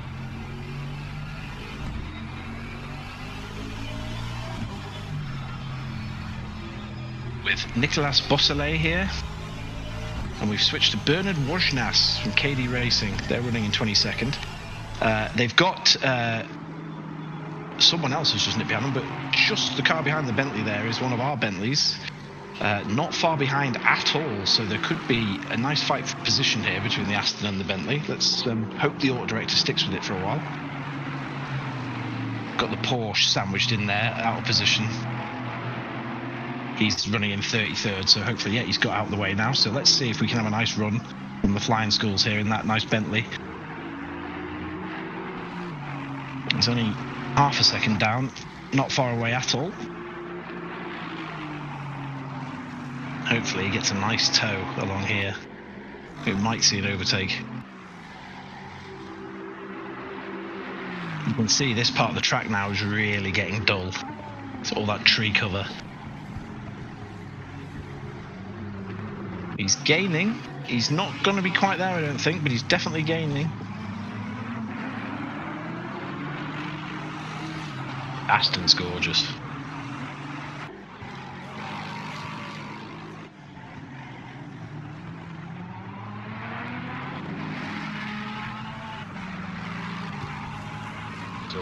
So auto director's taking us through the field. We get to see the Ferrari again here.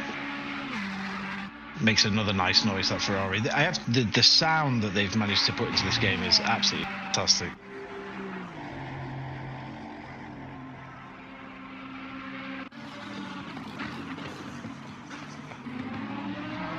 I highly recommend it because, I mean, it's basically the only car I've driven on ACC.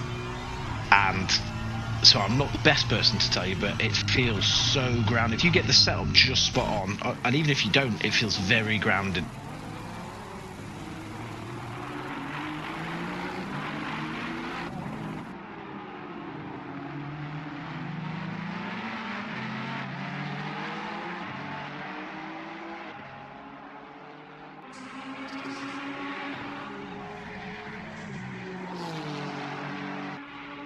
On board with Kevin Cox now in that Honda.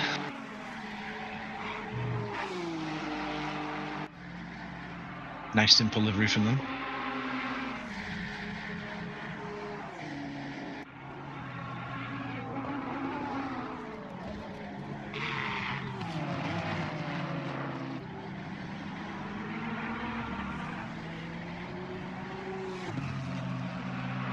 You can definitely see from the cars people have picked, though, they've tried to avoid those bit more twitchy cars. I'm surprised there wasn't more BMWs, but having driven the thing, I'm not surprised.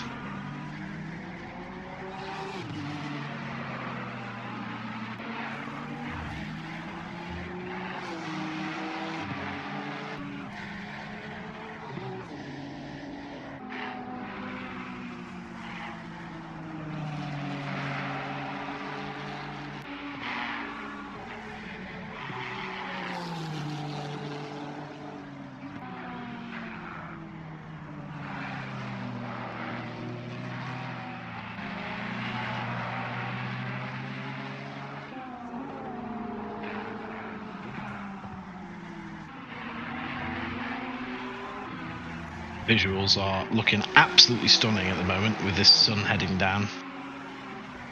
Lights coming on.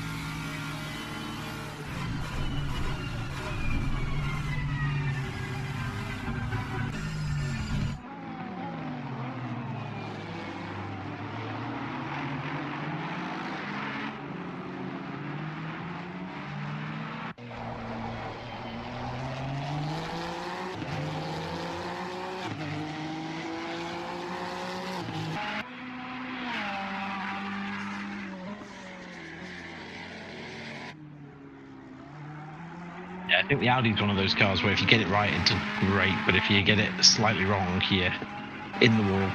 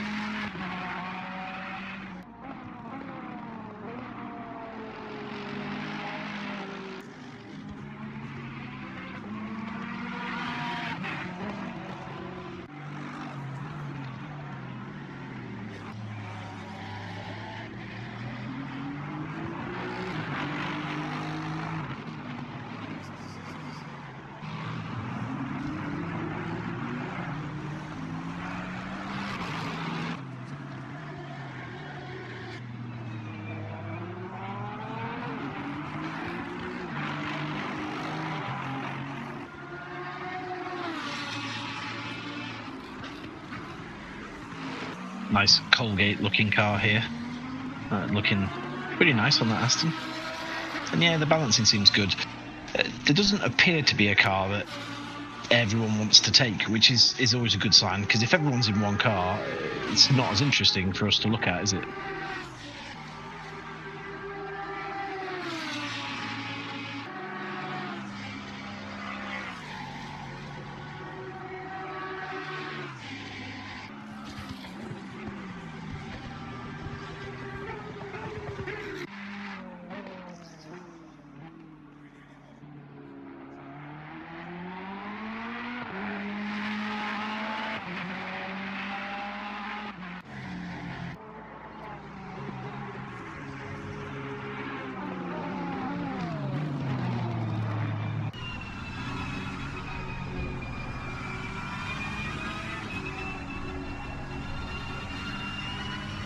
That is 6th, taking 5th for position. Didn't make it too hard for him.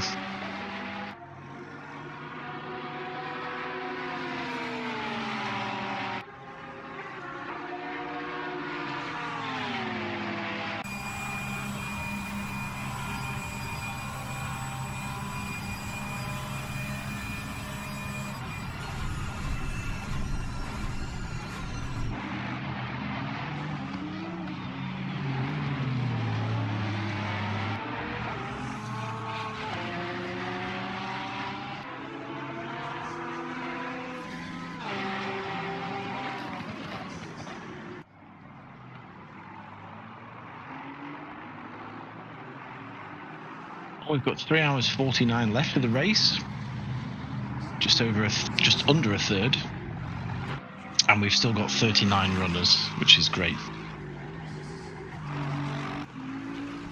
The cars coming into the pits now.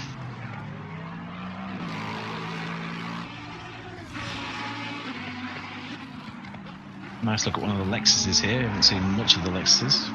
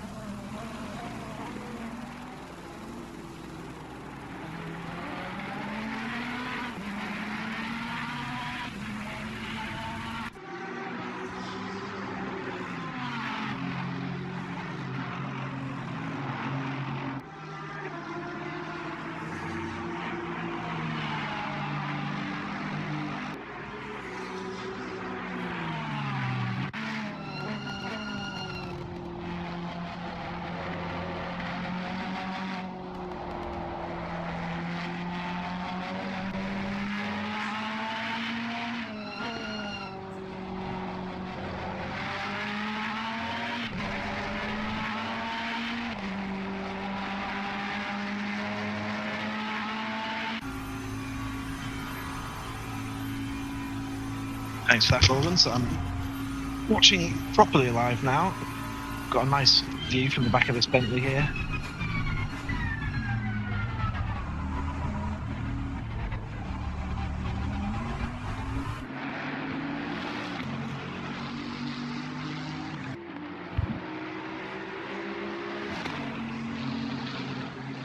Yeah, absolutely stunning sunset. I don't think it'll be too long before we get to see the pitch black arriving.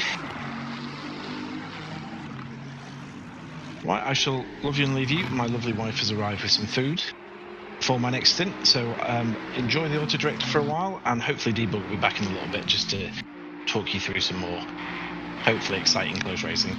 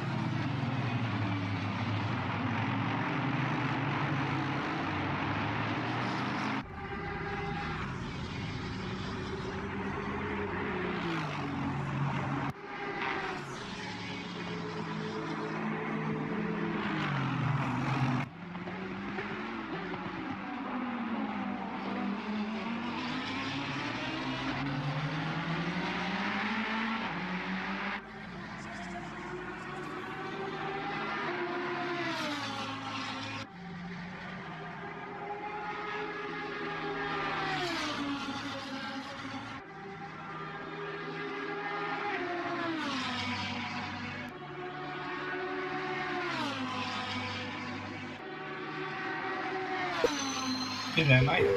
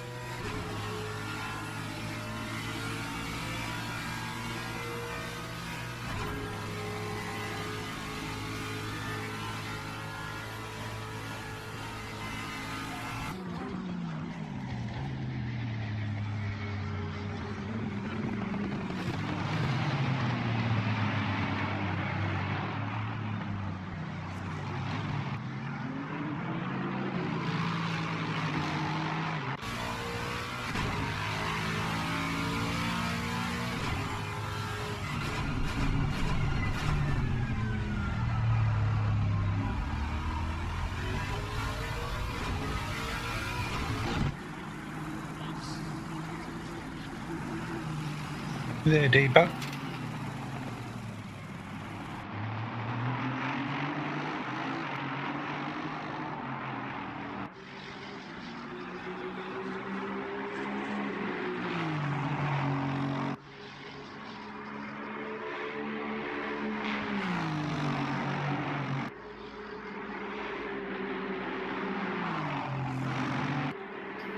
All right. Good to be in the commentary box every once in a while. Don't think Debug's here. Yeah, it doesn't sound like it. I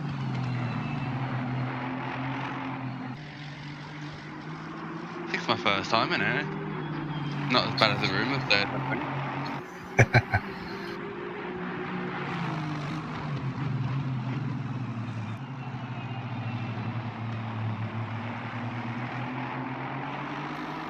Still, the RWB boys are doing pretty well out there today, I'm pretty sure. Yeah, no, I mean, getting to the end is an achievement, mate.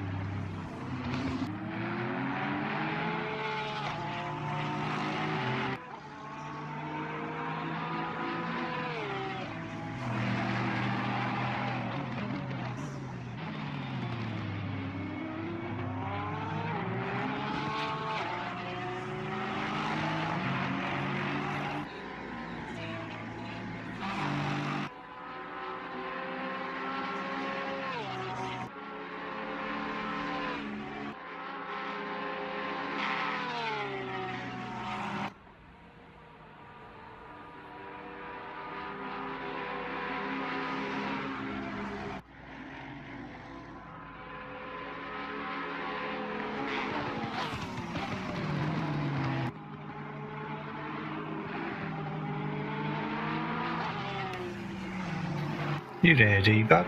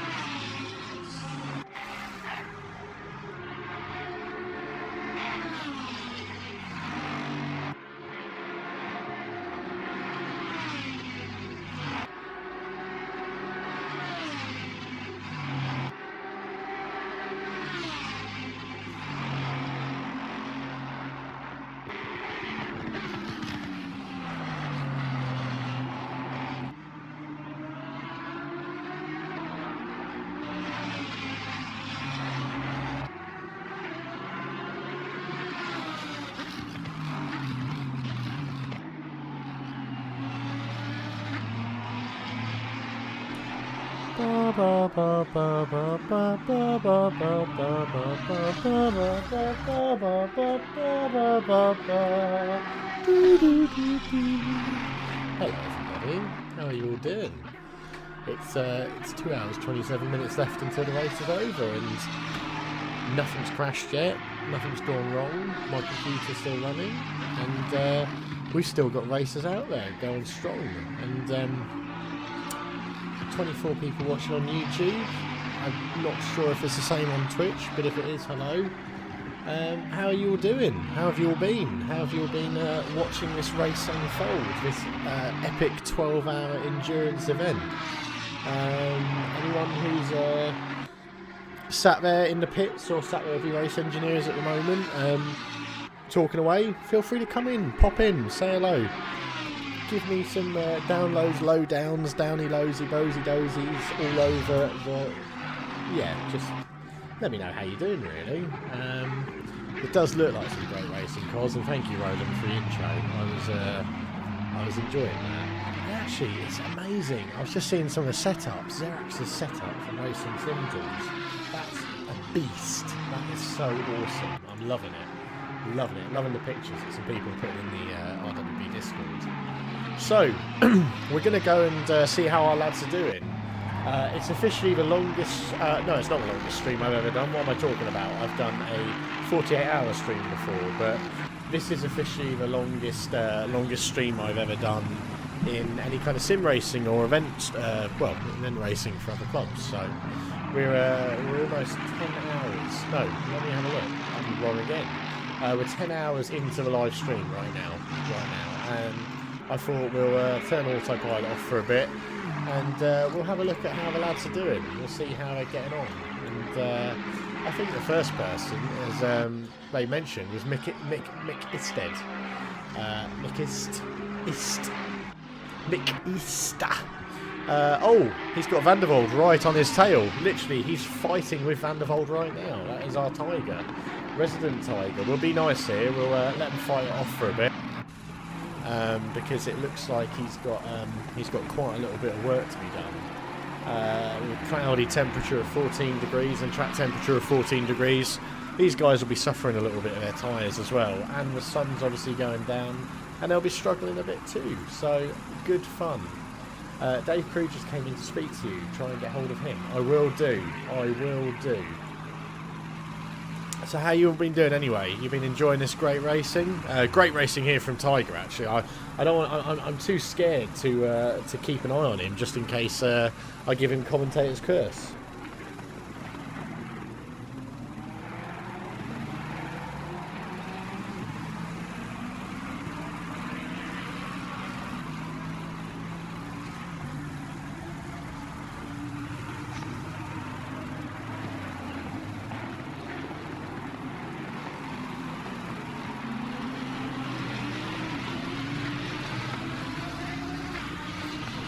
What is that now? That seems to be that's just Tiger going up a Rouge. He's got Van der Vold right behind him in the Lamborghini GT3 and going through Radion now up the Kemmel Straight. This is going to be tough for this will be exceptionally tough for Tiger because he'll be checking his mirrors. He'll be checking how much room he's got. He's going to be packed quite tightly. So after Kemmel Straight comes to Lacooms, then Malmedy, and it looks like he's going for it. Looks like oh no, he's closed the gap. This is very close racing, but it looks like Tigers may have to just they're braking. They're both braking through Brussels.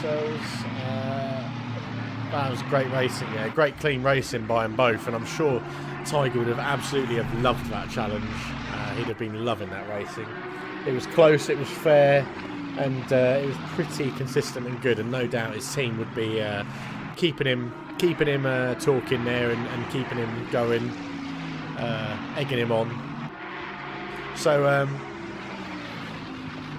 that was our Tiger against Van der Vold.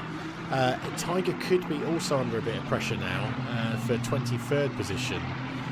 That's Mr. Nowakowski behind him in the Aston Martin as well.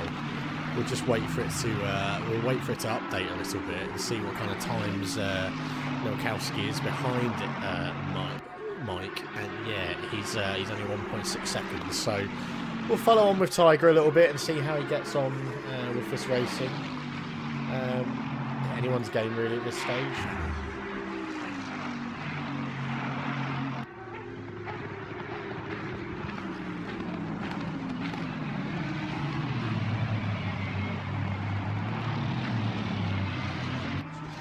Yeah, no, I don't think, as you guys said, I don't think Van der Vold is. We do have someone in the club, which is very similar names, but I don't think he is RWB. But very interesting, very interesting. I think, I'm not too sure how long Tiger's been in the stint for, but he seems to be pretty well planted and quite enjoying where he is at the moment.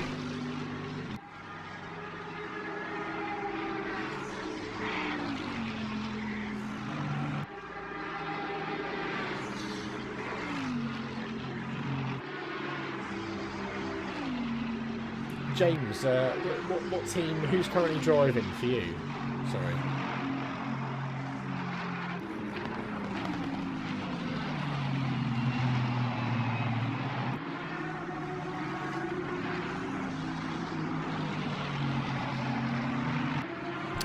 So that is now, Marikowski is right behind Mike Isstead now, and he will be.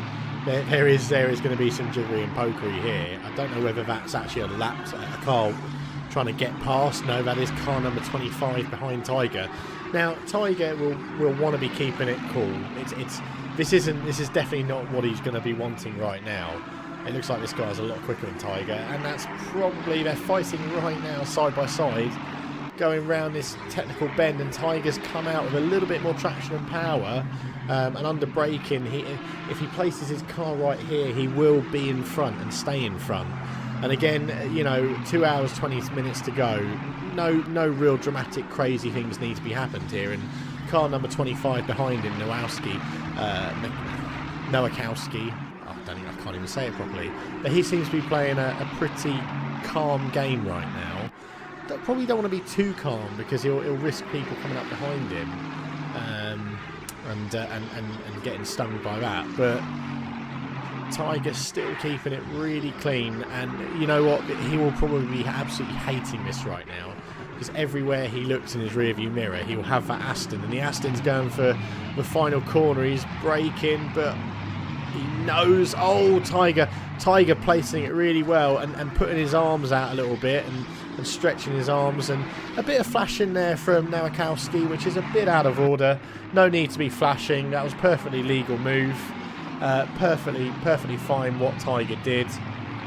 So yeah, no, I'm not too sure why he flashed there, but obviously that's something that Tiger will have to deal with. And still, he's flashing Tiger, that's just not on really.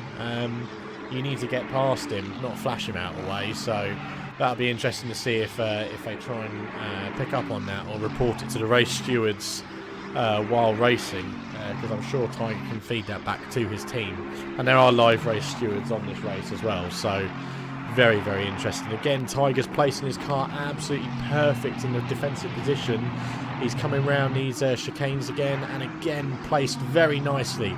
Goes out slightly wide there to make the other driver, Nowakowski, go wide, and again he's got himself a lovely little bit of gap. However, now, is that Rommel behind Nowakowski now as well?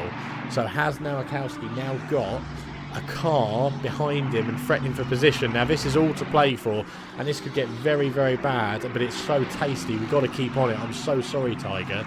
You might get commentators cursing in a minute, but here we go. Car number 49, car number 25, and is that car number 137 behind? Let's have a quick look. Let's go on to car number 137.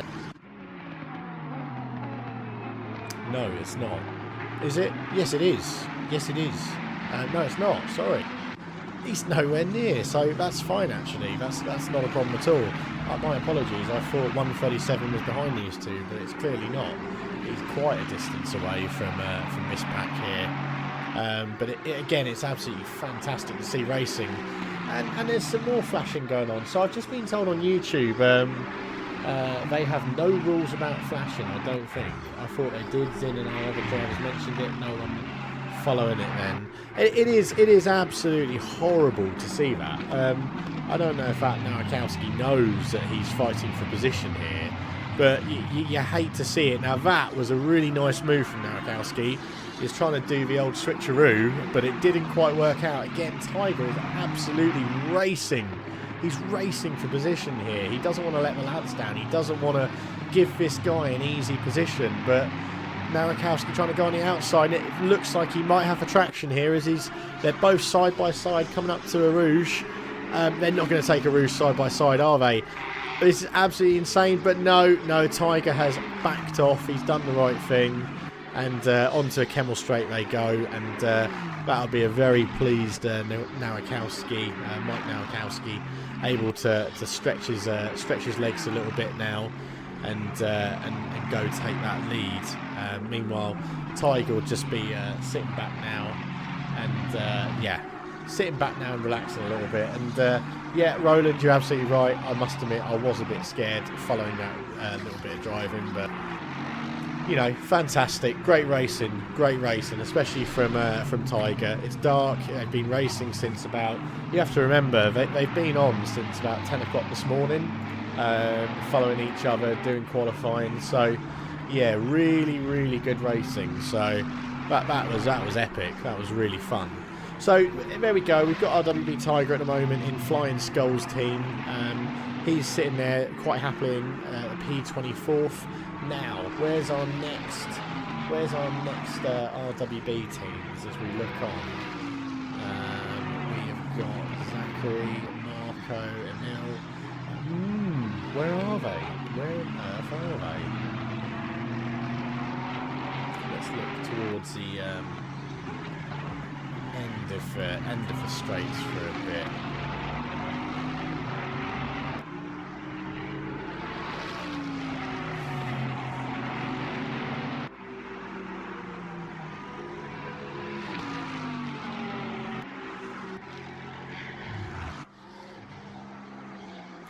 It's great to see Green Madi. I'll make it easy for you, James said, at the back. So does that mean Speed Demon and Xerax and that, are they at the back as well? Because I can't see them at the front at the moment, which is a bit of a scary thing. We got Greedy Me, sorry, not Green Madi. Greedy Me is currently sitting in 32nd, racing Sintles by RWB International. He seems to be having quite a decent little race at the moment. He's pretty much all by himself in that current position, which is lovely to see. No dramas at all from his racing.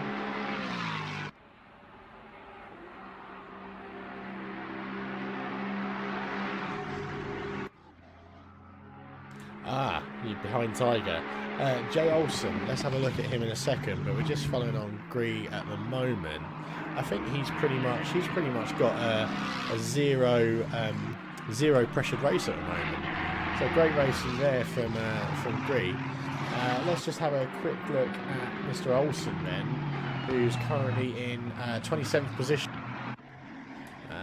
There he is. There they are. There's the great RWB team in 26th position now. Looking too hot to handle, as you can see them right now. Track temperatures will be having a massive part to play on the actual cars right now, and the tyres and the way they're handling. And Mr. Olsen is 15 seconds away from M. Mund there in the Aston Martin, and he's got a 19-second gap behind him as well. So he seems to be pretty comfortable right now in 26th, and obviously pit strategies and what the drivers will do will have a great thing to play in this. So we're currently on board with him. We'll get actually on board and follow him around for a little bit.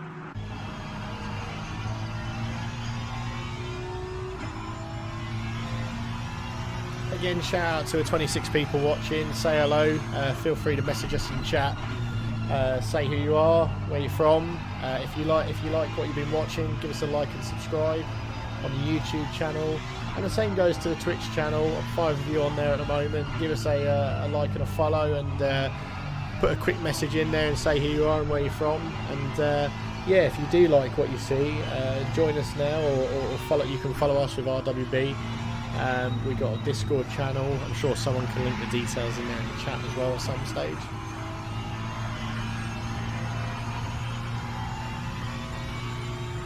Charger, I just seen you in here, you lovely man. I just like snuck in through the back door while you weren't. Oh dear, how's it going, mate? I was just commenting. Your setup looks bloody awesome, mate. Yeah, I've got it all going on here. I can see everything. It's like the Matrix. It is, yeah. Yeah, there's been some great racing. I've pretty much been watching it since about 2 o'clock this afternoon. I've been stuck there at my house PC with one screen. I'm like itching to get in here, but I didn't. You can't. It's hard to walk away from it at the moment, isn't it? It is. Do you know what I'm thinking? This has made me think. We all need to pull our fingers out and get down to Le Mans one year. Have a big old RWB get together at Le Mans with beer. No, N24 is cheaper. N24. How you doing, James? I'm not bad. You finished your stints, James, or no? Couldn't get back in. You couldn't get back in. No, I managed to do an hour and 20 minutes like that, but hey.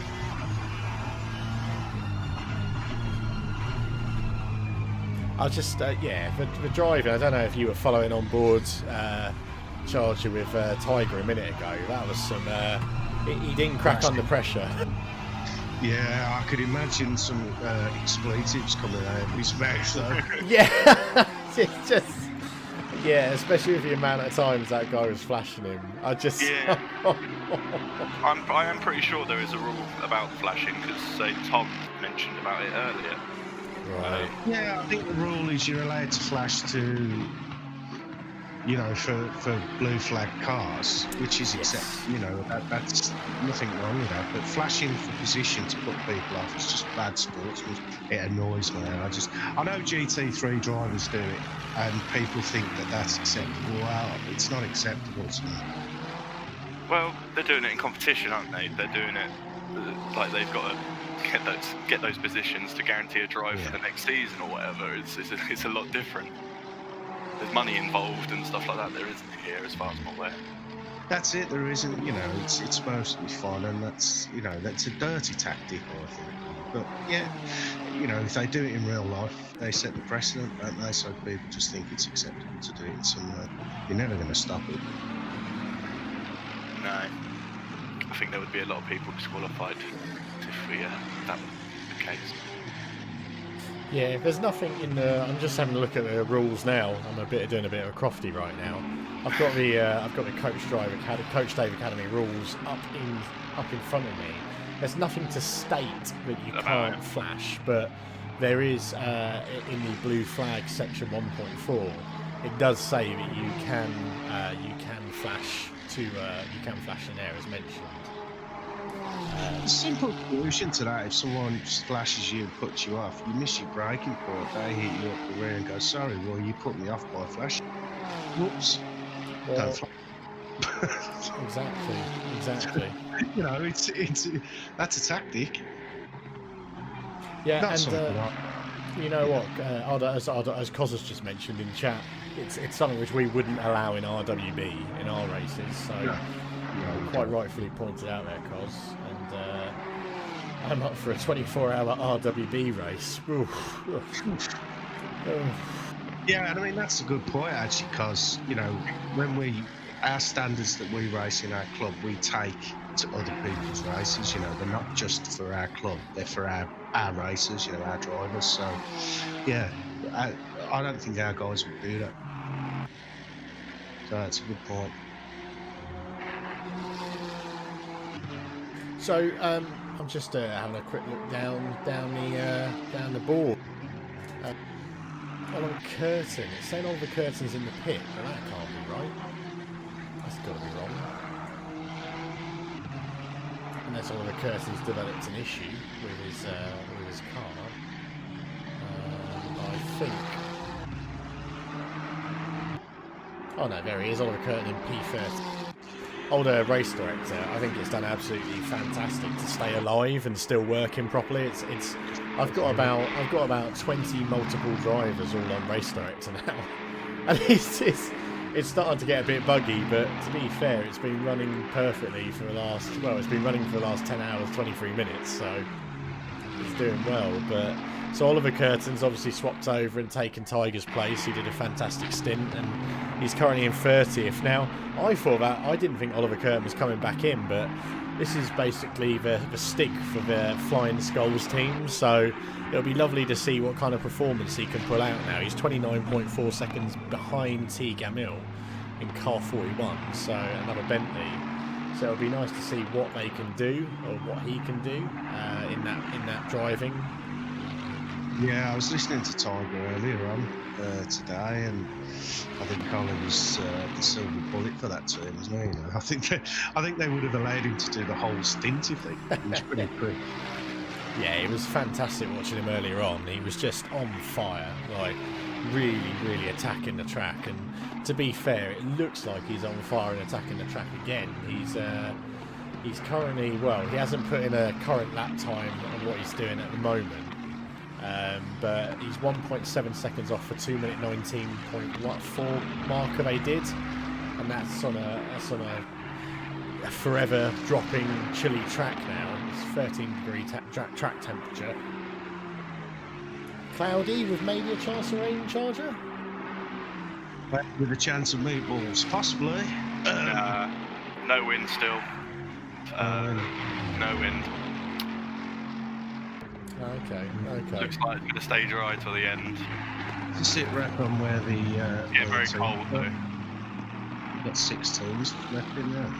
Yeah, absolutely. So we've had a look at John Olsen, who's currently in 23rd. We've had a look at Oliver Curtin, who's just done a 2 minute 21, so he's lapping in the 2:21s at the moment. We had a look at Gree Demi, which is lapping in the 2:24s, in 33rd position.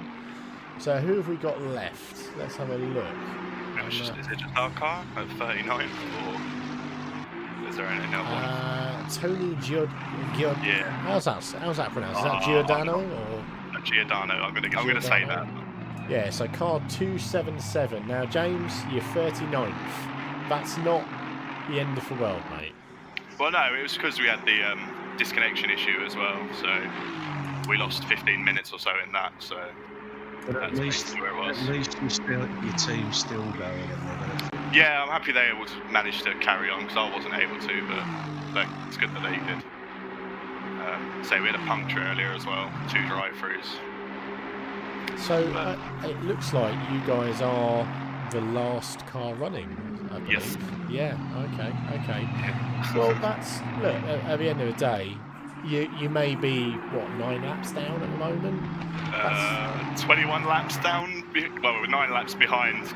I don't want to work cunt. Oh, plus 22 laps behind. Yeah, cunt. 22 laps behind. 22 laps behind the leader. You can't really say that any other way, really, can you, Bill? Be cunt.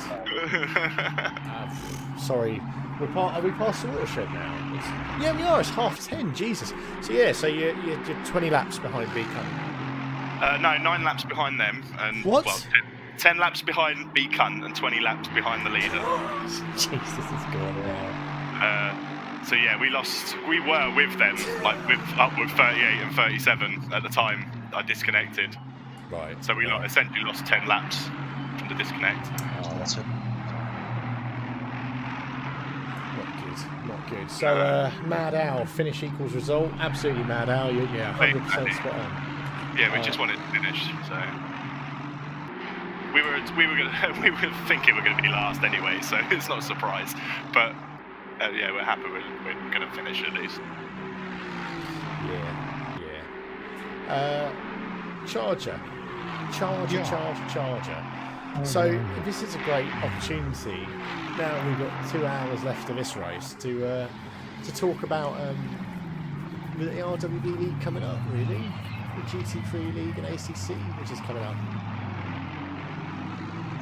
Yeah, the ACC one that filled up within 3 hours with 75 driving. It's just a bit of a shock. Yeah. It's closed. So it's full. It was full within, pretty much 3 hours. So, yeah, that's 6 rounds, starts next week. Barcelona's the first one.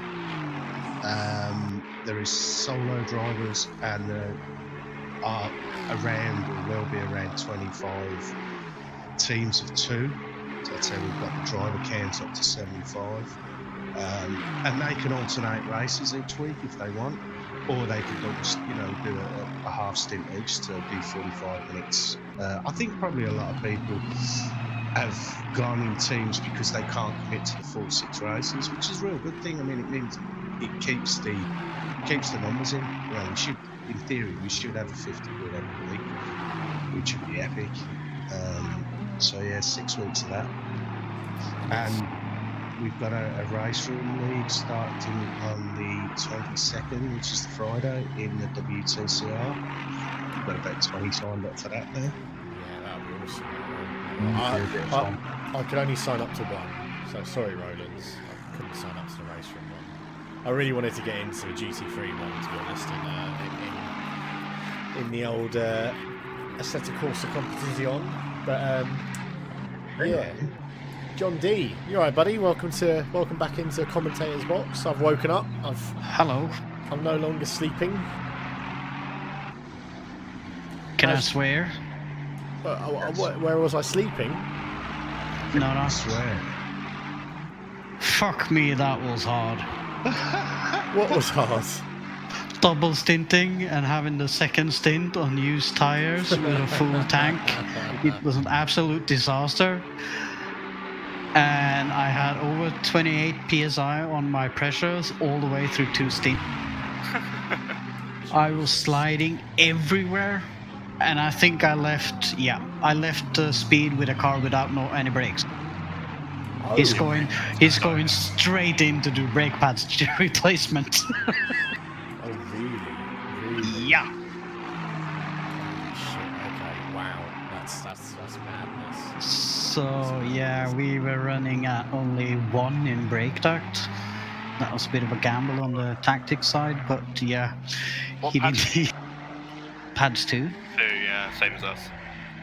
It's just worth a shout out to old Kevin Cox, who's he's not actually RWB, but he's been in the last few, one of the last big RWB league we've had, and it's nice to see him running 17th at the moment. So hello, Kevin. We are watching you as well, and keep up the good work, mate. And yeah, smashing it in 17th place for his team, Sidemax Motorworks. So he's a member. He's an RWB. He's just racing. Yeah, he's just racing with another team of a couple of people he knows. So that's cool. It was an entry in whichever club you want to race for. I think he should be exiled for not racing with an RWB team. We were only allocated 7 cars, so it's. It wasn't easy to accommodate. 7 cars is pretty good though. It's a good little listing for RWB. But listen, more importantly, let's just talk to the man of the hour, the man which we were following, and the man which probably didn't appreciate. And we've just made Kevin Cox totally crash up a Rouge, and he's not going to like that at all. But Tiger, we were following you, and I can probably say there are probably some choice words coming from you when you were being flashed by the car challenging you for position. No, not at all, mate. I mean, they can flash as much as they like. They need to get past me, don't they? Simple as that. Brilliant faster racing. than they get past me. We're in the last 3 hours now, so unless there's much faster, which he wasn't, then I'll make them work for it. Simple as that. Yeah, it was brilliant racing, and we followed you the entire way because the defending was epic, his racing was epic, and in the end, it was actually a pretty good stint, to be honest, mate. Yeah, it wasn't bad. I think I managed to come out, I think it was 22nd or 24th, something like that, and then we changed to Munch and Schill, and my ACC crashed, and we were hoping that the transition had already happened and Schill was already in the car. Well, he was sitting in the car, but because it hadn't counted down, the timer hadn't gone, he hadn't had control of it, so he was just sitting in the car and had no control over it. So we all had to exit out and then come back in one at a time, by which point, Oliver being number 1, we just said, get in the car and go, and rejoined in 30th. So we're a bit peeved off because obviously it's 8 places gone, but you know, now you're just into finish. And look, he's only been out there 5 minutes. He's already gained 3 places.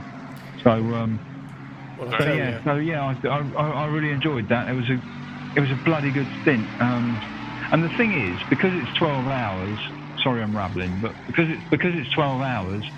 Just because someone is behind you, i.e. a couple of laps behind you or whatever, don't think for a minute that you're faster than them, because this is a long race, and so you only need some of the people in front of you to get a drive-through or whatever, and get a couple of those, and they might be lower down in position, but these guys are putting in 2:19, so if it's very clear that someone is much faster than you, then get out the bloody way. But if they're not, then make them work for it. Definitely. And you did, mate. So just someone else who's not going to be, or going to be quite peeved off at the moment is, unfortunately, Kevin Cox. So a few people are asking, is his brakes gone? No, unfortunately, he had a nasty little off on a Rouge, and he's literally had to crawl back to the pits, and that's lost him a few places now. So he was looking pretty good, but I feel like we've probably cursed him enough now, commentator-wise.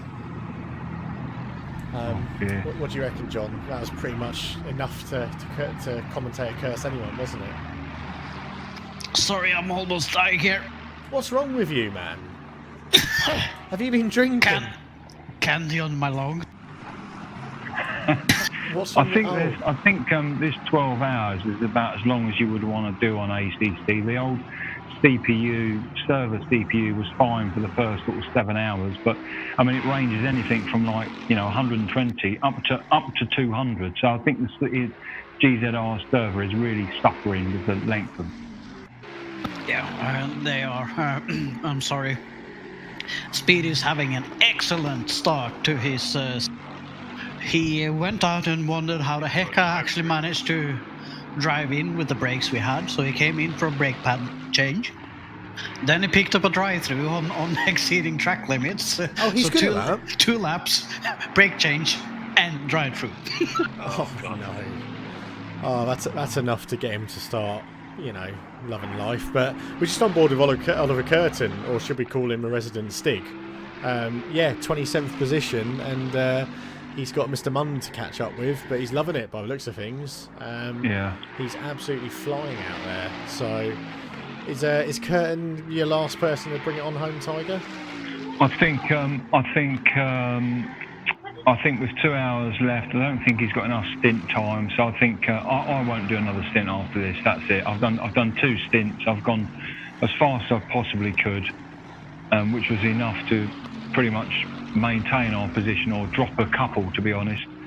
I couldn't go any faster than that, and after watching this for 10 hours, it's a long old 10 hours. I wouldn't go out there again. So it'd be down to Dave and Schill. I think because of the crash that we had, I think as in game crash, I think that Ollie will do as long as he can, then hand over to Dave. I think would be wise.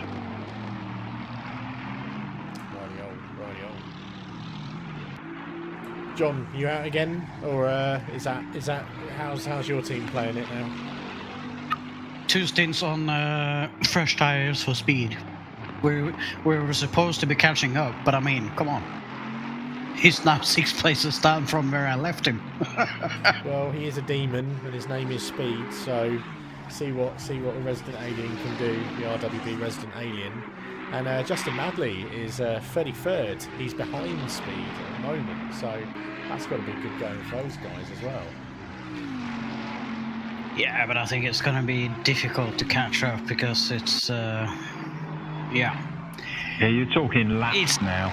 Yeah, we're talking laps. We are. So, I mean, I was 25th at one point, and I got lapped up out of place 24. So that kind of will take the zap out of you of getting places. That's very true.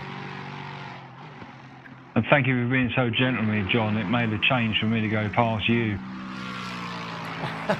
I didn't even know that it was you. I was letting go, but I was struggling. I didn't have brakes, and I was doing the double stint as well, so. I was just so scared whenever I was in the braking zone because people came up so fast and they were not aware of it. So Yeah. and I spun 3 times, and I have one guy that has been knocking me around 2 times in this race. I have to say, it's the first race I've had with Scott where he hasn't dinked me off. Fair play. Is he on your team? No. Even if he was, he'd hit me. And that's a physical impossibility because only one of us be in the car at the same time at any one time. It's still not me. Brilliant. I must admit, it has been absolutely awesome watching you guys out there today. It's kept me very entertained. I didn't think I'd sit here and watch a race for as long as I have, really, but yeah, it's been extremely entertaining, especially when you can support your club, and everyone has been supporting. I think the channel, social media and channel's been lit all day, which has been awesome. So yeah, that's great you guys news. have been doing great. Well, I think no matter where anyone comes, I think apart from one team that couldn't get in, I think we're all going to finish, and there's only 40 left. So, fair play to everyone, I think. That's not. I tell you what, if you think 6 hours is hard, then 12 hours is just as hard, even though there's more of you. It's a lot of fun. Stressed just watching it most of the day. Yeah, it is, mate. You really got to have some good SA, some good situational awareness about, as I said earlier on, you'll get some guys that will come up behind you that may well be 10 places behind you and trying to unlap themselves and going significantly faster than you are. And they'll be flashing their arses off at you, and all you want to do is tell them to bugger off. But, if they've clearly gained 6 seconds in half a lap, you probably want to get out of the way. Yeah, there was a Tier 1 team that's gone from 48th to 8th. Wow, that's awesome. Well, I'm actually going to start going down the listing now slowly to see if there's any tasty battles going on with the last 2 hours to go. But I've got to be honest, that Racing Line Motorsport team, they've been on it all day. They've pretty much took first to start with, and they've dominated it all day, a lap ahead of P2. So yeah, they've raced absolutely outstandingly today. It's been incredible. So that's definitely recognition. Lap up on the Team Grasser team, I think. It's crazy. Yeah. So yeah, GRT Grasser Racing team, they are a lap up on them, and Sven Rosenbaum at the moment behind the wheel of the Lamborghini GTR, Lamborghini GT, sorry, and I believe is that the other Lamborghini behind him. I'm not too sure actually. Bonsignore. Are those two racing? No, they're not racing for position. That's a McLaren. So I've got my straight 1 to 39 or 40, whatever thing, so I can't see positions at the moment. Yeah, so Stefano Bonsignore is third position. Yeah, Wheel Spin Esport, and he's a lap behind from P2. So the top guys, they're fighting really hard, but they're actually they're so distant from each other, and the RLM team in front, their fastest lap time, the team was 2:18 dead on a fully fueled car, or maybe not a fully fueled car, but traffic stuff is that's serious speed there. Yeah, and to give you some sort of tangible, tangible sort of picture of the difference out there from first to where Oliver is at the minute. That's 7 laps. First is 7 laps in front. Which is that just puts it all into perspective, really. It's almost just as much as when Debug wasn't running traction control in the FX17 league, RWB league. That's funny. Why am I so slow? You crap. There's only the front 3 that is on the same lap as the leader. That tells you everything. Are they on the same lap, are they, Tiger? Yeah. So first, second and third are on the same lap as each other. Well, first has just gone to 256, lap 256. Yeah, second is 12 seconds behind, third 6 seconds behind that. So between 18 seconds is 1 lap. And then you've got the rest as it filters out down the field. But as I said, going down to Kevin Cox, Kevin currently running 22nd, and he's 4 laps behind the leader. Yeah, it's insane, absolutely insane. Great pace, mental pace, and it's quite nice to see and identify that not even the likes of Speed Demon is invincible against these guys. Admittedly, he's got you've got the team to work with, but it's nice to see that people who you sometimes may think are invincible when you race against them, actually they're in a totally different world when it comes to this kind of racing. Well, yeah, because it's all about the team, and it has to average out. You've got to use your strengths and weaknesses and balance out what's best for the team. And sadly, you can't all be as good as Oliver, or you can't all be as good as Speed, and so you've got to, almost like a game of chess, you've got to use your best piece at the right sort of place. Yeah, and it just shows as well how important it is to avoid the things as well. I mean, for Speed Demon's team now, I mean, we had 1 drive-through at the start for out of position. We had 1 drive-through later for track limits. Yeah. Then we had a smashed car on top of Rouge, had to go in for repairs. And then we had to stop for brake pads. Then we had another drive-through for exceeding track limits. So that adds up to quite a few laps in the end, doesn't it? Yeah, absolutely it does. Ironically, if you think of our sort of mantra, race clean, race fair, race for position, well, racing clean is not just not bashing somebody, it's about staying on the grey stuff and not, crossing boundaries, not getting penalties, not getting drive-throughs, not getting any of those things. And if you get all that right first, before, racing for position, then you're not going to have to worry about,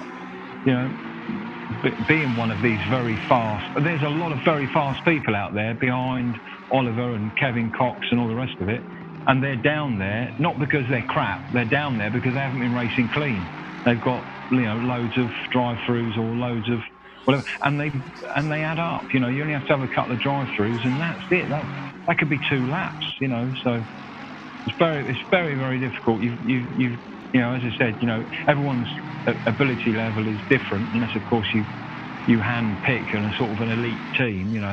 That's not what we're about here. We're about giving opportunities and racing with people that are much more talented than you are, and learning from that. When you sit and you watch somebody for 12 hours, notwithstanding your own couple of stints, and you watch them for a considerable amount of time, and you're in cockpit with them, there's a great deal you learn. I just want to say thank you to RWB for me and Tom.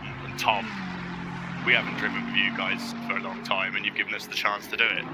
And appreciate you giving us a spot in your team. And it's not really about, endurance is experience as well, isn't it? Having done it a few times and been around the block. Been around the block, John? Oh, I was spinning out of control many places. He's been passed around. How you doing, Sean? Hi, guys. Welcome to the Streambox. Listen, yeah, we've had a good day. Just some minor issues, but Audi's kept us on the straight and narrow. You just mentioning some of the faster guys coming through. A lot of the people in the back. I think people don't forget we're having to lift to let them by, right? We're slowing down.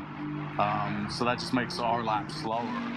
Yeah. We're trying to keep a consistent lap, and then I think at one point I had about 5 of them behind me, and crew chief couldn't even keep up. So fortunately, Greedy was spotting me, and he told me it was like 1, 2, 3, 4, 5, right? But I must have I must have lifted for, I don't know, I probably lost 3 seconds on that lap, just getting out of the way of these guys, right? So it just makes you slower, right? So yeah. I'd be mortified if I took somebody out just from getting in their way. But and most of these guys have been really good, and when they're coming up on you, they realize that in this plate of spaghetti of corners that it's not easy to get out of the way. So most of them have been pretty good. They'll wait for you to get straight, which has been good. Yeah, some aren't. We've only had a couple of people being quite aggressive over the whole 12 hours. Yeah.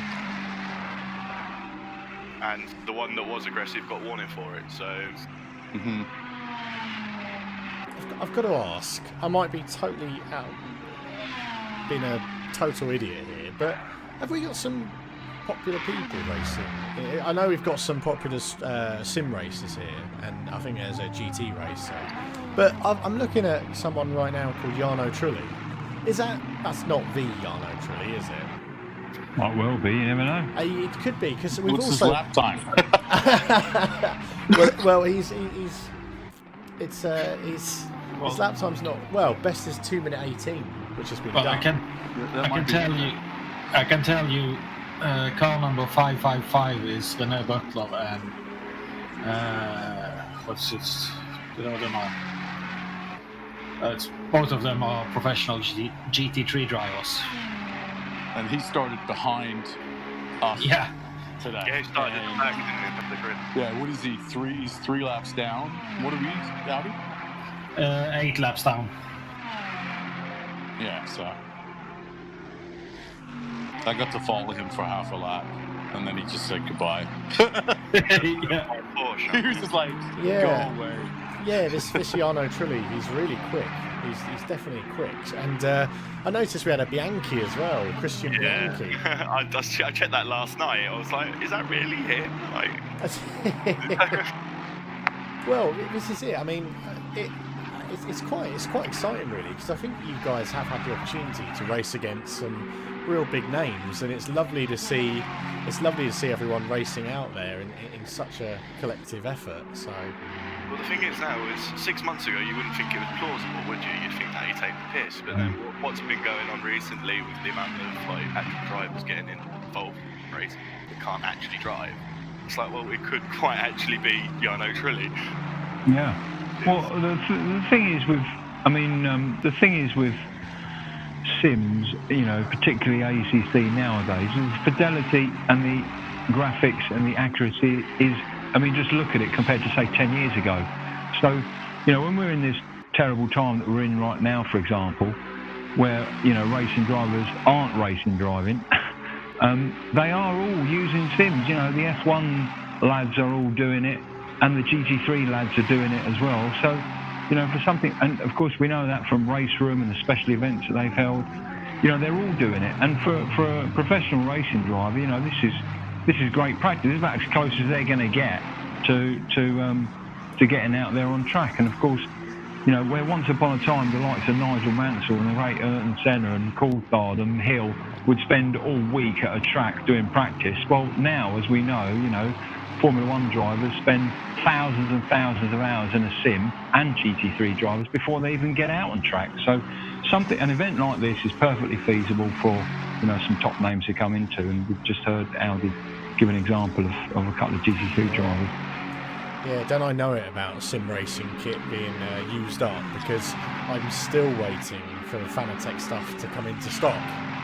Well, for a minute then, I thought you was going to say that Charger said he was going to send me. Because we know that Charger post takes about 9 months. Oh, that's just shots fired. Charger's got himself a little sim racing storage at home. I'm building antiques. They'll be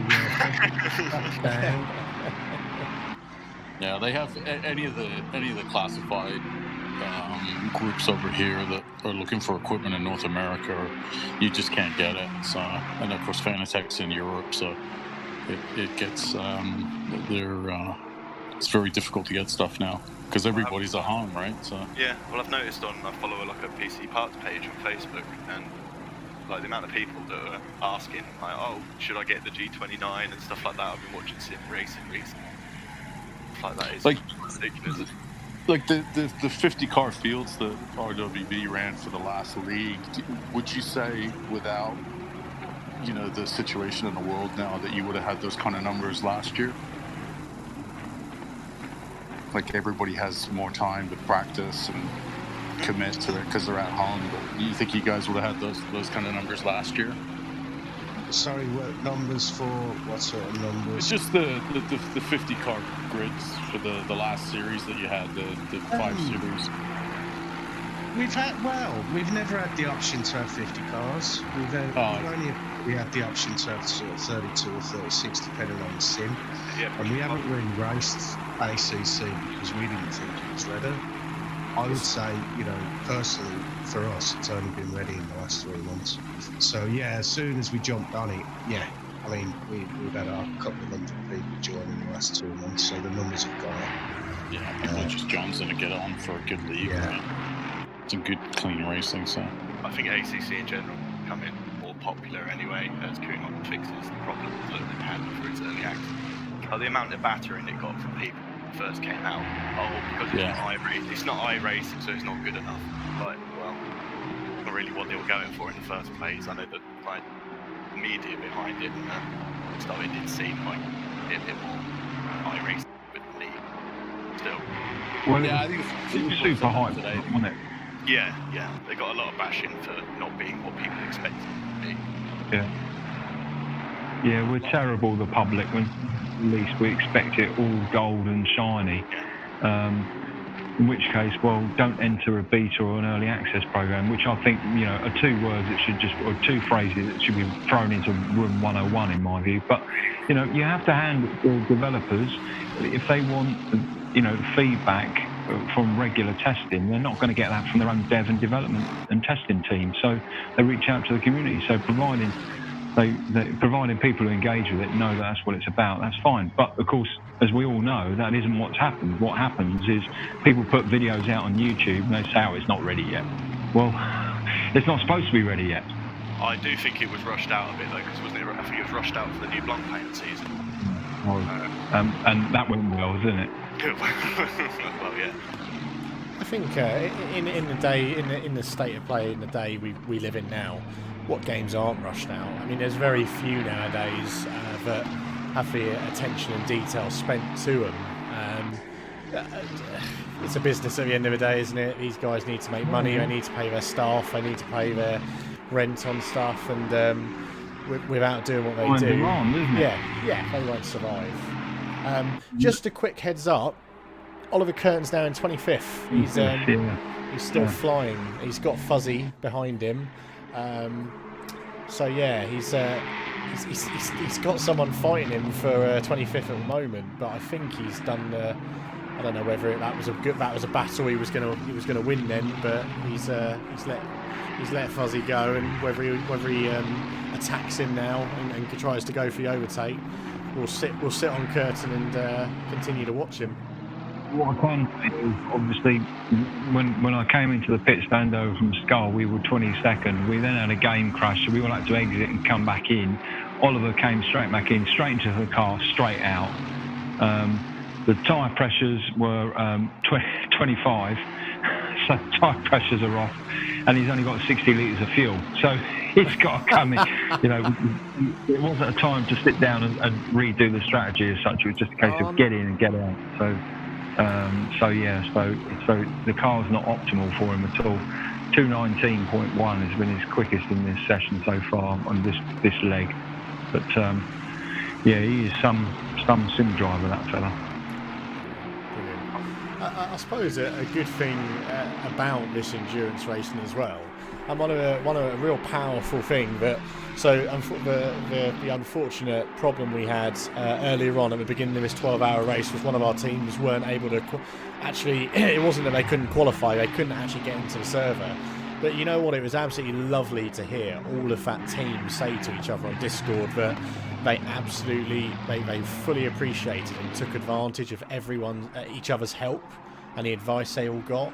And that's why the crucial thing with this endurance stuff.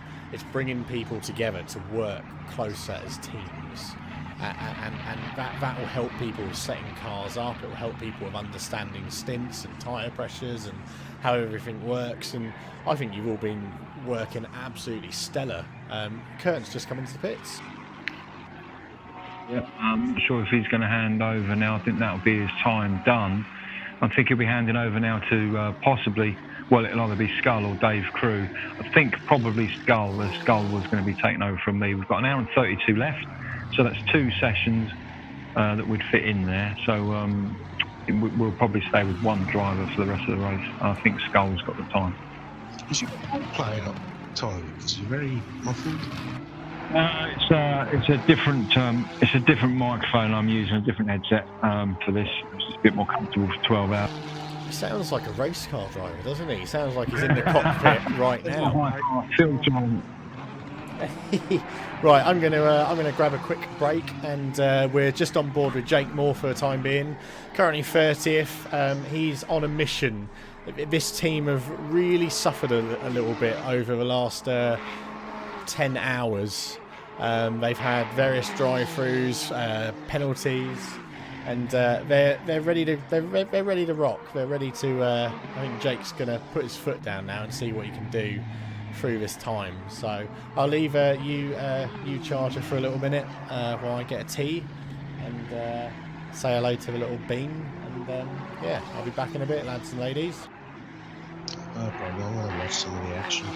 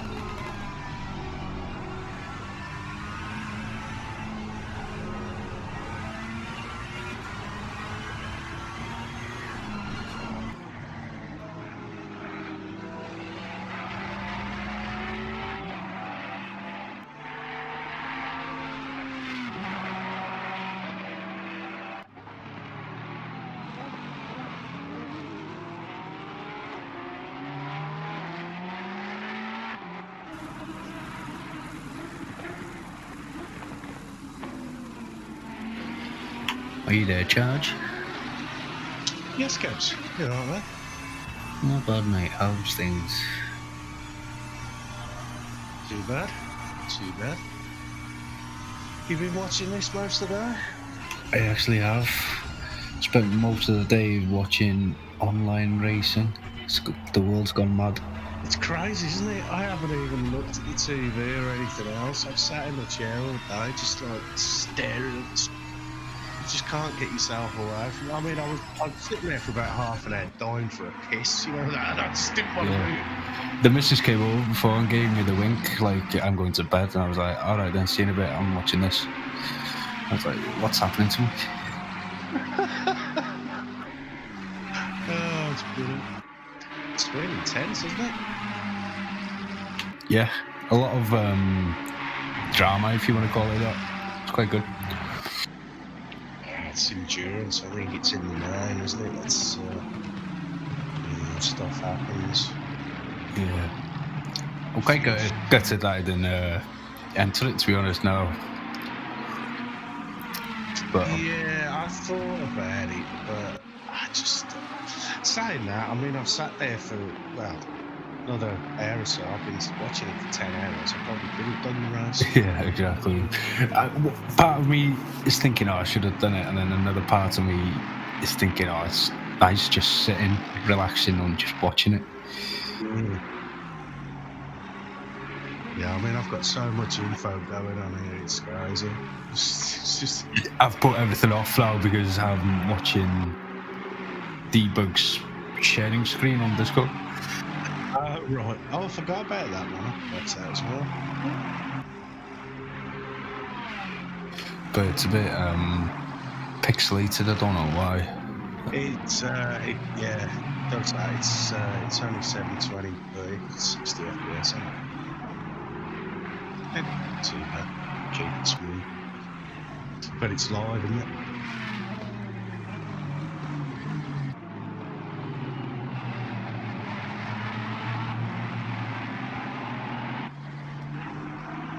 Yeah, it's mad having 5 screens with 5 different lots of action going on. Yeah. I've got my triples on here next to me. I've got 2 streams on that. One right in front of me. I'm just like looking over like a NASA scientist or something like that. That's what I feel like. I'm controlling rockets, isn't it? They've all done pretty well, though, haven't they? They've done respectably, you know, and they're still going. A lot of trouble. A lot of them seem to be having troubles or drive-throughs or something like that, but they've stuck it out. Some really fast guys there, though.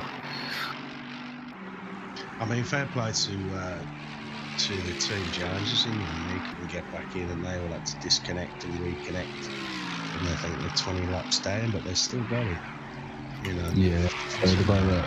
Yeah, some people would have thrown the tools out, wouldn't they? You know, so I respect that. You know, they're 20 laps down and they're still going to finish the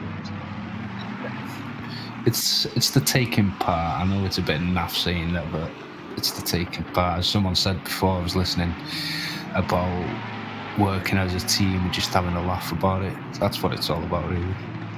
Yeah, I've heard some of the chat going on, you know, with Andy, Greedy, Madley, and Sean, and you know, there's some good banter going on there. I think there's been some banter between all the teams. But I quite like that team aspect of things, having someone in your ear, you know, helping you. Yeah. It puts added pressure on you as well, which is a good thing, I think. I think because last week in our race.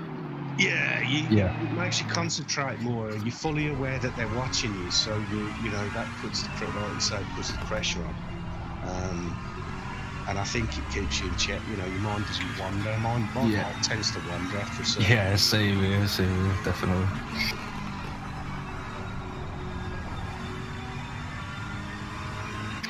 There's some seriously fast. What's the teams? Have they picked the teams themselves? Are they all from? Is it GZR or is it? No. That's from all over. There was invitationals. There was qualifiers. We got an automatic entry with our 7 teams without having to do the qualifiers. So the guys that put themselves forward got 28 slots. Others had to qualify, so they were put into the silver. I think we're in the pro-am. Oh, it's the different classes, is it? So all the numbers, number plate means something. Yeah, I think basically the black cars are the ones that are, if you like, guest drivers like us. So we didn't have to qualify, we got slots. Right, I'm with you. The other guys did have to qualify. I agree there. What's up, fellas? How you guys doing tonight? Alright, Greedy. Good racing, man. I was watching. Yeah, I had a lot of fun out there, man. That was really enjoyable and pleasurable until I realized I didn't give Madley any fuel on his first stint. Oh, no. I didn't catch that because I was talking there, so I had yours muted. I've got it up on the screen. I've got it up on 5 screens. It's crazy. I think it's awesome. But, yeah, you got the regular control center over there, man. You're like... It's awesome. What? So you didn't put him any fuel in? No, what we did on that last one, because that was the last double stint on the tires, so we shortened my second stint, and we basically put Madley in the car with 2 hours left, and he was going to double stint to the end and have a fresh set of tires for both runs. And for some reason, I'm sure, clearly it's my fault. No fuel in the car, so he had, I guess, the remnants of my short second stint there on the tire, on that fuel load. So yeah, it's just unlucky. Yeah, he had to run around and do another pit stop, put it in himself. So not to throw KK under the bus or anything, but that dude, when we were doing the 6-hour race last week, like, he was like, put your pit strategy up on the screen, let me look at it, because I had the stream up, obviously, so he was able to go in and just make sure that I had everything right. And he was also streaming, so I was able to go in and do the same for him. So something to think about in the future, man. I'll just have somebody double check my work from now on. It's hard to drive as well. I think I heard you on your stream saying there was a couple of things wrong with ACC that you would change, and that's one of them. Like setting your own pit for the next driver to come in, if that makes sense, and not the driver doing it. Yeah, I would think that, the guys are sitting over there on the pit wall waiting for their turn to drive. I think the least they could do is go over there and adjust their own goddamn tire pressure. Yeah, exactly.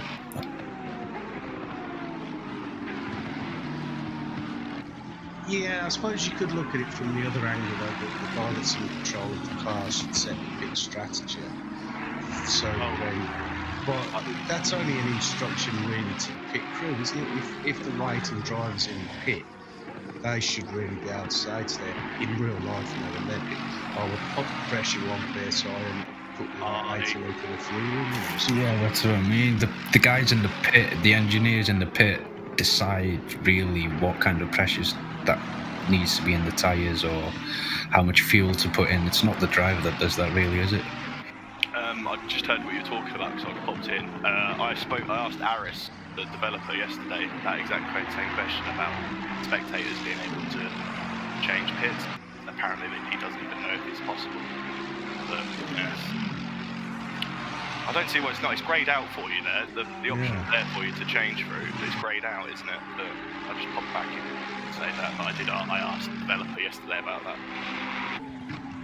Also, well, maybe if they can do it, it'd be an option. Yeah, a lot of people did mention the same thing in the stream because they did a 2-hour Spa stream yesterday.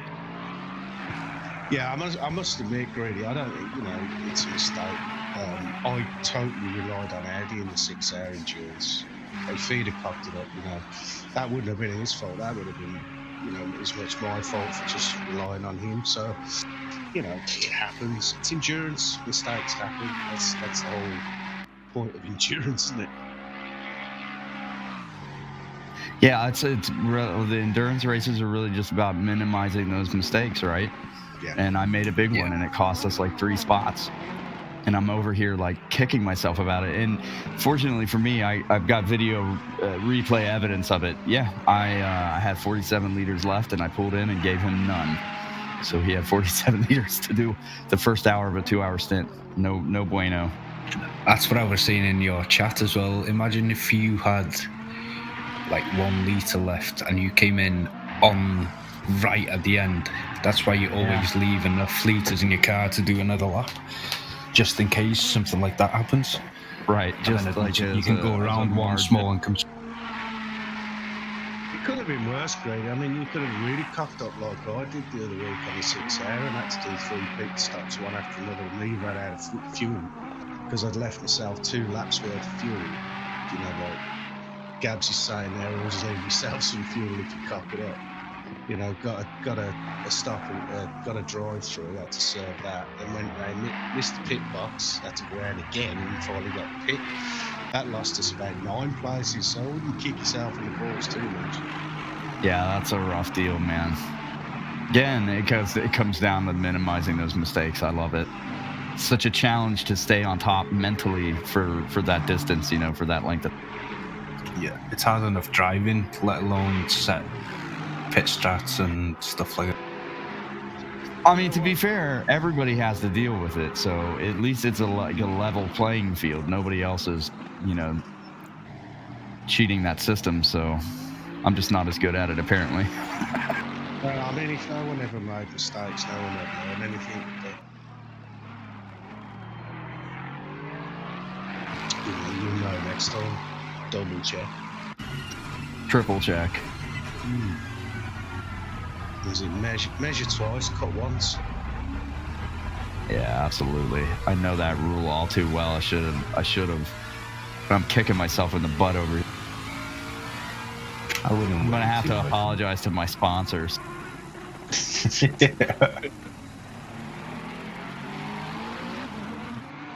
cool. What positions? Who's in the car now? We got Madley in right now, and he's posting up some pretty decent laps. Yeah, 34. But I think when he had the short pit, we were in 31, I think, or 30. That's not too bad. Was he having some troubles with his PC as well or something before he started? Yeah, he was actually. Yeah, he wasn't sure if he was even going to be able to do a stint, I think. But yeah, I guess he's going well now, it looks like. So he must have gotten it all worked. I was just reading the YouTube chat there. Badly wants to know why you didn't top up the washer fluid. Windscreen wipe. That's another mistake. I'm ashamed. I'm totally ashamed. Brilliant. You can't see shit through the windscreen now. It's just not working. Yeah, no, that windscreen's toast. I was saying, you know, if we ever ended up doing a 24-hour race, that's something that we would actually need to think about. I think, you know, when the car goes back to the main driver, the primary driver, you complete your pit stop, right? And then immediately return to garage and then go back to drive. It would probably give you a fresh windshield. Something to think about, food for thought. I think when you pitted that you pit crew give it a wipe. I don't know. Does it actually get cleaned when you pit? No. I don't think so. I don't know. Can you manually put the windscreen wipers on? Is there a keybind for that? Does that do it? Clean it? It might help. It might smear the bloody thing. You don't know. Yeah, like in real life. Make it totally worse. Take all those bug guts and just smush them all over. Yeah, that'd be great. And we were talking. Sorry. No, I apologize. Go for it. No, I was going to say I did see the windscreen of a Ferrari at one point that looked really mucker, and I didn't know if you'd actually cracked the windscreen. Ooh, that would be tough, driving with a cracked windshield.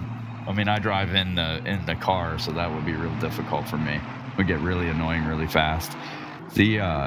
What I was going to say is, you know, my buddy Hellraiser has been doing a bunch of iRacing on like the dirt ovals and then some of the oval stuff, and they have tear-offs on that game.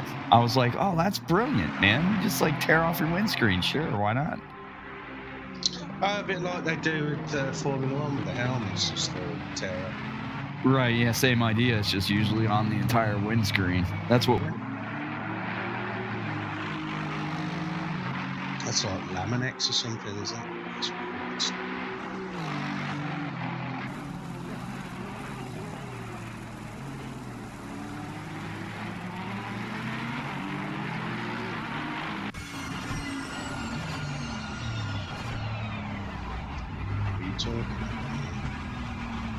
Somebody in my chat just mentioned that you know, iRacing is so expensive that they've got the money to spare for tear-offs. They can afford to waste those every week.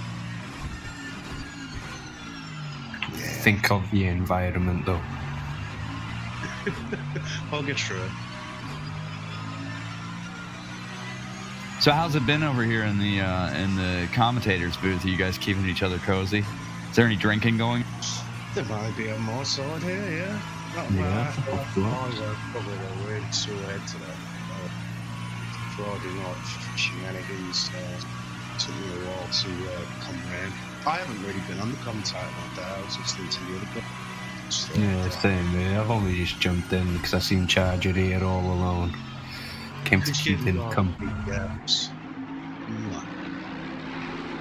Yeah, I was just more curious about the smell in there.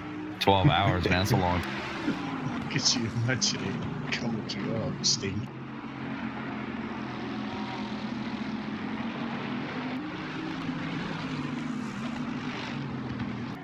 So what kind of lap times are you guys doing now, Madly? It looks like Madly's in the low 22s right now. I think on my middle stint, before I double stinted the tires, I think I dropped a 20.7. 20. Is that prediction pretty accurate? It's broken as hell, man. Like when we get close to the line, sometimes it's showing us like 2:13. We're like, man, we're winning this. We're gonna win with those lap times. Because he's on for a predicted 2:18. Yeah, I mean, it's right now. It's predicting Madly's lap that he's on as an 18.4. which would be, like 3.5 seconds clear where we're actually.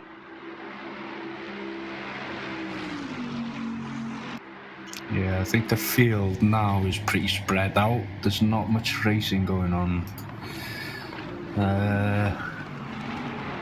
P32, there's a fight going on for that. P27, oh, that's Schill actually, isn't it? He's having a battle. They're doing well, aren't they? Yeah, very well.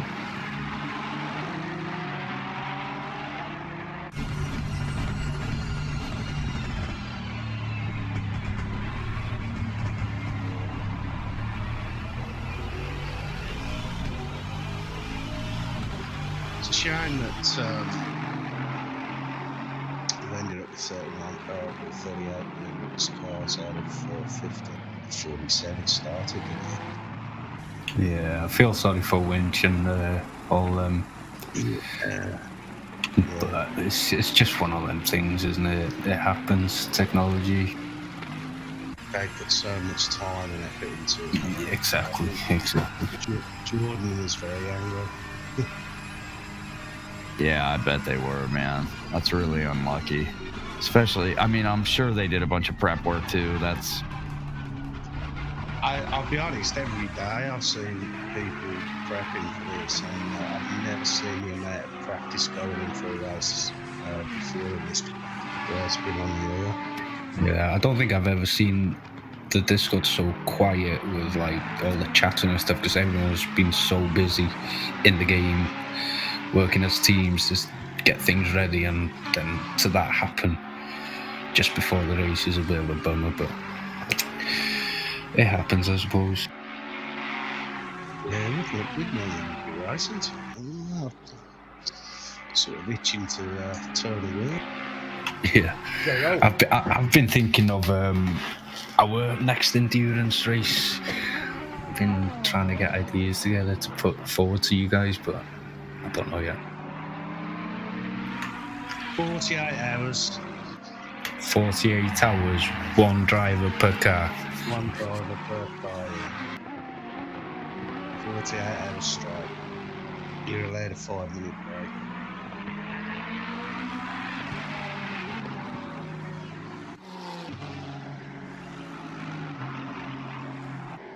It's getting dark out there now, isn't it?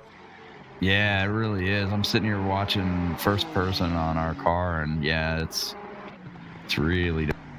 That's a good point, actually. Let's just go on board with Kevin Cox at the moment, first person, see what he's seeing. Headlights are great, aren't they? Can you change the camera to a Schill? Because I think he's having a battle for that position he's in. Not sure which one. 27th, was it? With T. Gamil, by the looks of things.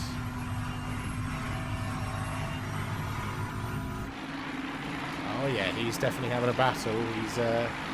He's having a battle down the main Camel Straight.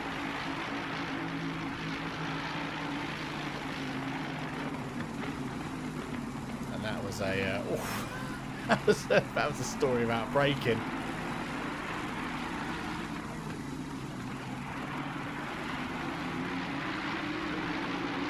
I tell you what, what was he, 17, 18? Yeah. 18 then. He was doing really well. Yeah, absolutely. And that was some great racing there. He didn't give that guy any quarter, did he? What's the flashing? Flash. Ooh. That's just going to make things worse. This is the two Bentley GTs racing at the moment for position. So it's just set up and experience really with these two.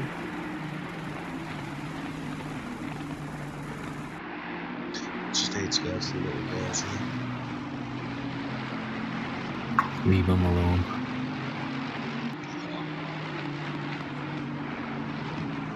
I see Jake Moore's got himself in the 29th now as well. Yeah, he's flying now. I'd like to see the lap times he's putting in now, to be honest. I bet he's flying.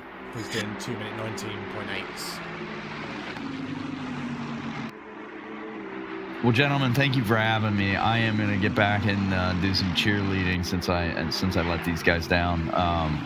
You did not. Super fun. Don't get yourself down.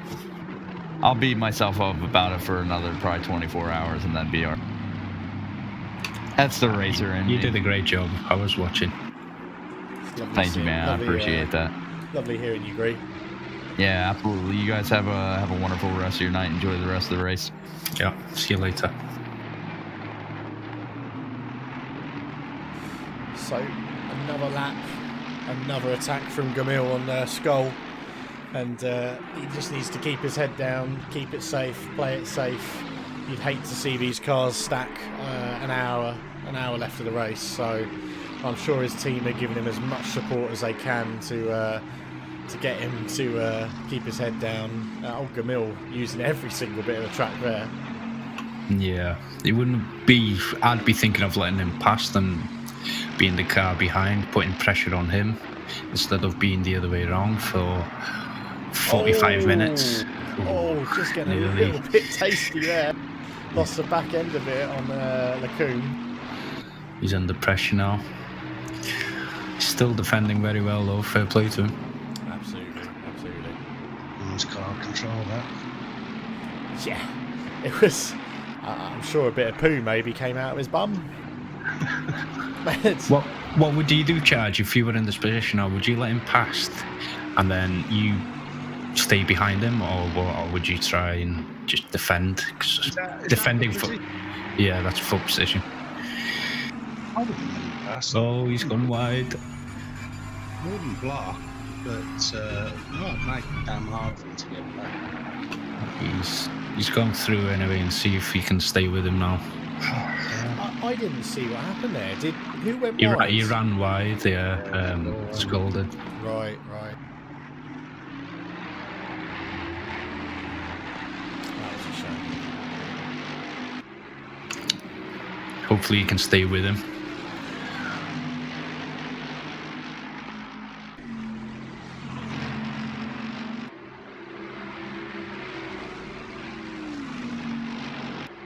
I was a bit jealous of your barbecue today, Buggy.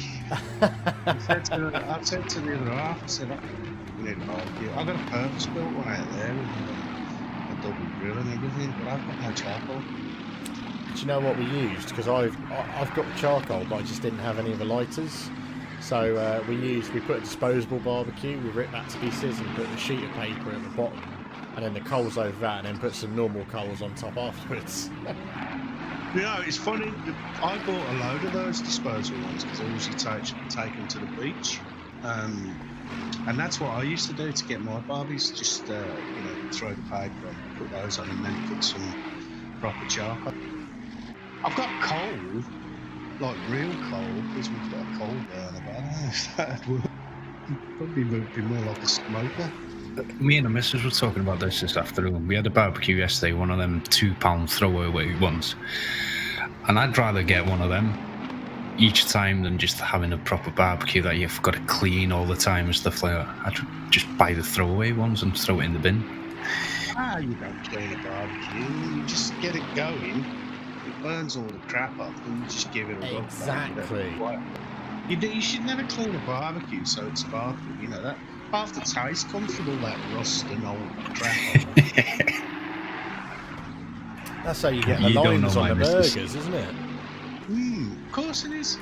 The bacteria? Yeah, but no bacteria. It's all burnt off. Bacteria won't be living on that. It's just a bit of rust, you know. It's iron. It's good for it. You don't know my missus. It's got to be clean. If she heard us now, would she be saying, stop hanging around with those two?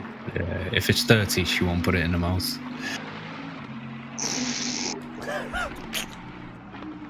Oh, I just spat that all out. So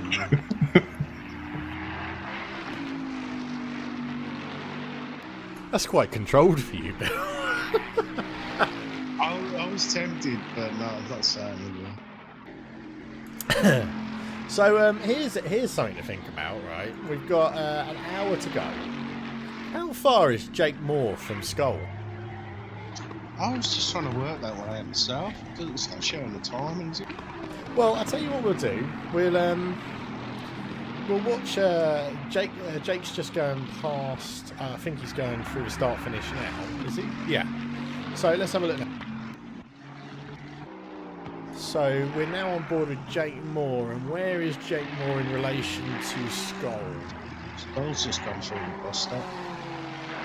Yeah, the main straight, and I think Speed now is going down. He's going down Blanchimont. But there could be laps in between, though. You never know. He could be a lap down. Just 5 laps in the leader, so... Just having a look at the director. He's no, he's not a lap down. He's Schull's on lap 268, and this is about Jake was on 267. He's about to cross over to 268 as well. Yeah, there we go. 268. So there's what, say, about 40 seconds in it. 30 seconds. About maybe a bit less. Maybe a bit less. What are the lap times of those? Well, I was just about to say that next. So, Schull's doing a 2 minute 22.7, and Jake's doing a 2 minute 19.812. So, no pressure, but Jake is catching Schill like a rocket. I wonder if there'll be any team wars. I wonder if Jake will actually. He will pass him. Follow Speed. I tell you what, this is great. We can see what if Jake starts flashing his lights. Yeah, get him on. Get out of the way! Tony Merrifield in the chat. That's where COVID-19 came from. I hope you're not saying that COVID came from dirty barbecues, because that's no. I think he was probably talking more about. Yeah. Oh right. The thing went into So I started it all. Oh God. My little Winky. That's how the stream's going, Tony. We're just coming up to the 11th hour, and I can't actually believe I've been probably doing 6 hours, 6.5 hours. Well, more than that actually. Whoa! I had 2 hours kit, and then for the other 10 hours, I've been doing the camera control and that. And yeah, crazy. Jesus.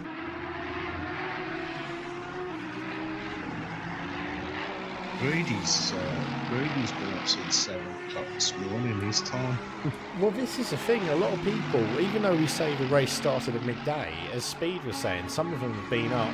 Speed was up till about 4 or 5 in the morning, and then he got up this morning at 9 a.m. to start practicing, and then they were qualifying. Yeah, they were practicing well into the small hours last night. Yeah. Speed. Yeah, no, that's it. So, right, so we'll stir away from. Oh, Jake's coming into the pit. Oh, hello. Why were you doing that? Hello, John. You right?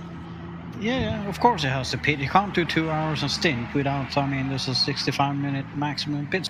All right. Or stint time. No, I mean, come on.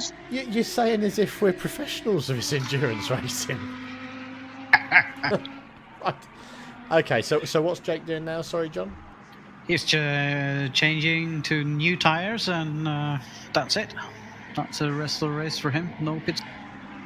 So he's doing 2 stints at the end with fresh shoes. Oh, okay, that'll be interesting. That'll be interesting. And he's been flying. Well, we were just discussing this. He did have Schill in front of him, about 30 seconds in front of him. So it would have been interesting to see, and it might still be interesting to see how him and Schill pan things out, because you two, I think your teams have now been the highest upper rankings of RWB. Not that it's a competition or anything, but let's be honest. You want to be the best RW team out there. Yeah, I think Schill and them need to do another pit stop as well, because they pitted too early to go all the way home. They were too early. I mean, 65 minutes is not going to cut it for them to the end, so they need to stop again. Right. I was wondering if they had to pit as well. That's going to be interesting. Yeah. It's just going to be a few minutes left for them, though, but still. Nice to see Tom Weaver in the RWB Spiffing Brits, 31st position, and carrying himself nicely. That team's been carrying themselves nicely all day. They were at one stage up in the top 20, so yeah, not too sure what's happened there, and whether it's just a case of fast cars have passed them. But lovely to see him out on the track still, and not a lot in front of them and not a lot behind them at the moment. They're just running a pretty solo race. I'm sure Tom Weaver was in the top 10 at one point as well, wasn't he? Yeah. At first. They were pretty early in the race, wasn't it? When we were like 1, 2, 3 hours in. It just shows how fast, not how fast, but how the race can change over the hours. They've gone from P10 down to 30, is it, that they are now? 30. Yeah, I mean, we were P7, 8, 7, 8, 8, something like that, when Xerox was done with his stint. And we were also, after the start and all that ramshackle that happened, we were top 10 before he had to do the drive-through. I say we, effectively Speed. It's all his fault. Ha! How that it is. I mean, you got 2 drive-throughs, well, Speed.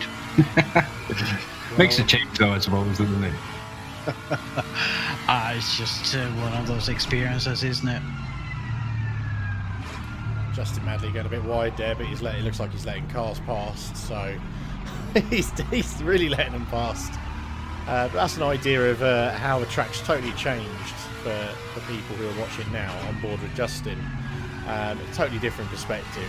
You can't really see a lot of what's going on around you, just in front of you.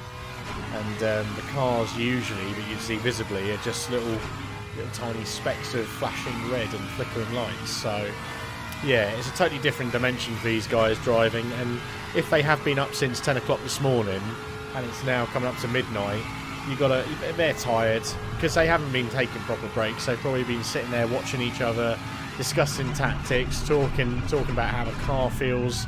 And also another thing that you probably don't realise or always appreciate is earlier on they were talking about how the guys actually in the cars were adjusting tyre pressures and stuff for when they go into the pit stop. So there's a hell of a lot going on still for these guys and the HUDs and that, and what they're doing while they're racing, which we obviously don't see or hear.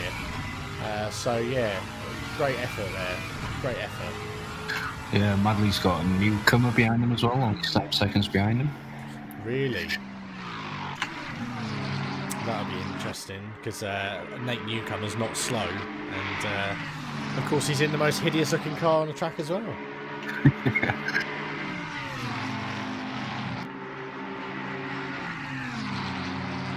And we're not even gonna pronounce. Is that more retirees we've got now? Looking at it,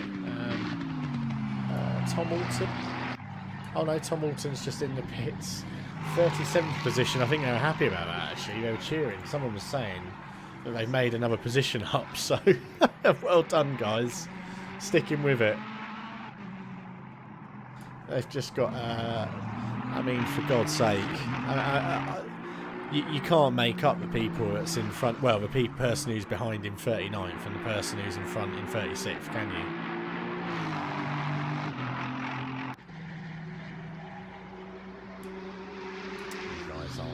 You guys aren't gonna bite.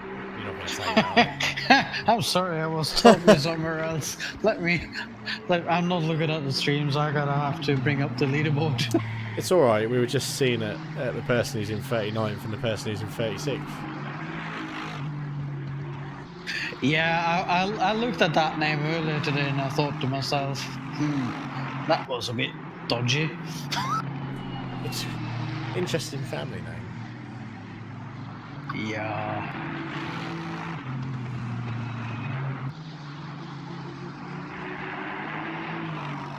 There's quite a few time penalties outgoing as well, isn't it?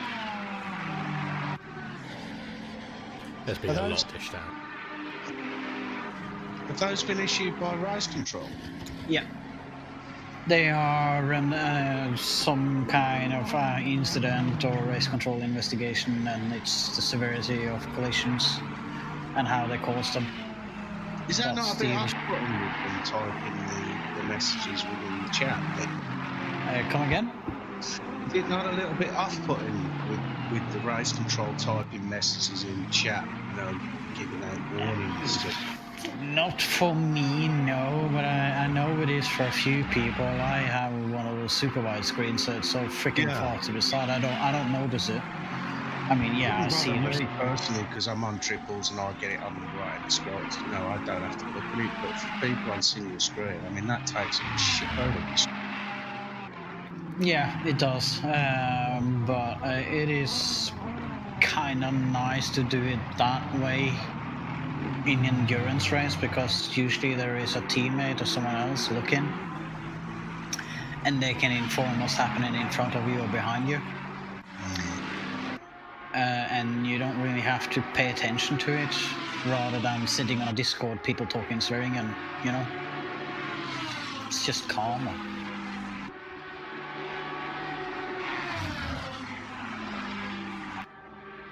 I don't think there was much chat really on the 6-hour endurance where people were pretty good, hadn't they? I mean, there was a few mistakes. I even myself, I pressed the wrong push the talk button.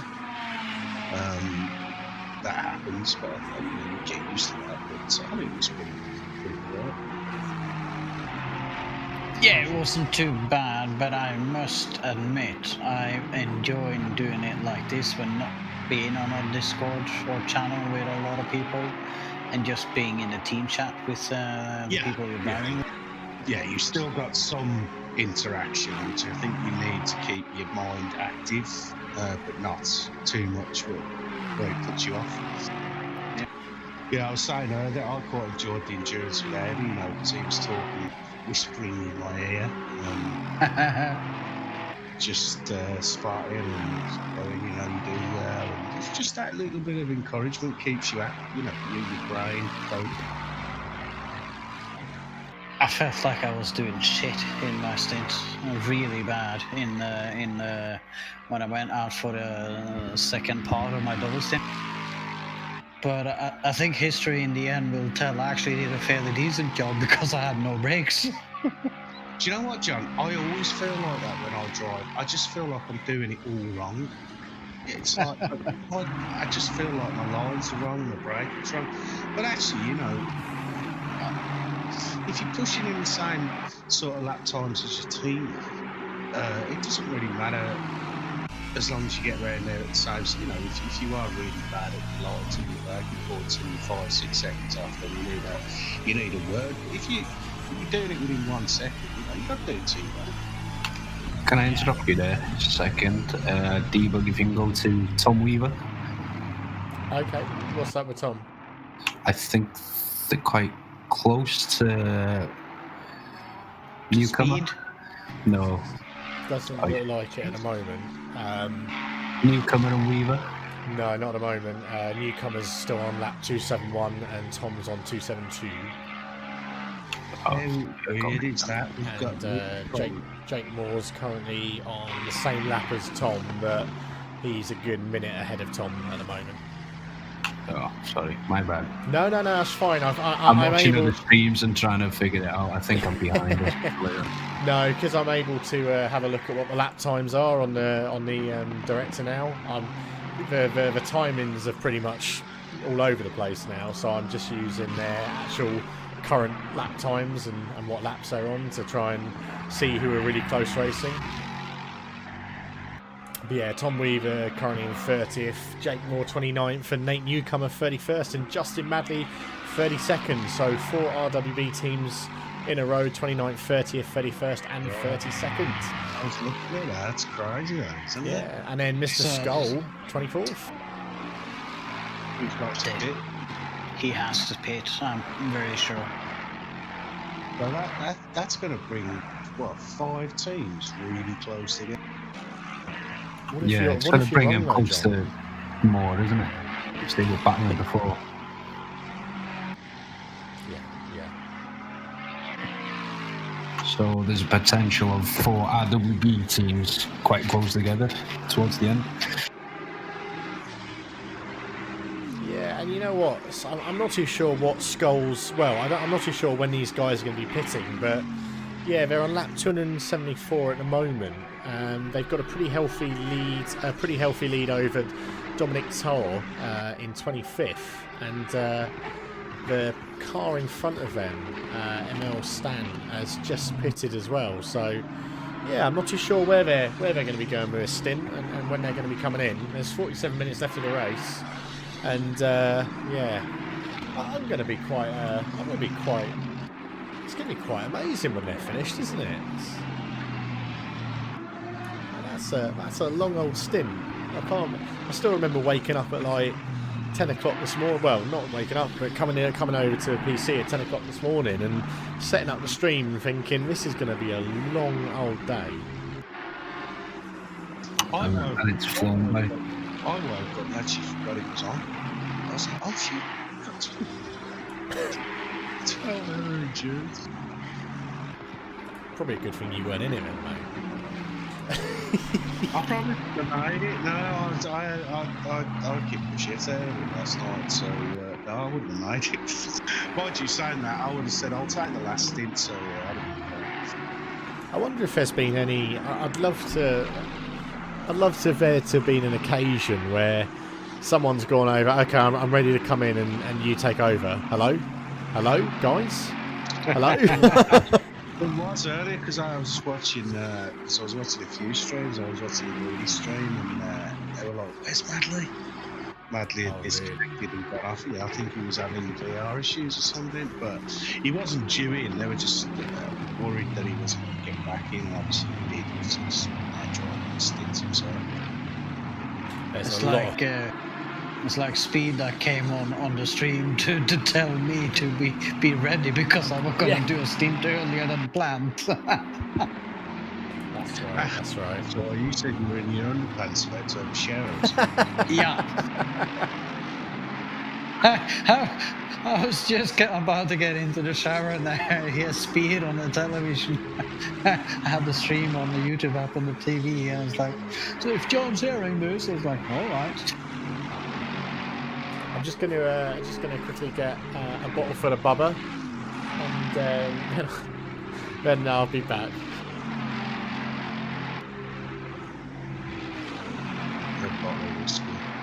So who's doing the last stints for you, Charger? I'm not in. You're not in? I didn't drive this. No, I haven't driven this today. I was lining up when it first went up, when I first heard about it, and 93 got in touch with me, and it's like,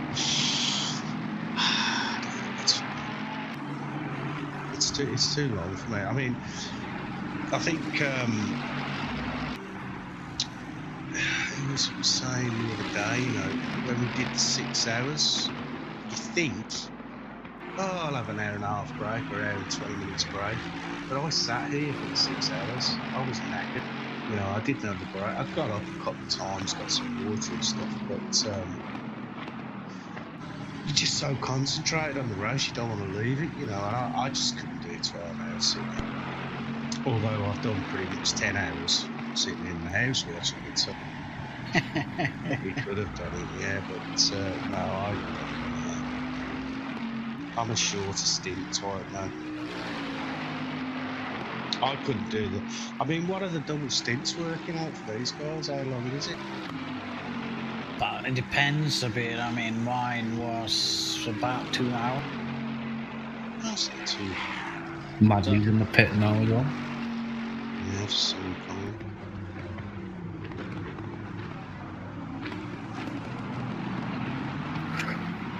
So, Jake Moore passing him.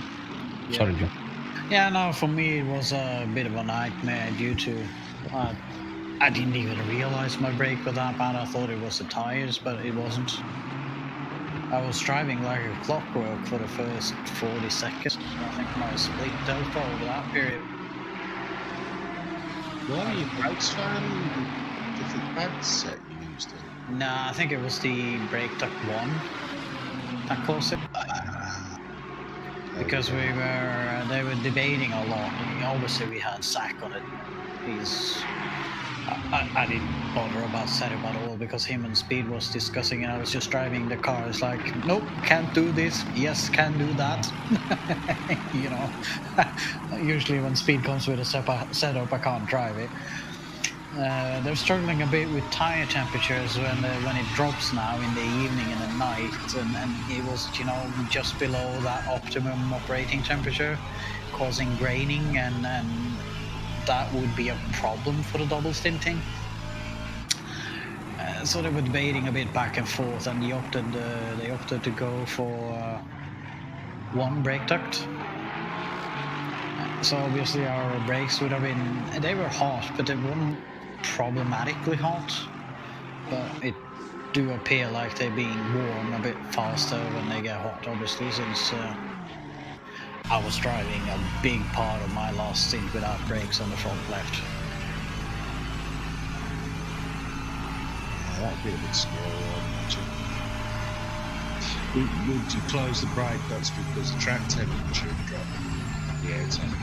Yeah, so you'd have higher brake temperatures and that helps on your tire temperature, so you manage to get the tires and during these conditions within the optimum operating temperature. And that is better when you do the double stint. But you know how tactics change and strategies change, obviously, and you know you crash a bit, etc., etc. So.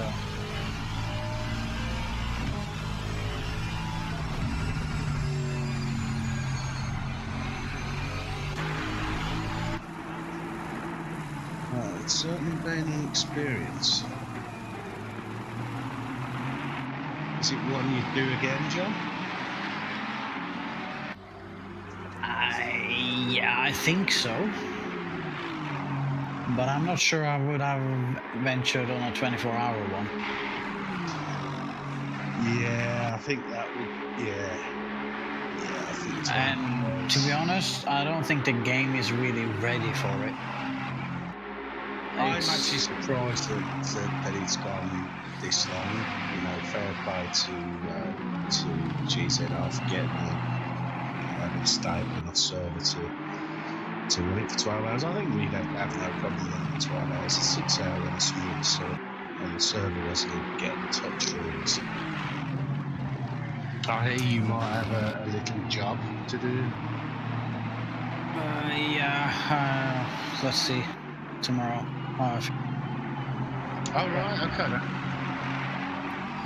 But yeah, no, I mean, server-wise and things are okay, but I'm thinking more about, you know, you read and hear about all the people that disconnect and can't get on the server again, and if you're gonna do a 24-hour race, you do really want to be able to disconnect and come back, and everything is as it should be. It's just too many issues at the moment when you're gonna try to connect and sort out things to. I mean, the user experience needs to be better. That's what it really comes down to. The server exe file is just, you know, a couple of megs and that's it. I mean, the other thing as well is what's the max stint you can do on fuel? Well, that's what I think they enforced the 65-minute stint time on, and I believe Audi was saying that they actually do that in real life Blank Paint series as well. Because there would be an inherent advantage, especially when you put the really fast guys in the cars that can run the longest. So it's a nice way of just notifying that, you know, it's still an endurance race, it's still about consistency and not making errors, etc. But you're not going to get an advantage because you can do 1.5 hours on a tank and someone else can do 80 minutes. I was just trying to think over a 24-hour if you had 4 teams. Because I think isn't the limit 250 cars on a server? So you could theoretically do teams of 5. But even at that, you know, if you're doing, say, even if you double stint at 65 minutes, you're only doing an hour and a half. No, an hour and 10 minutes. You're gonna, you know, you're only going to get like 5 hours sleep before, well, less than 5 hours sleep before the stint comes up. So 24 hours, tough. Yeah, but what you maybe want to do, you know, is to divide your drivers. So, you know, you have these 2 drivers do every second stint for 12 hours and the other 2 do every second stint for the next 12 or something like that. That's a lot, though, isn't it? It is a lot, but depends on how you prefer it, you know. And to me, I think that would be better than having to be ready for a whole 24 hours.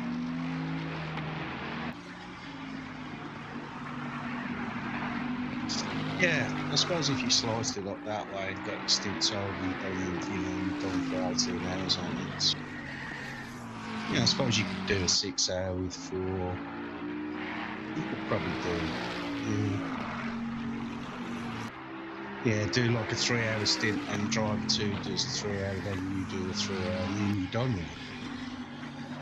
Yeah, but you definitely need to have a server then where you can disconnect and connect freely, and the people that should be connected can connect. You can block the others. There's no lag as people join and leave and all those small little snags. Don't get me wrong. I think it's quite astonishing that it can run for 12 hours and function without too many huge issues, but there was a lot more cars connected to the start that's finishing, to put it this way, so there's been issues. Yeah, I think a lot of the issues though are usually client side, aren't they, where they disconnect and they can't reconnect. And I also think the server, you know, the server list is a bit buggy as well. So I've noticed over the last few days people just can't get in. They need to really sort that stability out, I think. We just saw. Sorry, Charger. Just noticed that Menacing Skull has gone into the pits, handed off the car to Dave Crew, and